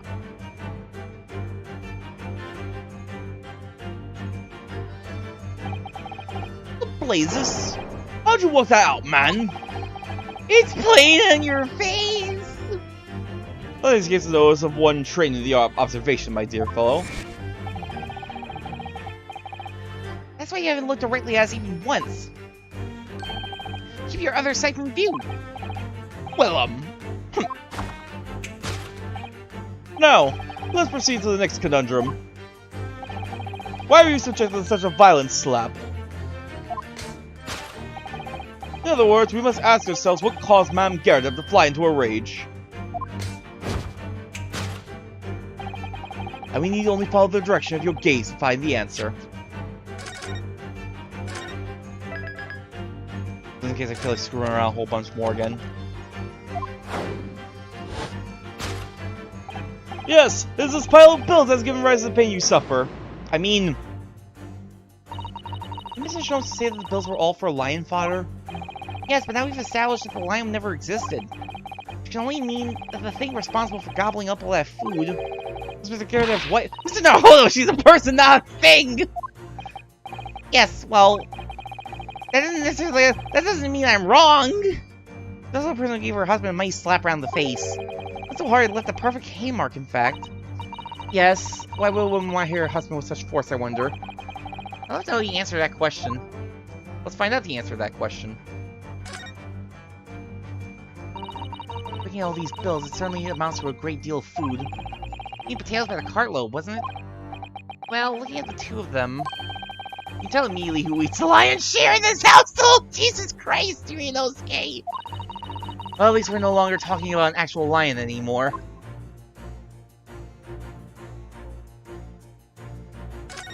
Look at this bookmark. Ah, someone must be reading this book at the moment. This bookmark here, look. Mr.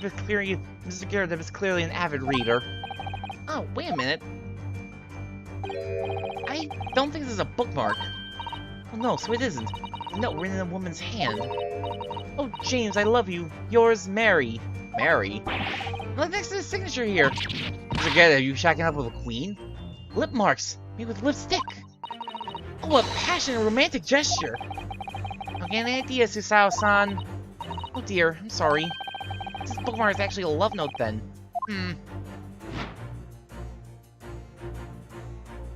Yeah, now I wonder what would have happened if I, like, presented while it was still a bookmark. Broken plate! Oh dear, this plate has been smashed to pieces. Nobody seems inclined to tidy up the mess. Perhaps it's some sort of high art. Really, Mr. Naruto? Well, anyone who's a can on display in their living room is clearly a little eccentric. Yes, let's call it eccentricity. You don't have a can in display in your living room, Naruto? Damn, I don't understand you at all.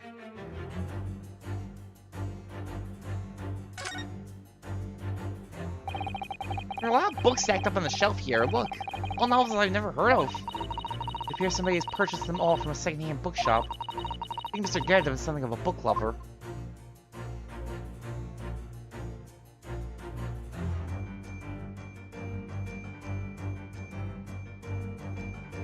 The stack of books or the broken plate give me interesting dialogue, I wonder. I don't think so. I think that's going to be safe for the next part of the deduction. Let's move on. Take that! Bookmark would have been better, but... Yes, it's this love note that has given rise to the pain you suffer. Oh, James, I love you. Yours, Mary. Passionate indeed. Perhaps the sender of this note, a certain Miss Mary, is the fly in the ointment here. Oh boy. Ah!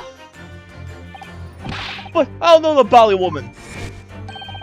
You don't know her? But that wasn't written to me. It was just in the book. I don't know how it got there. It was just in there, you say? That's right, that's what I've been saying. Ah! A likely story. That wasn't in your journal thing. I explained all that. I explained at the time. I bought the book at the second-hand place. That note must have already been in there. So the previous owner of the book was using the note as a bookmark, you mean?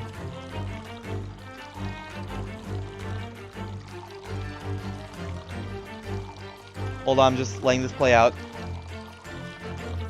Just gotta let this play out. Man, look at all that tea that cup is holding. You lot stare at how much tea that cup is holding while I go in. Oh, shoot.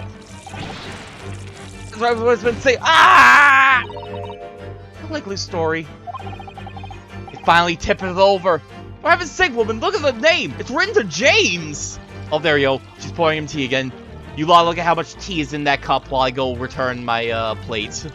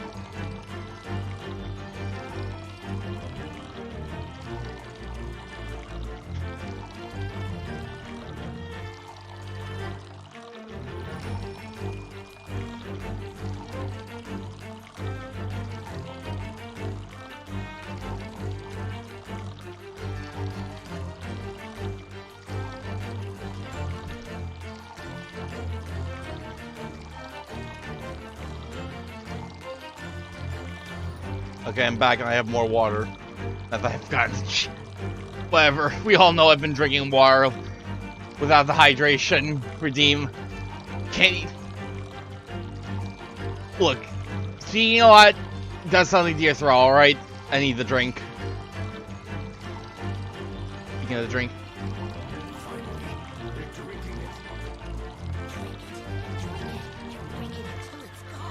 More water.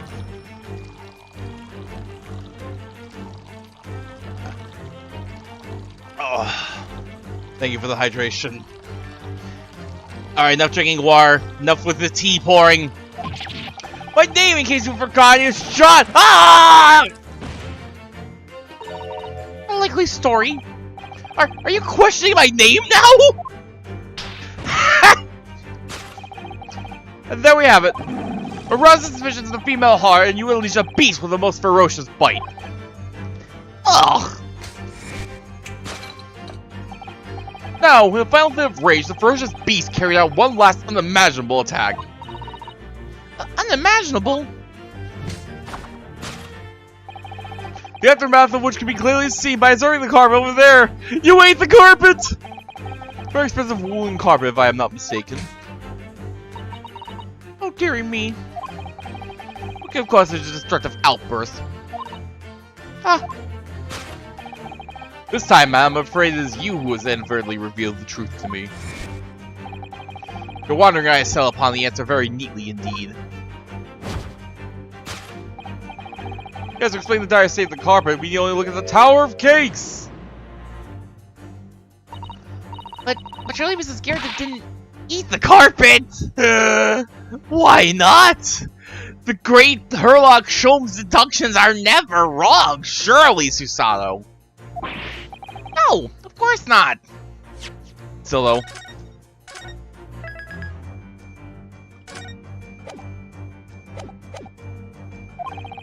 There doesn't seem to be any doubt.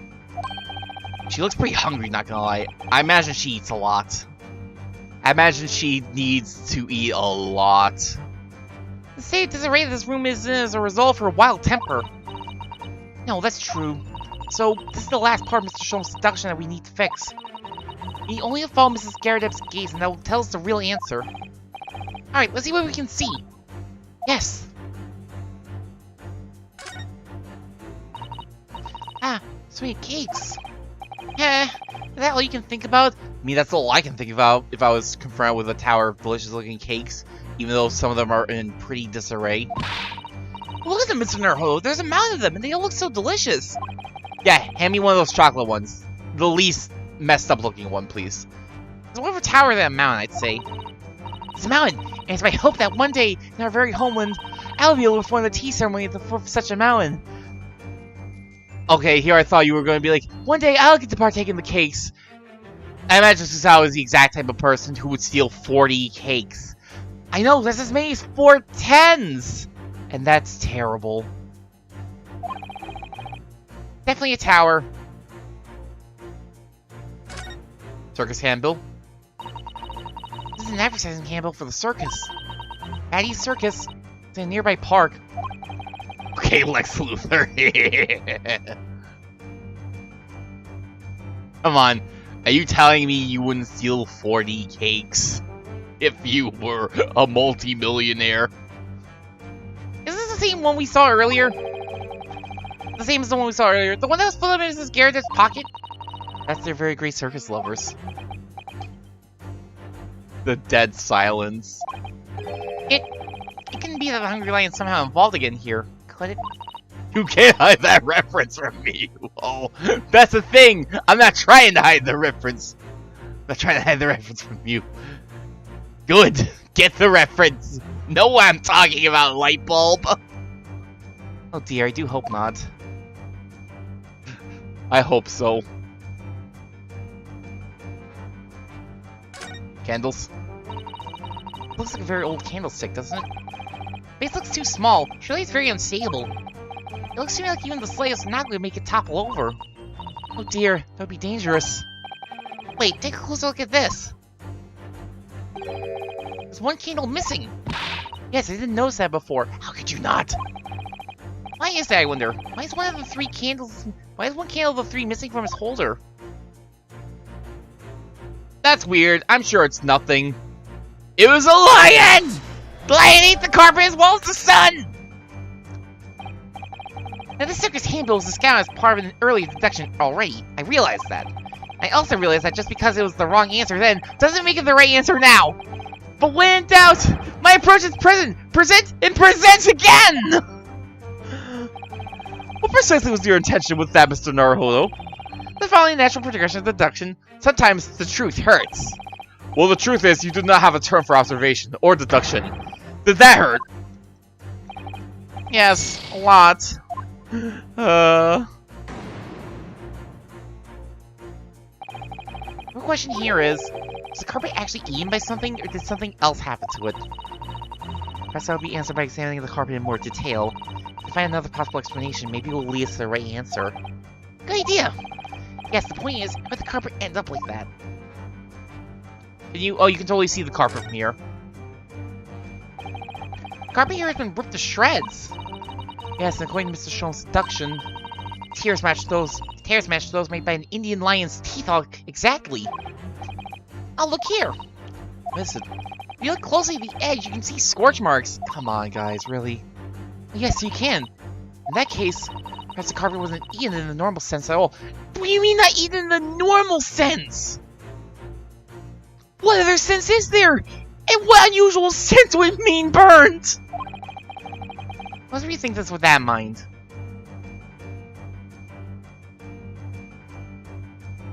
Why isn't the carpet in such a state? You need only look at the carpet to answer the question. cause of the carpet being in such a terrible state here is the carpet itself. And I realize that appears to be something of a circular argument. However, it's a tack that I've decided to try, and I'm not changing course now! That deduction was wanting in every way!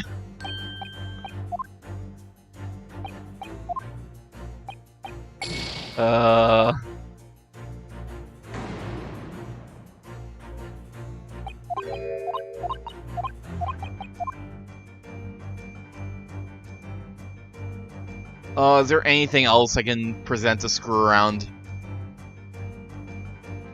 Anything at all? Anything at all? I've tried literally everything except the Tower of Cakes again. Well, who's the Tower of Cakes anyway?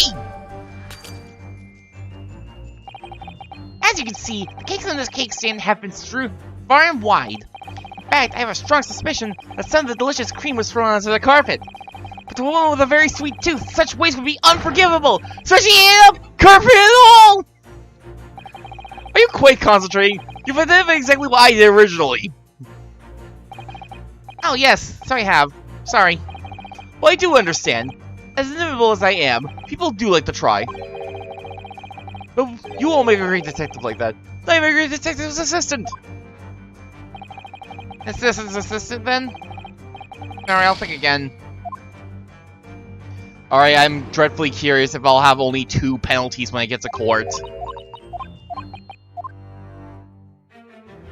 Take that!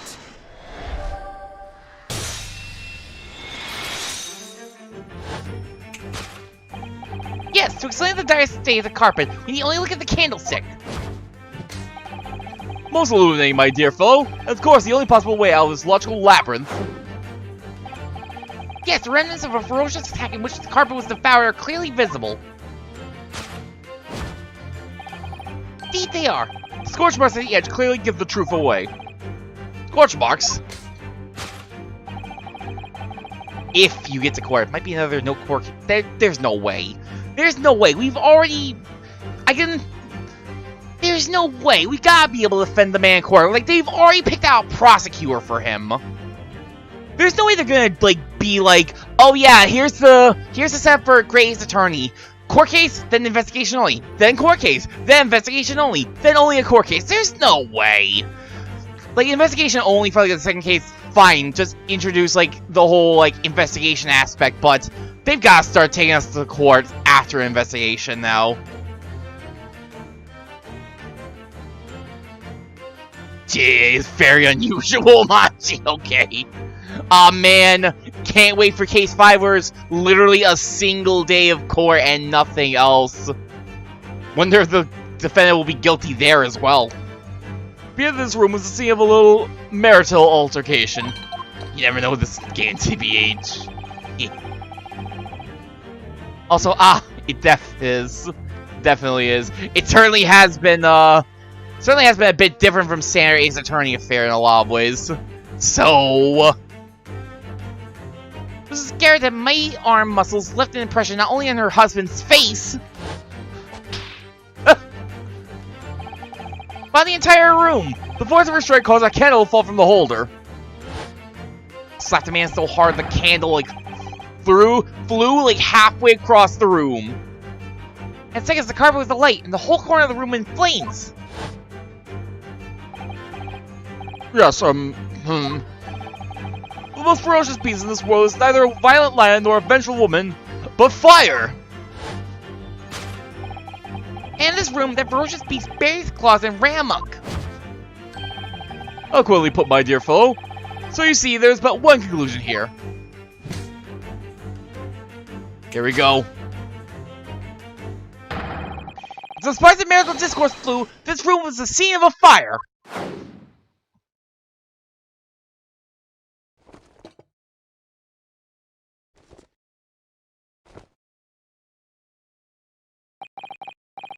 Mr. Sholmes, sir. I salute you! Gonna fall. Ah, sir! Oh.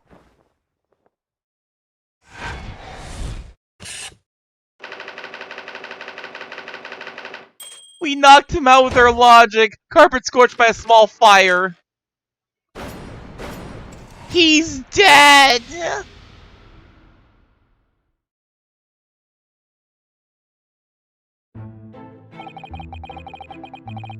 These dashed long winter nights, you know. Nothing to do but... Oop. Oh no, hold on. No. Oh no, hold on. I have to alt F4. I might have like used my scroll wheel to try to like scroll down the audio mixer and game side register that. Fun. Seriously, why the hell does the scroll wheel break the game that bad?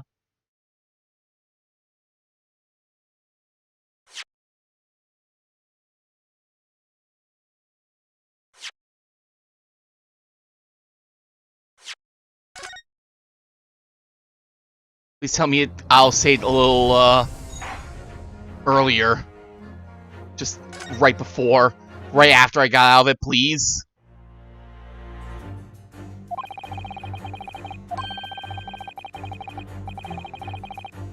This is honestly close enough. Not too bad.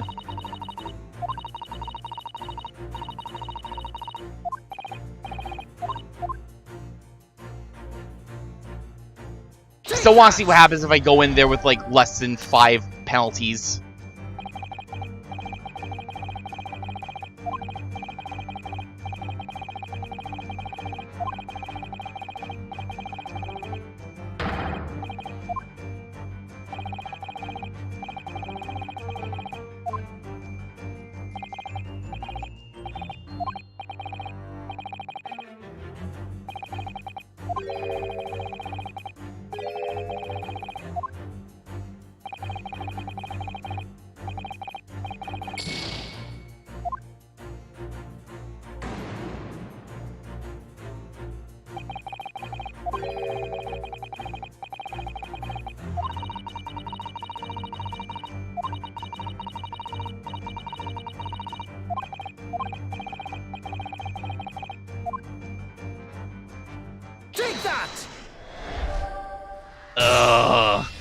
I find myself once again...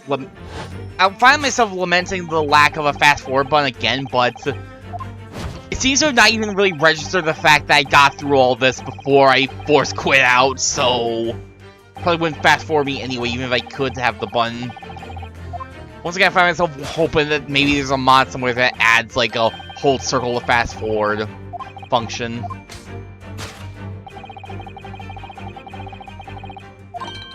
I could really go for that right now.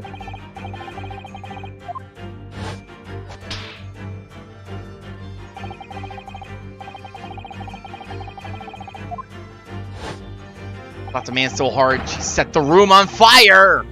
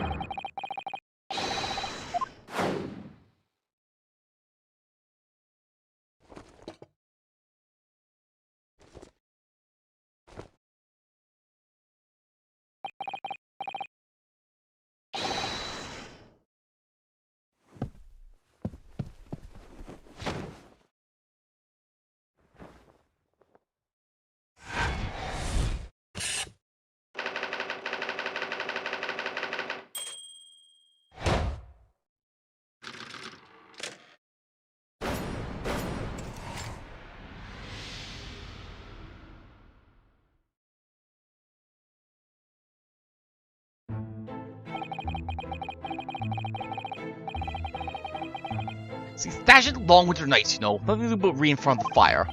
Luckily, there's a jolly good second-hand bookshop just around the corner. Buy all my old novels there. And in the pages of one particular novel, you discovered some rather illicit material. Which your wife admonished you harshly, it seems. Don't know about admonished. Demolished might be rather closer to the mark. And Beast is most certainly an apt to... Ah! Here we go again. And the carpet? Was that destroyed by fire when a candle fell on the floor? Hard to say, it was. Up in the blink of an eye, you know. The whole place filled with smoke. Couldn't see a bally thing. It's caught between the old stick's rage and the raging flames. You paint a toward picture, sir. One that would have been most entertaining! He's right. He's right, he should say it. Wish I saw that. That's sympathy for you. Didn't take long for the fire to spread, of course. Bally furniture started going up as well. I'd rather hide the mess behind that screen for the time being. Over here, Mr. Garradub? Well, I have nothing more to hide now, if you'll allow me. Ooh. Worse than I thought, actually. I love my favorite old novels in that case. As soon as the fire got hold of them, that was it. Whoosh! Up in smoke. Gosh. And the wife started hurling things at me. Damn. The room's on fire and she's just throwing shit at you. No wonder you're slinging insults at her. Terrible say it must have been. There I was, back up against the window, under heavy enemy fire. Incendiary books coming 10 to the dozen. Worst of all is, I lost my favorite, book called The Lion's Pride. Lion's Pride? Ah yes, the notorious love of big cats coming through again. Sherlock, please! Not Sherlock, I don't want to get sued. I assure you, this had to influence my choice in the slightest. Well, we really did lose something dear to him as a result of the ferocious beast rampage. The show's deductions turned out to be correct once again. Susano! He thought there was a lion in his house! It can only be described as a great British wonder. I'll tell you, it was Told Cottage. Blaze everywhere and the old stick in full fettle. Out of interest, what time of day was that? Not sure I can remember. 2 days ago now. Let's see. Around 5 o'clock, I think. You've had that mark in your face for 2 full days? Jesus Christ, lady! Around 5 o'clock, I think. So exactly the same time as a terrifying incident was unfolding outside your window on the street below. Even more terrifying on the inside, I can assure you. The whole of Blighty could have been flattened outside my window at that moment. I wouldn't have noticed a dashed thing. Oh, really? But it's you and the wife here. People aren't gonna try. You aren't gonna try to say you were the one who bore witness to the crime while all that was going on, were you?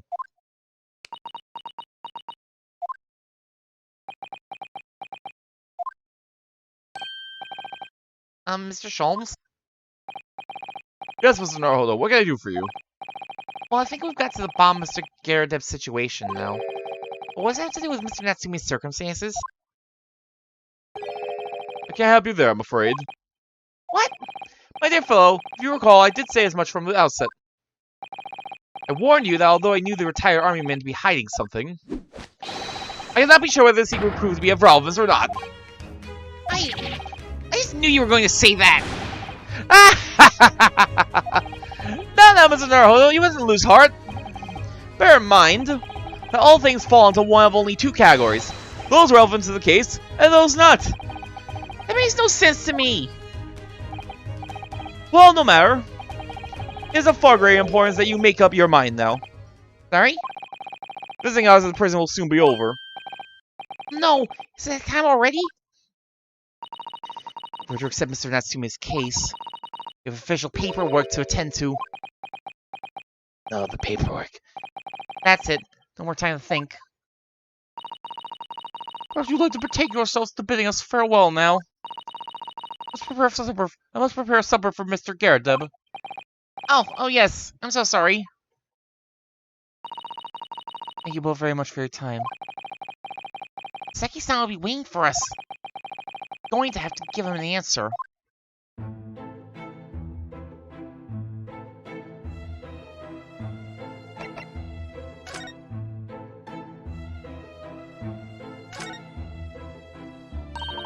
I'm terribly sorry, Mr. Naruhodo. I'm afraid it's supper time now. I'll have to ask you to leave. Oh yes, I'm sorry. I still want to know why you're so certain about Saseki's guilt, though. we linger too long, Mrs. Garza will start pouring tea again. No one wants that. Alright, shall we go then? No doubt Soseki-san has sat himself in his cell waiting for us to return. I can't afford to spend any longer making up my mind.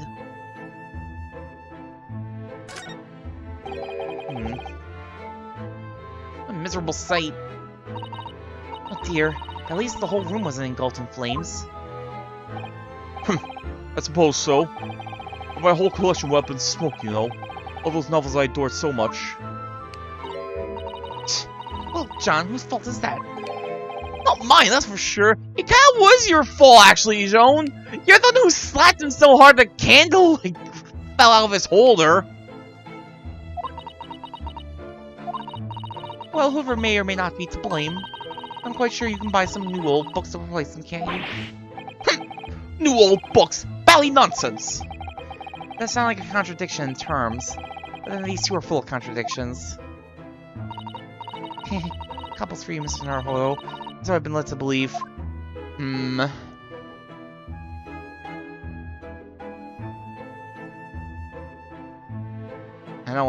don't feel like making a snide remark considering circumstances that have happened recently.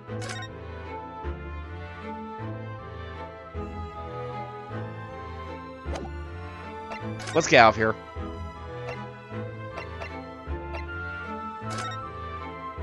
Oh, back to jail. 19th of February. Briar Road. Time, Mr. Naruhodo. We must hurry back to the prison. Yes, I know. Let's hear how Oh. What's the matter? Looks like something's going on over there in front of the Garadev's house. Huh? You just left. What? I know thee not, old man. Fall to thy prayers. Who you call you old man, you rum-looking nimmy-pimney? What the fuck is this duo? There are more things in heaven and earth, Horatio, than are dreamt of in your philosophy. Who's this Horatio fella, eh? What are you on about? Oh, hey. Oh boy, this is gonna be a thing. Excuse me. Eh? What the? Who are you now? I'm sorry, it just looked as though there might be some problem here. Street performer. Street performers. My associate here, Mr. Ryunosuke Naruhodo, is a lawyer, you see. Eh? A lawyer? What? If I can be of any assistance, I'd be happy to help. I'm from Japan, but I have studied English law. Fine, I'll be in me way for today. But you mark my words. This ain't over yet. Why did he do a JoJo's pose when he said that? Good to see you to a nunnery. Oh my god. Do I look like a bloomin' nun to you?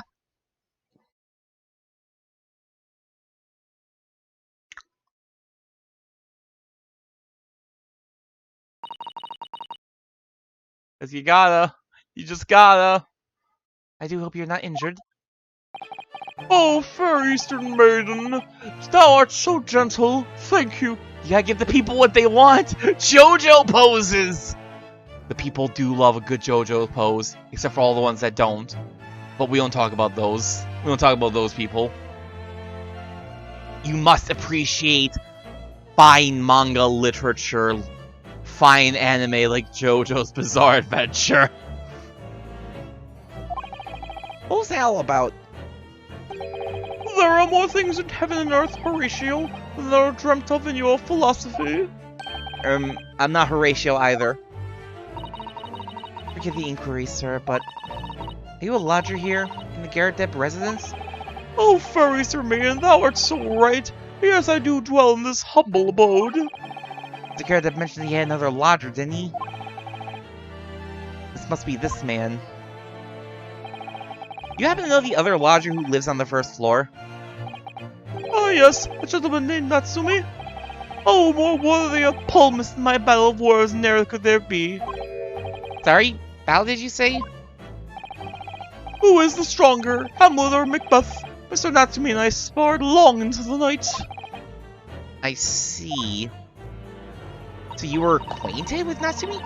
I don't fully understand, but it seems Mr. Natsumi and this gentleman are acquaintances at least. What the hell was Joan going on all on about about Natsumi being alone all the time. So, fair maiden, so good gentlemen, I can tarry here no longer. Fare thee well. See you in court. I didn't really understand him, but I think he's returned to his room.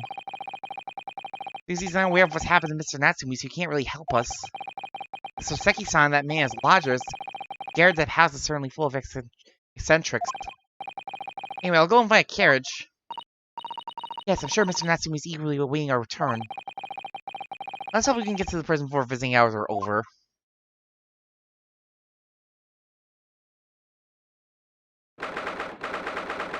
I think February, 6:31 p.m. Local prison, till 9.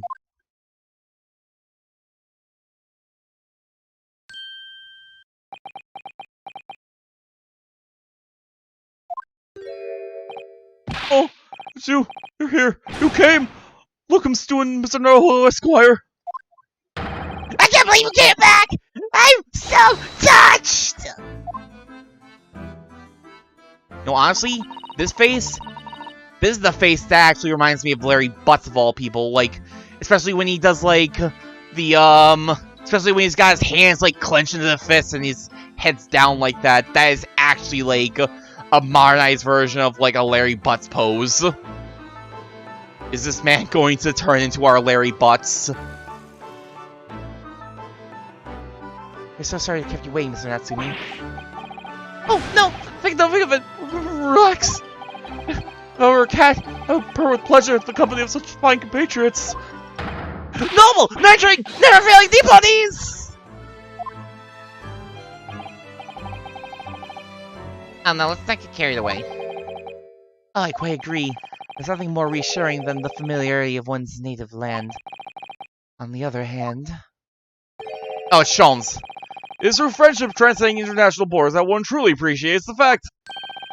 Such is my belief, at least. Oh, it's you! The miserable rhyme spy! Hairlock Sholmes! So Sholmes, what are you doing here? I have no intention of doing anything, per se. Save observing, of course. Where would you mean, Mr. Sholmes? Well, having encountered some curious reading material in that gloomful room, having unmasked the secret identity of that eccentric pair, I should drop in on my way home, see how our divested friend is faring. Gloomful room? At least your accommodation here offers a window, my dear fellow. You might be in jail, but at least there's a window here! That's way better! In that sense, this is the superior option. Anyway, I must commend you on your taste in books. My day has been a delight and cost me not a penny. Ah! You! How dare you, Hairlock Sholmes!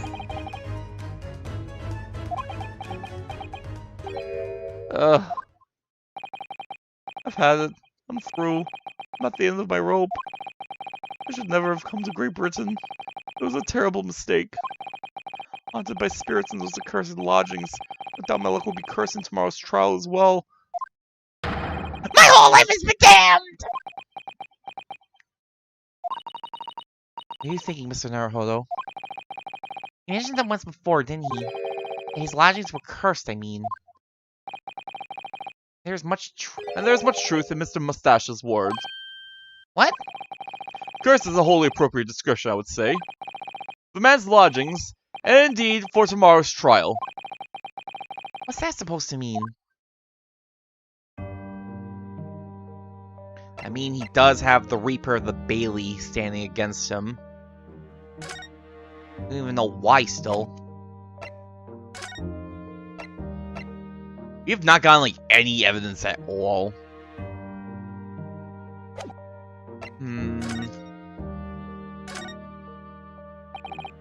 Mr. Natsumi, what do you mean by what you said just now? About the trial tomorrow being cursed? No! Why are you looking so grave? You're making me nervous. I was just getting carried away, that's all. I didn't mean anything by it. Oh, I see. That's really agitated him. You don't mean so it really is cursed somehow? I mean... You're referring to the prosecutor? The Reaper of the Bailey? The Reaper? Oh no, what do you mean? Please, tell me! Summarize this succinctly in 16 salient words! No defendant has ever survived a trial in which the Reaper stands for the prosecution. Ever. I like how they... Oh my god, I like how they can actually still say that because even though McGilded was found not guilty, he's still dead. That's how we get around this situation. That's how we get around the situation of we can't have Ryunosuke lose his very first case in London, but we can't, like, completely throw the new prosecutor's, like, entire reputation completely under the bus in one trial. Oh my goodness, can it really be true? That was 16 words exactly! Yesterday, Mr. Naruhodo successfully defended someone against the Reaper. Then, after the trial was over, the defendant passed away in unusual circumstances. Mr. McGilded... What?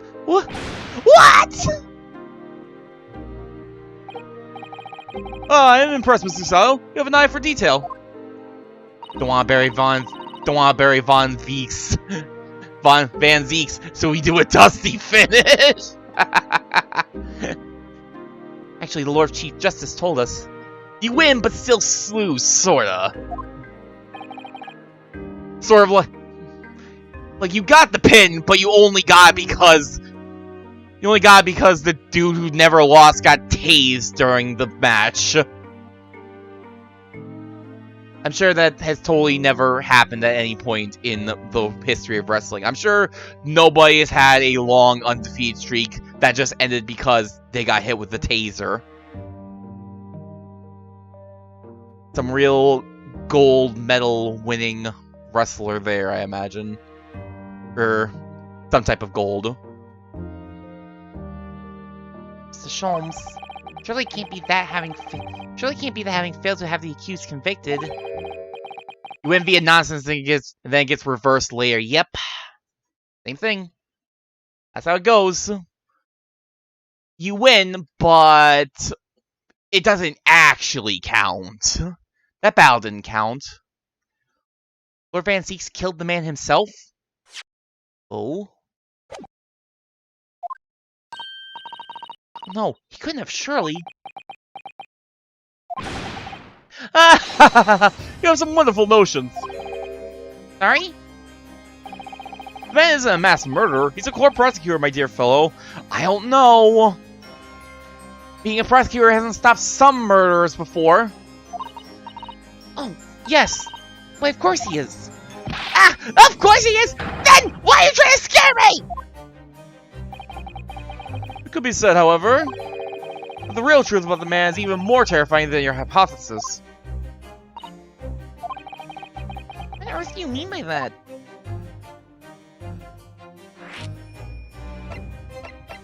If I want to talk about your lodgings as well. You said accursed lodgings before. You're referring to your room at Mr. Gyarados' house, I assume? You mean to say you believe the place is cursed? It's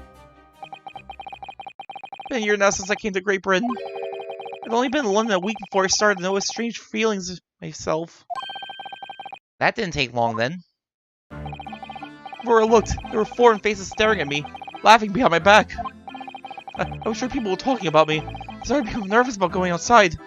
They were always staring at me, all the time, from dawn till dusk! Stop dabbing! So I shut myself away in my room, but even that didn't help. The fear wouldn't go away. They're probably staring at you because you look like a freak dabbing like that! Stop dabbing!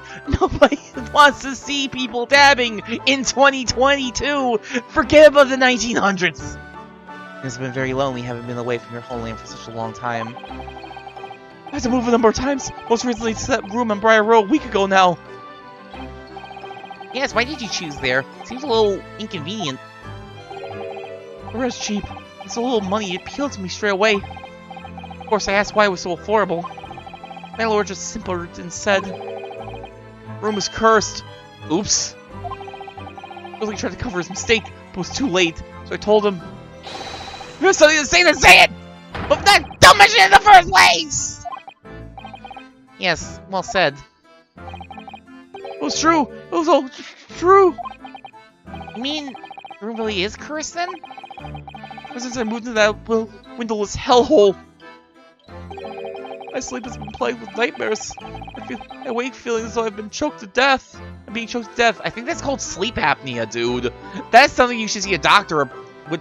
Do people know about sleep apnea back in the 1900s? Am I waking up as people are stabbed in front of me as I walk down the street? That's a lot more concerning. I think that one you definitely should talk to a lawyer about. Also, hey, hi. I'm Brady the killer. Still in prison? Nobody wants to know me? I'm surrounded by scary, sinister spirits! Only there was person on my side. No one find it in his or her heart to believe in me? Really, no one at all? To believe. Yes, to believe.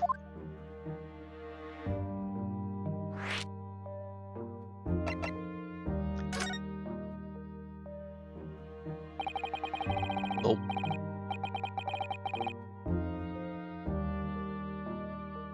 What was that clip for? I'm curious.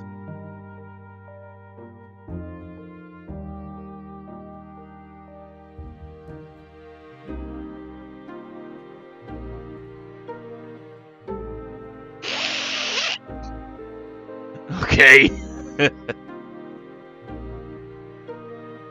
Too good to contain into a quote. Had to take up a whole clip. Fancy is quite exceptional, man. However, in London courts of law, exceptional does not equate to winning every case without exception. Ah, that's good. So this case looks like he's going to cry tears of joy. As you are no doubt aware, in a British criminal trial, there is both a judge and a jury. The judge officiates based on the letter of the law, whilst the jury offers public opinion and common sense. It is an excellent system whereby the defendant's guilt is considered from several points of view.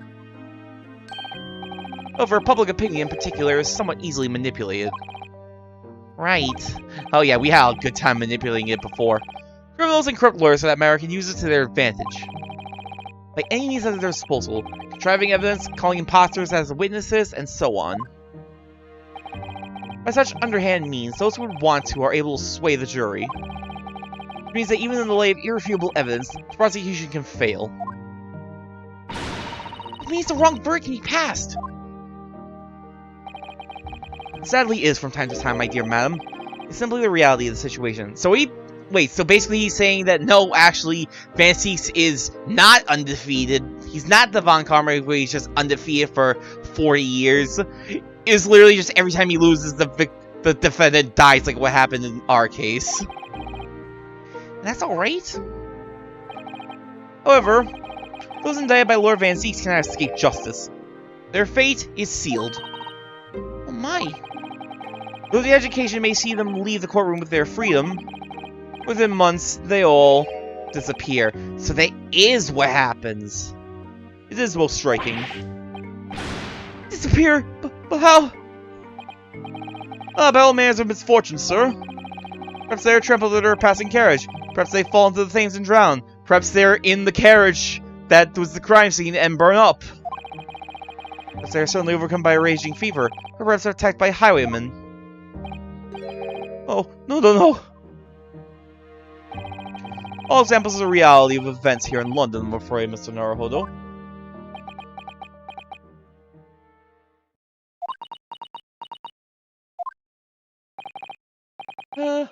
No, I'm dead! No! Never! Don't!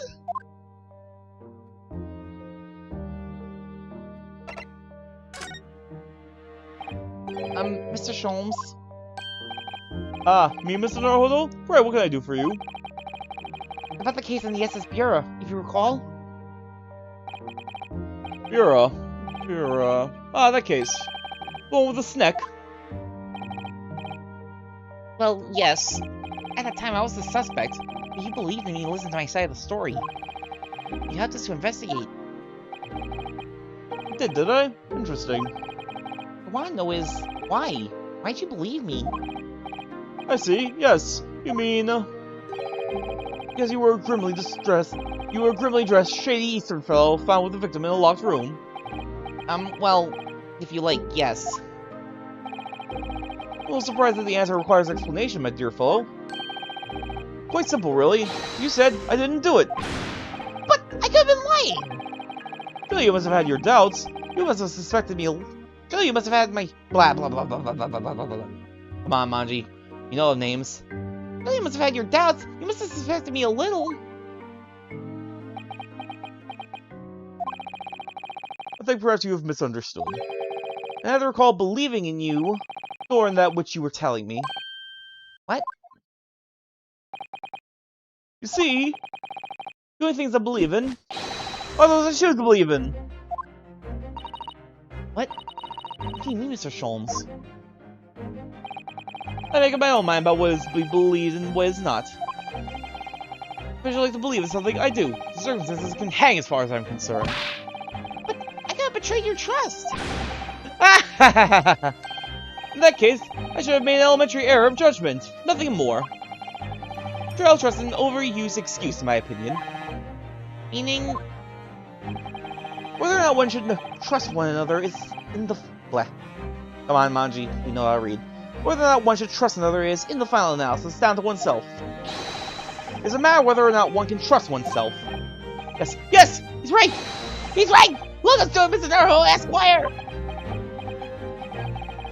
Whether or not I can believe myself. Defense lawyer is only as good as his faith in his client. And that comes down to how much faith he has in himself.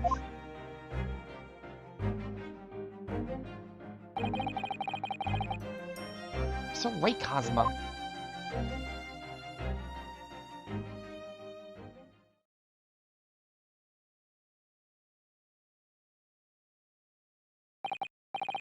Well, my dear fellows, it is time we were leaving, I believe.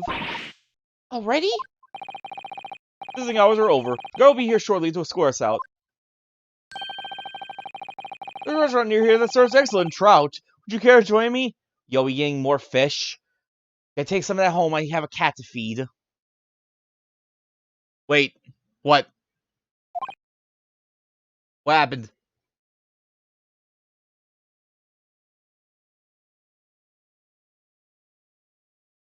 He does the fucking, like...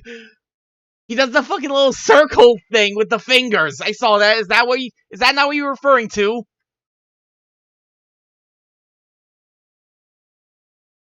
He does like the little okay gesture with his fingers. Is that not what you were referring to? Yeah, I went and looked back into the first conversation, so I know. I saw it, light bulb. Ugh. I've made my thoughts on dabbing very clear. Shut up! I don't want to hear it from you! Of all people!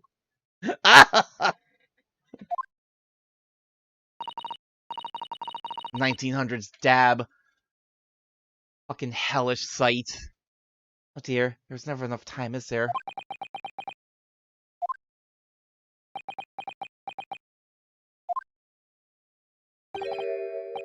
Mr. Natsume, if you'd like, in the trial tomorrow, I'd be happy to represent you.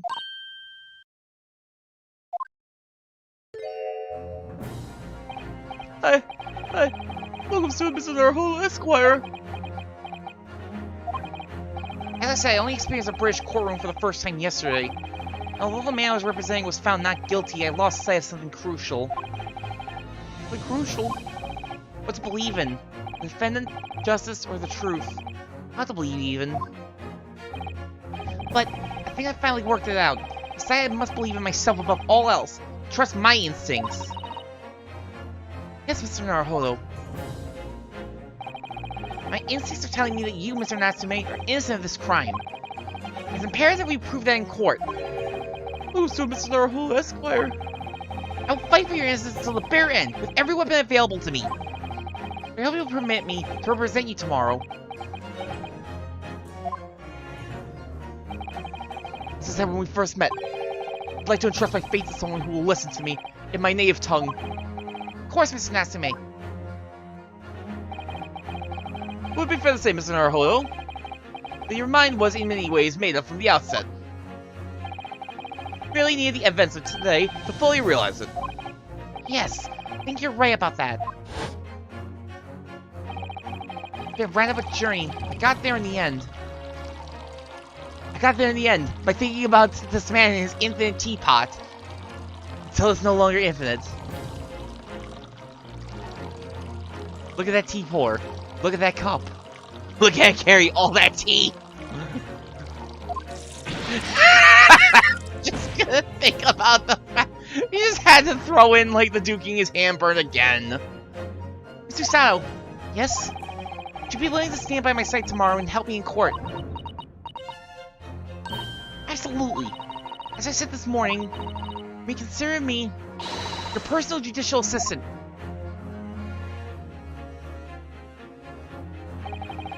Shocking events of yesterday's trial still weigh heavily on my mind.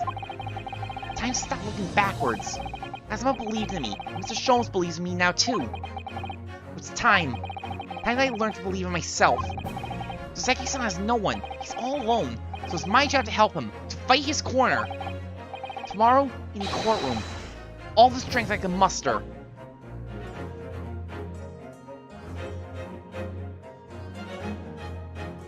We continued.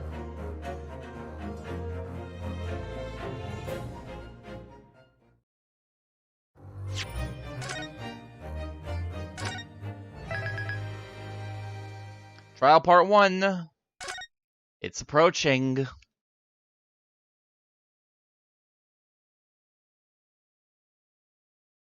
My real question is, how much longer could I go? This is a very good stopping point, honestly.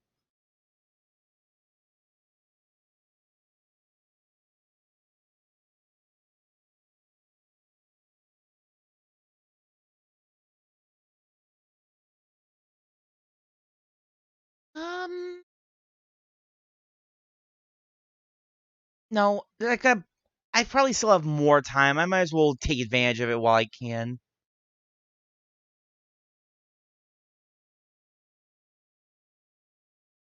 Love your Guild Wars. Also, don't push yourself. Maybe save trial for next time. Yeah, that would be good. I know I have more time today, but I don't know when that extra time ends. I do think I still have like a fair. I want to say I still have like a fair hour, but someone else might be getting home soon. Not necessarily the person I have to deal with. That always makes me like stop at 3 o'clock, but someone else. I don't want to be. I get pretty into it with Great Ace Attorney. I wouldn't feel comfortable like, it'd be one thing if I'm like being a little loud, like super late at night when I can like when like people are asleep downstairs, but not so much if they're gonna be not so much like in the middle of the day when they're going to be still upstairs awake and they might hear me going wild in here. I don't want to deal with that. I don't want to deal with that if that's going to be a problem. So I think I am going to end for today, and we will leave the trial for the next time. Now, the next problem is, who do I raid? None of the people I'm following are on right now!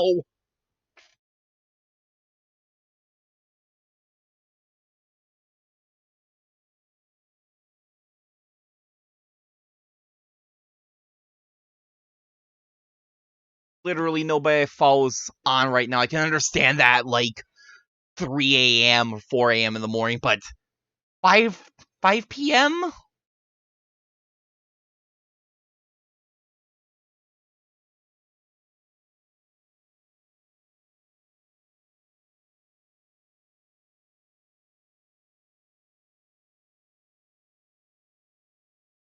If you two have any suggestions for who to raid,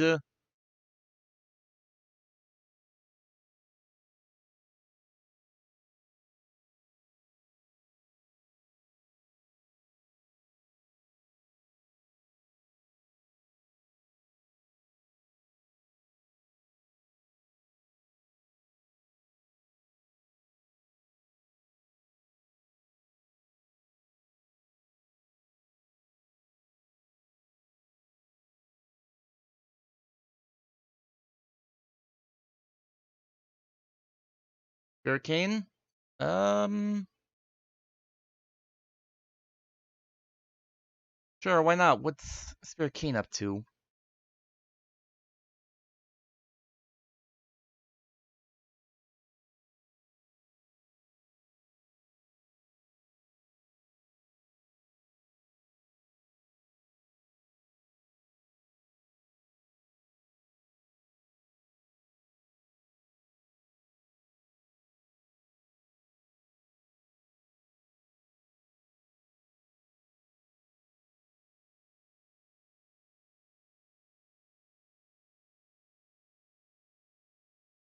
Destiny 2? Sure, yeah, why not? Let's go.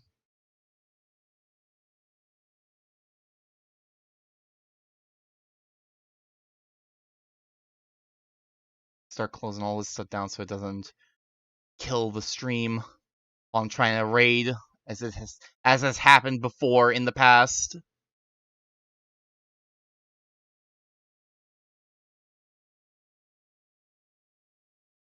Alright, thank you everybody for stopping by today. It's actually still kinda daytime. We are going to go raid Spirit Cane. They're playing some Destiny 2. It's not a game I'm super acquainted with, but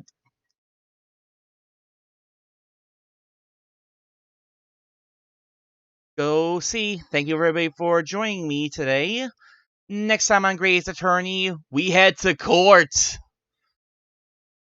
We finally head back to court in this court game. I mean, we had court earlier today, but hopefully this trial ends on a much less sour note. And maybe more Persona 4 as well next Thursday. Probably be back to the normal time next Friday for Great Ace Attorney, but we'll see what happens. Thanks everybody for stopping by, and I hope to see you for the next stream. See you then.